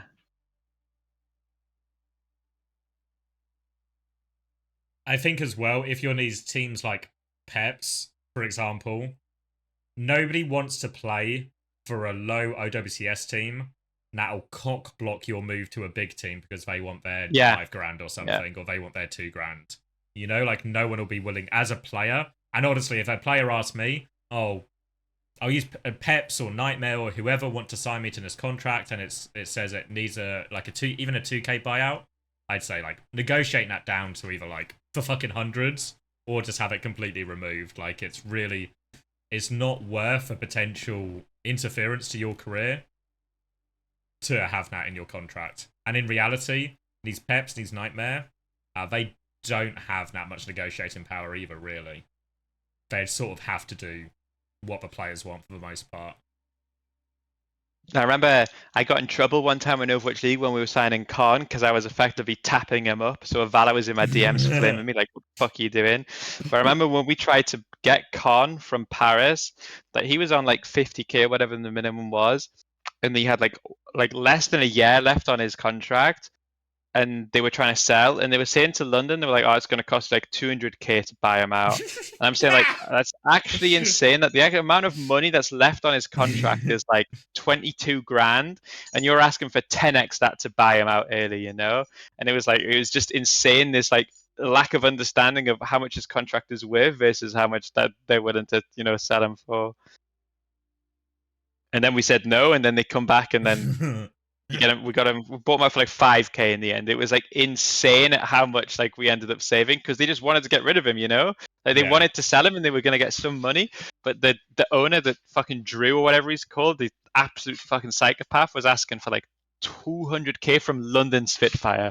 Like, what the fuck do you think? You think we're gonna spend more money buying out Khan than we've spent on the entirety of the rest of the roster? Let me just pop down to the League of Legends house and see if they're willing to sell a player so we can get Khan. We need to free up some capital. Guy was absolutely insane. Hey, Jack, mate, you know that new car you just got? Can we sell it so we can buy a sell player? It? Peace out, okay.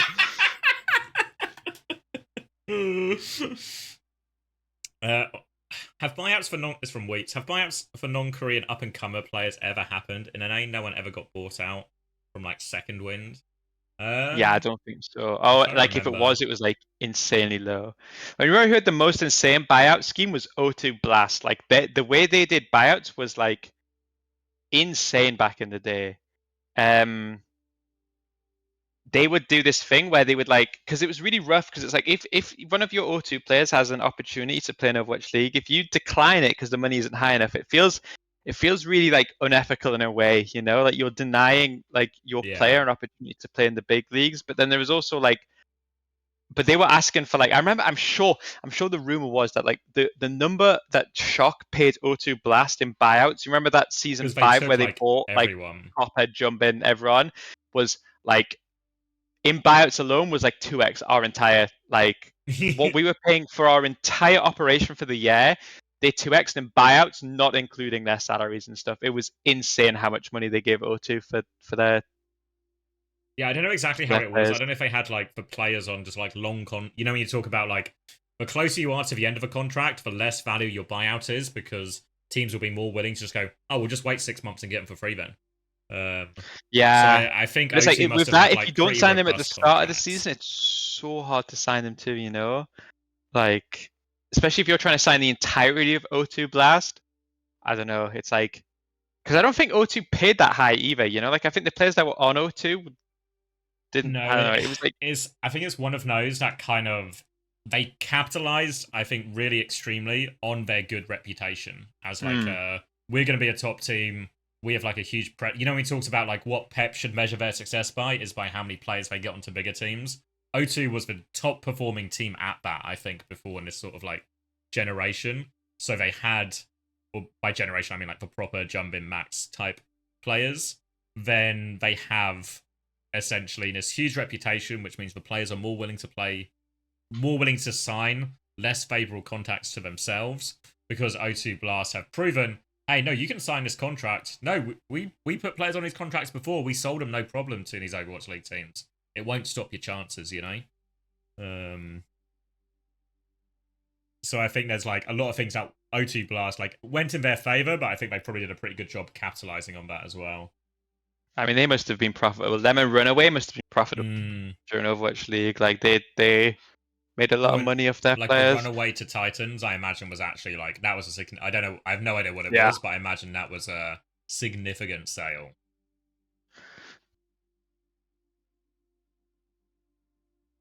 Except for Finn.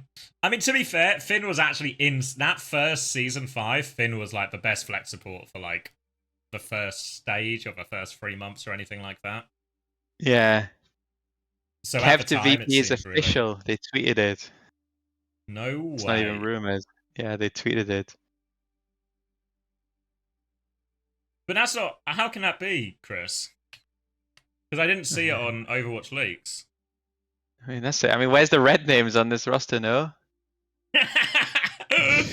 Honestly, I'm actually so glad we talk about it now, because I was keeping this like sealed, you know? Like, I told no one. So when I saw all the fucking Reddit threads, and you guys in chat, you were doing it earlier as well when you were talking about it, like, Kev to SSG, Kev to SSG.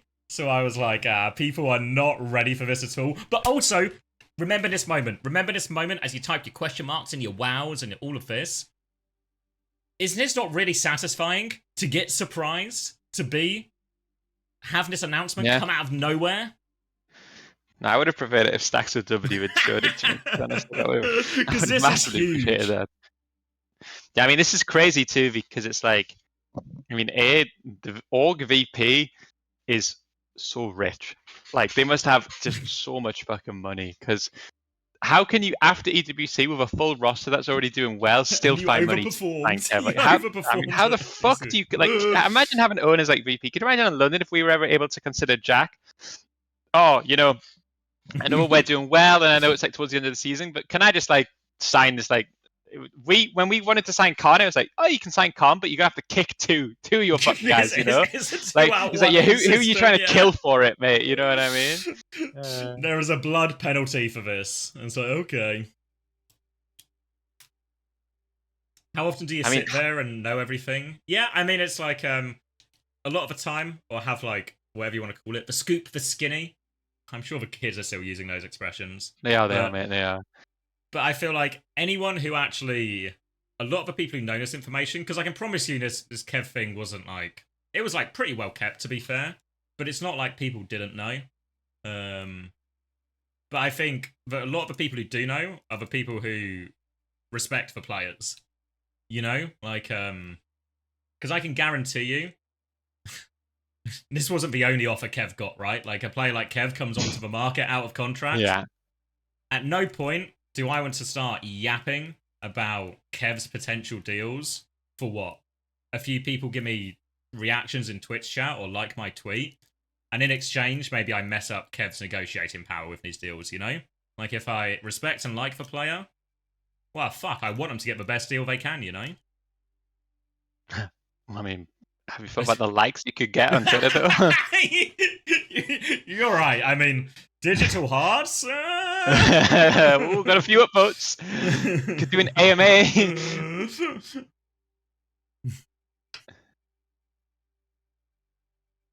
So, yeah, I feel like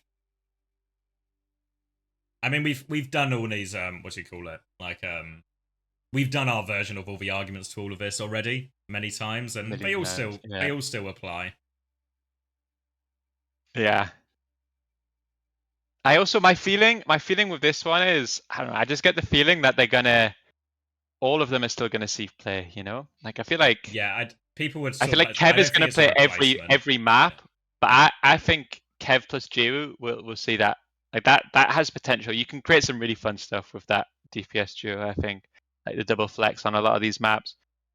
I think everyone was like, I know when all the rumors that like Kev to SSG and like, oh, he's going to play hit scan and like it's all crazy because because like the idea of like him playing hit scan is like, but he would be absolutely fine as a hit scan, like better than a lot of the hit scans. Like this idea that like DPS is so, it's not like flex support and main support where if you've got someone that can't play a Lucio, you know, but I don't know. I wouldn't surprise me. Like it wouldn't surprise me if Kev like is better at hit scan than Shockwave, you know, like, and that's not because Shockwave is bad, but I just think it's the same as when like Stalker at hit scan was just insane, you know, he's just better than everyone anyway. Insane, you know, like Kev when Kev played Sojourn for Gladiators in Overwatch League, he was fucking insane at it. He's just a good player who understands the game. Like Kev's aim's never been a problem, you know. So I don't know. That's what I think.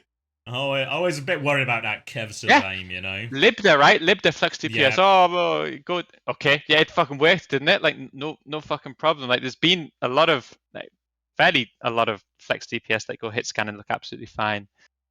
I think it's harder to go the other way, Esperança. I think hit scans going to flex DPS is way harder than flex DPS going to hit scan. Yeah. I guess proper sits in this category as well, really, you know? Like, yeah, Tree, another good example as well. Players who have probably started a little bit more as a flex and transitioned more to a scan.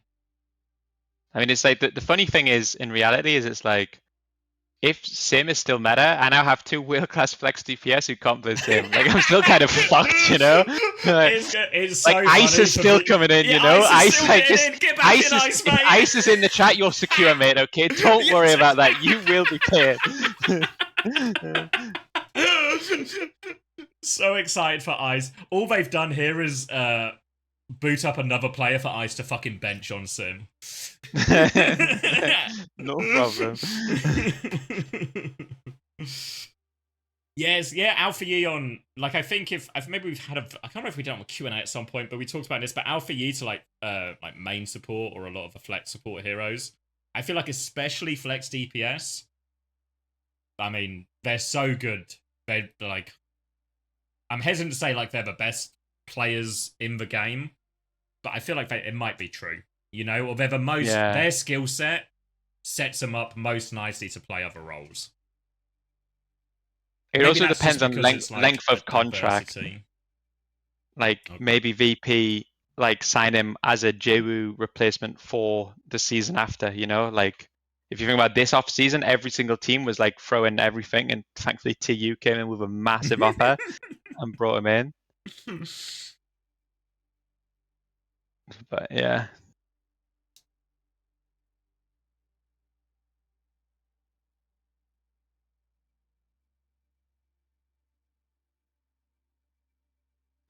Still looking for this red name though, I have to say. Yeah, can we now we know the answer. Can we solve the cryptic clue yet?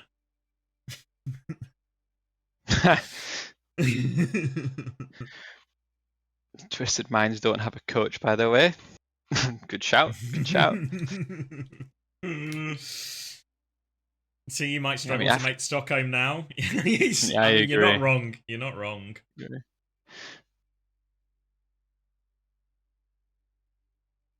Zest Hazard was also very good. Yeah, I think especially Hazard as a hero as well, and it just lends itself to, if you can aim, you'll do all right.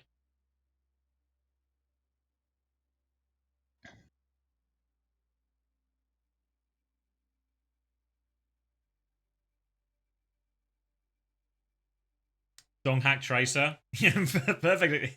Perfect example.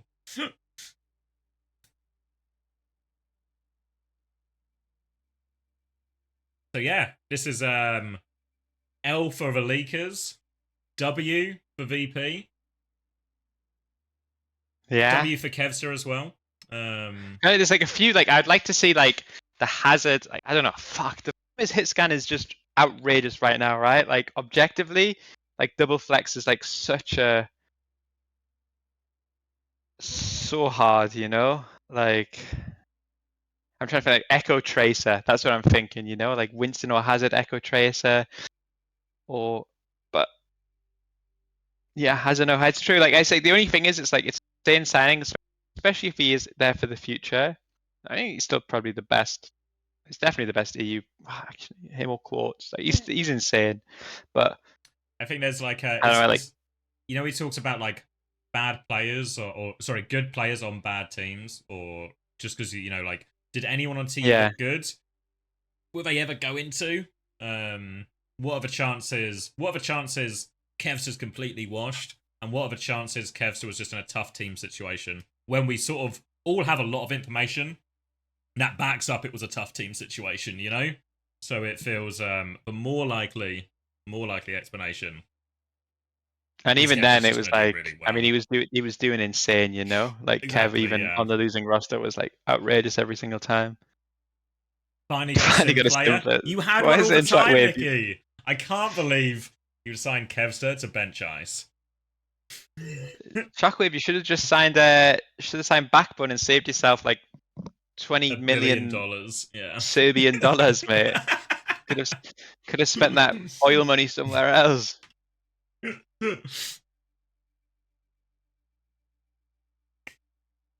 Excited for the crowd to get really on Kev's back when he locks in the sim instead of ice as well, just really. Not our sim!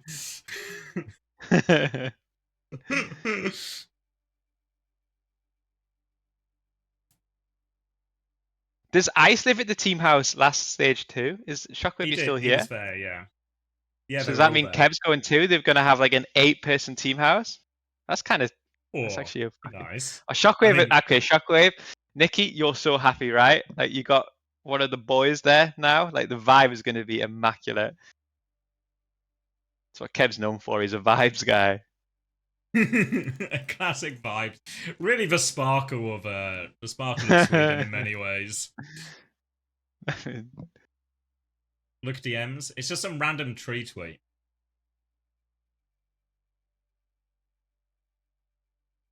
But it's age restricted. I don't get it. I don't get it either.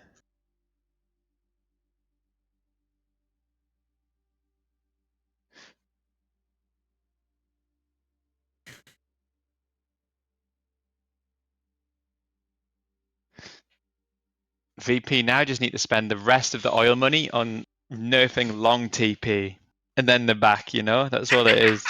Find a way to get. They should talk to TM, right? I hear TM have been doing a lot of manipulation of the meta and the patches. Yeah. So so they probably know the right guy to grease up. VP can sign bonus, get a third flex DPS just in case. If we sign enough of them, someone can place him. Didn't HE get released? Yes, they did. They got released. I think it's unclear what's going to happen. I guess one thing when we're talking about the potential rosters of all the players who might be a potential like import, Sunjun is probably really high on that list. Especially now, it certainly seems like Kevster might be off the market. I've got news that Kevster is any off sources? the market. Anyone got any insider info? Any sources on that?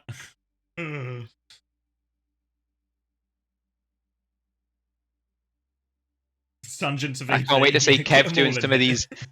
I want to see him doing the VP content videos, which I love so much. You know, like guessing the Overwatch sound and stuff. I can't wait. Kev signed to SSG, I think. A good shout. With a red name, I heard. Can't wait to see Smashy tell Kev to kill himself. Yeah.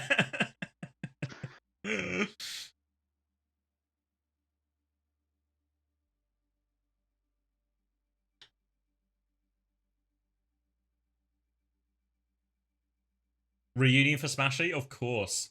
You reckon it played a part? Probably a little bit, right? I think so, 100%, yeah.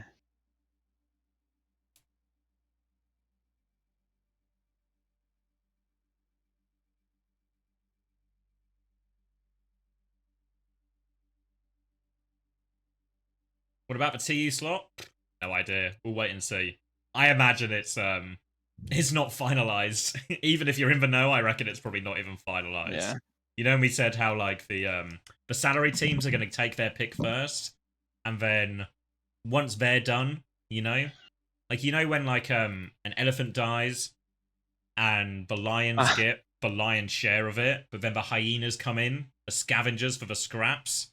Peps and TU are other. There's a word for it as well. But yeah, they're the scavengers. They're the scavengers in this. They just Is that why it's called the lion's share? probably, I presume so. That's a good shout from you. I've never thought about that before. Well, yeah. Feels like it makes sense. Vultures, yeah, vultures example of scavengers as well. I mean, okay, I actually think, by the way, if the TU roster leak, if it's true, I actually swear it's actually not a bad shout. Because at least you're gambling on something, you know? Like, I swear Golden Pants is insane at ball. Like, actually, like, Heesung times 10 million. I don't know what, I actually have no, my only experience with Advocates is kicking him from this call, so I'm unsure. The Advocates glow up from my first interaction with him is going to be massive, actually, I think. But I swear, like, if you want to play these, like, double flex support comps with, like, the stuff, like, a ball player would be sick for it. So I swear there's, like, actually, like, it's going to work. Yeah, it's like, because also you got to bear in mind, again, apply scavenger theory, right? Yeah, scavenger theory. You're not getting to pick the prime cuts of meat, so you might as well eat the bits you enjoy. I agree. I really think if you're not one of these big free teams where you just have like VP, where you just have all the good players, you should just gamble on one style and pray the meta swings your way. You know, like some teams should just go fully Classic fucking TU sim. theory. Yeah. It's like the best way to do it is to gamble it. When the promise with TU was we didn't think that we were like trying to gamble. We thought we just had the best players everywhere. But this is you know. This is so true, actually. So many people feel the same as you, I think, Wheat. Wheat says, I've never seen Golden Pants play, but the EU guys on our team talk about him like he's Bigfoot. Exactly. Like, you just... Some people will tell you it doesn't exist or it's not true, but just wait. Honestly, wait. I tell you Bigfoot's real. Okay, whatever you say, this team, if it happens, will be so annoying to play. Like...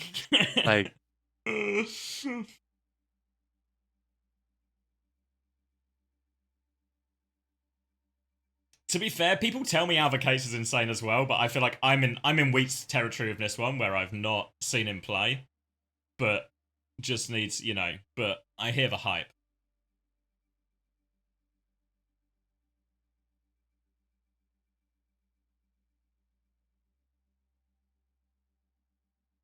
People sleeping on Willis? Yeah, I think that's a reasonable shout. Because I'm remembering, he got relegated, right? But yeah, I presume I would be very surprised if he doesn't end up filling like a Peps type slot or a TU type, or maybe not TU. Obviously, that's Golden Pants for sure. But if he doesn't fill one of those spots, maybe on the lower teams, maybe even Vision's not the craziest shout.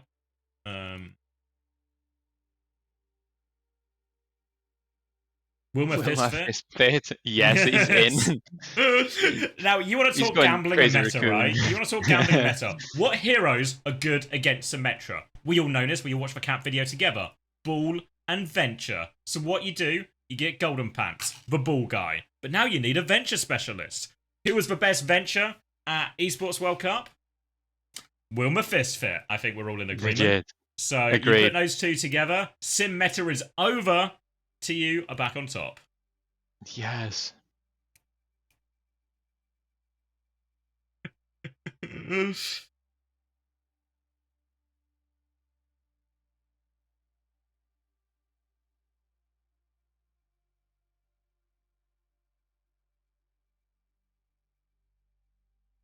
Yeah, that's the only thing. I have literally no idea what role Kev's going to play, but I would bet that he doesn't. That he's not benched. That would be the thing. I reckon he'll have the highest playtime out of the three of them. Normally what happens in these situations is if you have like a free DPS setup, you get the guy who's in no matter what and will flex around to whatever the team needs. And then you have the people who come in for more like specialized roles and more specialized comps. Yeah.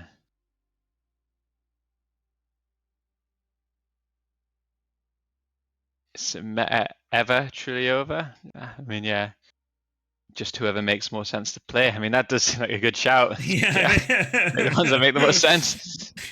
You know, sometimes if the best composition means Ice has to play Symmetra, then Ice is going to play Symmetra. Just play the comp that wins.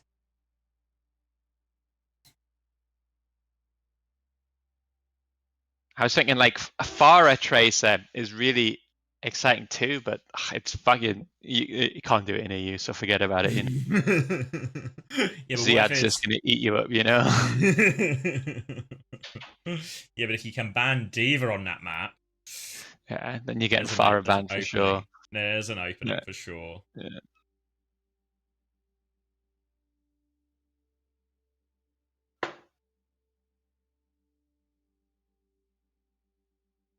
Surely there's a Diva nerf coming. It's only buffs. Only buffs. Flex DPS is a clown roll right now. What does that mean? They're all shit or what? I think it means my guess is it's hero based.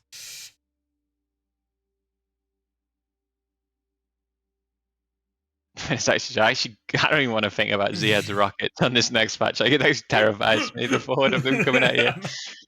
Did you see that KSA clip that he tweeted the other day of like the new rockets? No. Oh, I'll link it to you. KSA? Yeah. I'm sure it was KSA. Yeah, it's just absurd. Yeah, this one. Is it the baby one that starts Baby Diva? Yeah, this one. Oh. Wish I had some more pixels. There we go. Fucking hell! I swear so big. there was a backline. Okay? And this isn't even Ziad, you know? Like, Ziad's a bigger. Please don't stand next to me. Bro, I just... He didn't even. He's just like. There was nothing like special or like just. I just have a little shift at the backline here. Pressure applied. Yeah. Why did they just hard buff them?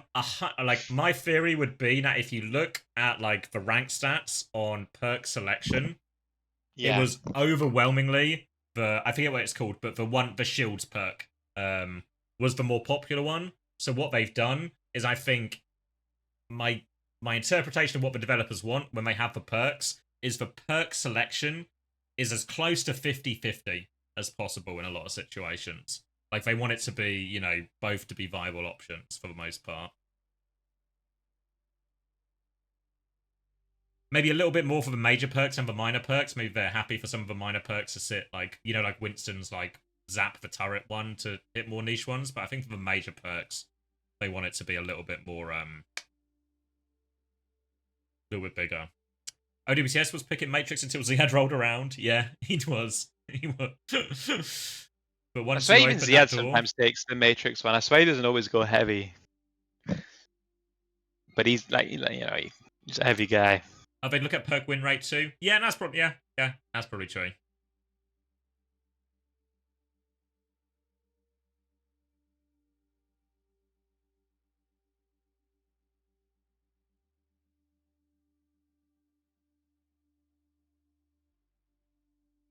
Oh wait, you know one team we haven't done? Zeta. Yep, I was gonna go on. How do you fix Zeta? Oh, I don't know. I think the AGG stuff you have to heavily consider. Like, is Lee Soo-min not insane for that team? I really consider even taking the entire back line. Yeah, that's what I was thinking. Yeah, like fully take them and then aid too. Like you would just do a major. Yeah, that's it. Just like and then take Milgaro as well, and you have like a bit of a Bull Winston player if you need.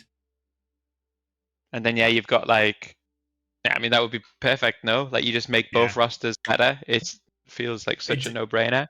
Here's one for you, though. Do you think it happened in time, though? Yeah, that's the... Like, did the AG players know they were going to be free agents, and was Zeta aware of this? Or have Zeta potentially moved... You know, because Zeta, they announced Flora quite a while ago, right? In terms of removing him from the roster. So did they already have a plan in mind? Like typically when you see these established teams remove players from a roster, the replacement is already lined up, already in the works. So in reality, when they kick Flora, what are the chances they were just like, well, let's get rid of a skip, and then we'll figure it out tomorrow in terms of what happens next? Or did they have like a clear player in mind?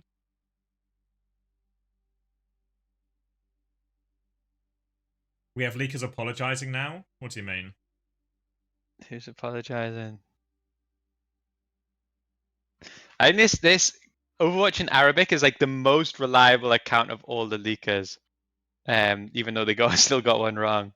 I think I realized something onto you that there's like the source is higher, you know? Like Yeah.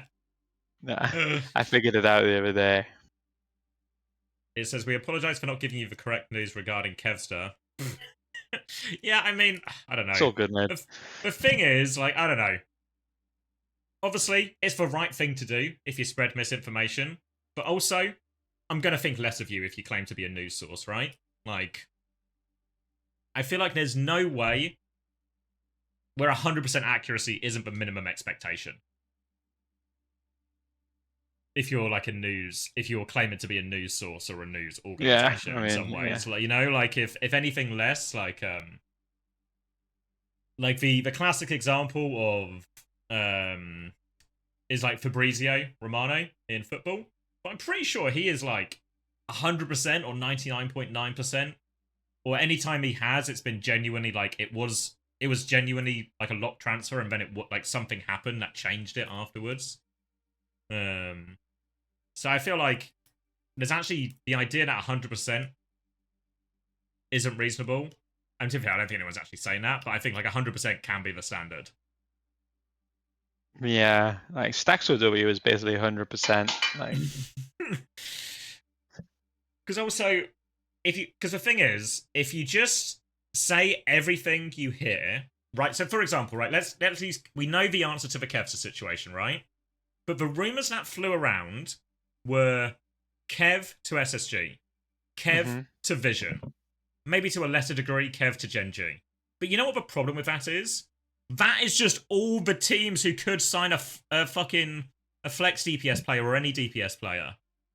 That's not like a leak. That's just playing the odds. Yeah, I mean, that's the problem, right? Like, to you now, Kev is going to go to one of the 3 teams looking for a DPS player. You'd be like, no, will he? In this case, he actually didn't either. Yeah, I mean, that's actually true. But that's why the leakers were wrong on this one, you know? Because they're just playing the fucking odds. I mean, the thing is, a lot of the time the leakers will like find out that a player is talking to a team and then leak that because they're so desperate to get their fix of like dopamine in. But if they're just in talks, then you can be wrong, you know? Like what you need to do is you need to wait till it's locked in, or you report it as that, you know? Like you'll see lots, like if you follow football, you've seen this a lot, where it's like Man United are interested in Belieber. The deal is like honestly, the gap is so huge. When Fabrizio Romano talks about this Belieber transfer from Brighton to Man United, he's like, everything seems good on the player side, but the fee is going to be difficult to figure out because Brighton don't want to let him go this season. So they're going to charge a higher price than they normally would. I was like, wow, what a great amount of detail from a reliable source about this transfer. Whereas with the leakers, just throwing shit out there with no context. And the reason there's no context with these leakers is because I reckon they just don't fucking have it, you know? Like, of course. They just don't actually have the inside track with these things. A leaker being wrong is expected, isn't it?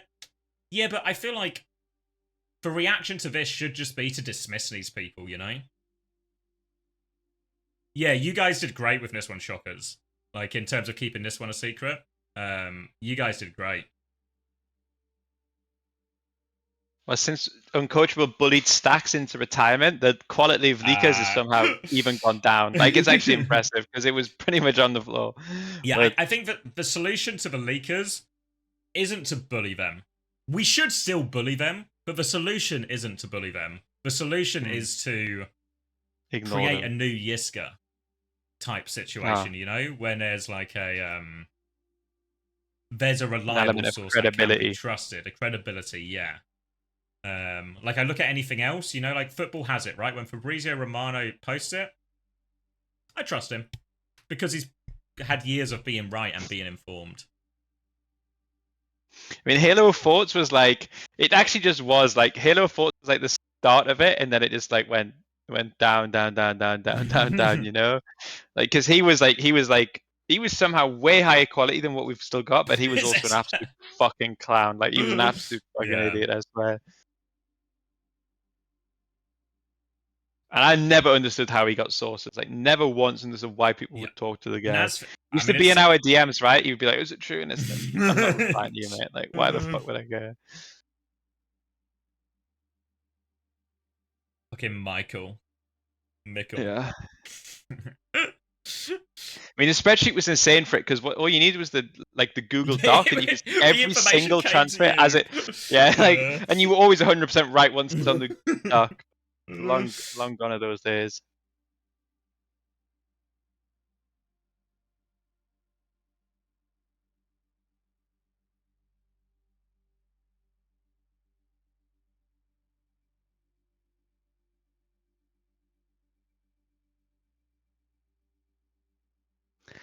Yeah, I agree with the same thing. Like, I don't understand how, like, I just want to know, not to flame them. I mean, I would flame them for sure, but just what's the path of information, right? Like, who is the person letting it slip? Because I feel like that person is such a gigantic fucking client, you know? And I'll tell you what, I don't think it's anyone on VP. Like, VP have successfully kept a secret, right? So VP, equip them, they're in the clear. But who is the person? Just agents most of the time? Oh, in Overwatch League? Oh, yeah, I remember fucking, like, I remember talking, do you remember Bench? I remember the guy who was like, this is a whole fucking problem of its own, the guy who was the agent for everyone in Overwatch League. That's a whole separate conflict of interest problem. But I remember talking to him, and I had like my first meeting with him just to sort of like, here's what I'm looking for, here's what I would be willing to accept, let's get to know each other. And he would just start reeling off shit of like conversations he's had with GMs and stuff. Like, I wouldn't have asked anything. He would just start like spewing his guts, you know, of like all this information. I'm like, oh, it's kind of interesting, I guess. Nice to know what they're saying. But you know what I realized almost immediately is fuck. He's just met me for the first time, and he's telling me all this insider information. Anything I say to this person, I'm saying I might as well fucking stream it, you know? Like, it's going to everyone. This guy cannot keep a secret to save his life.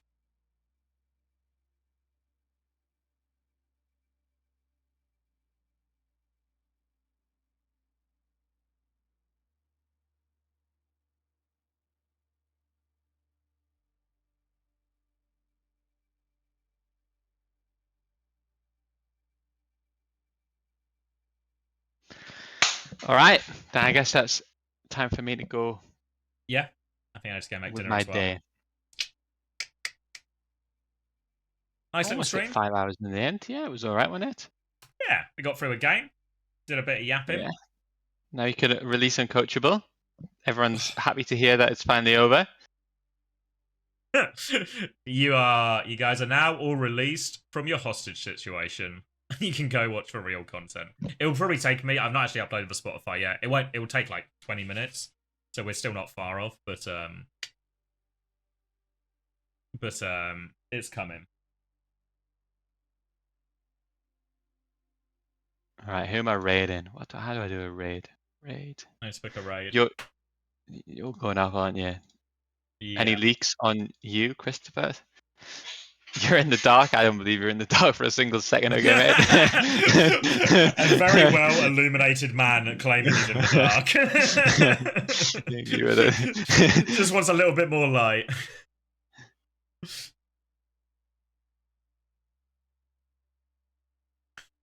Raid Shadowburn. No way Shadowburn streaming. Can I not see him? Am I blind?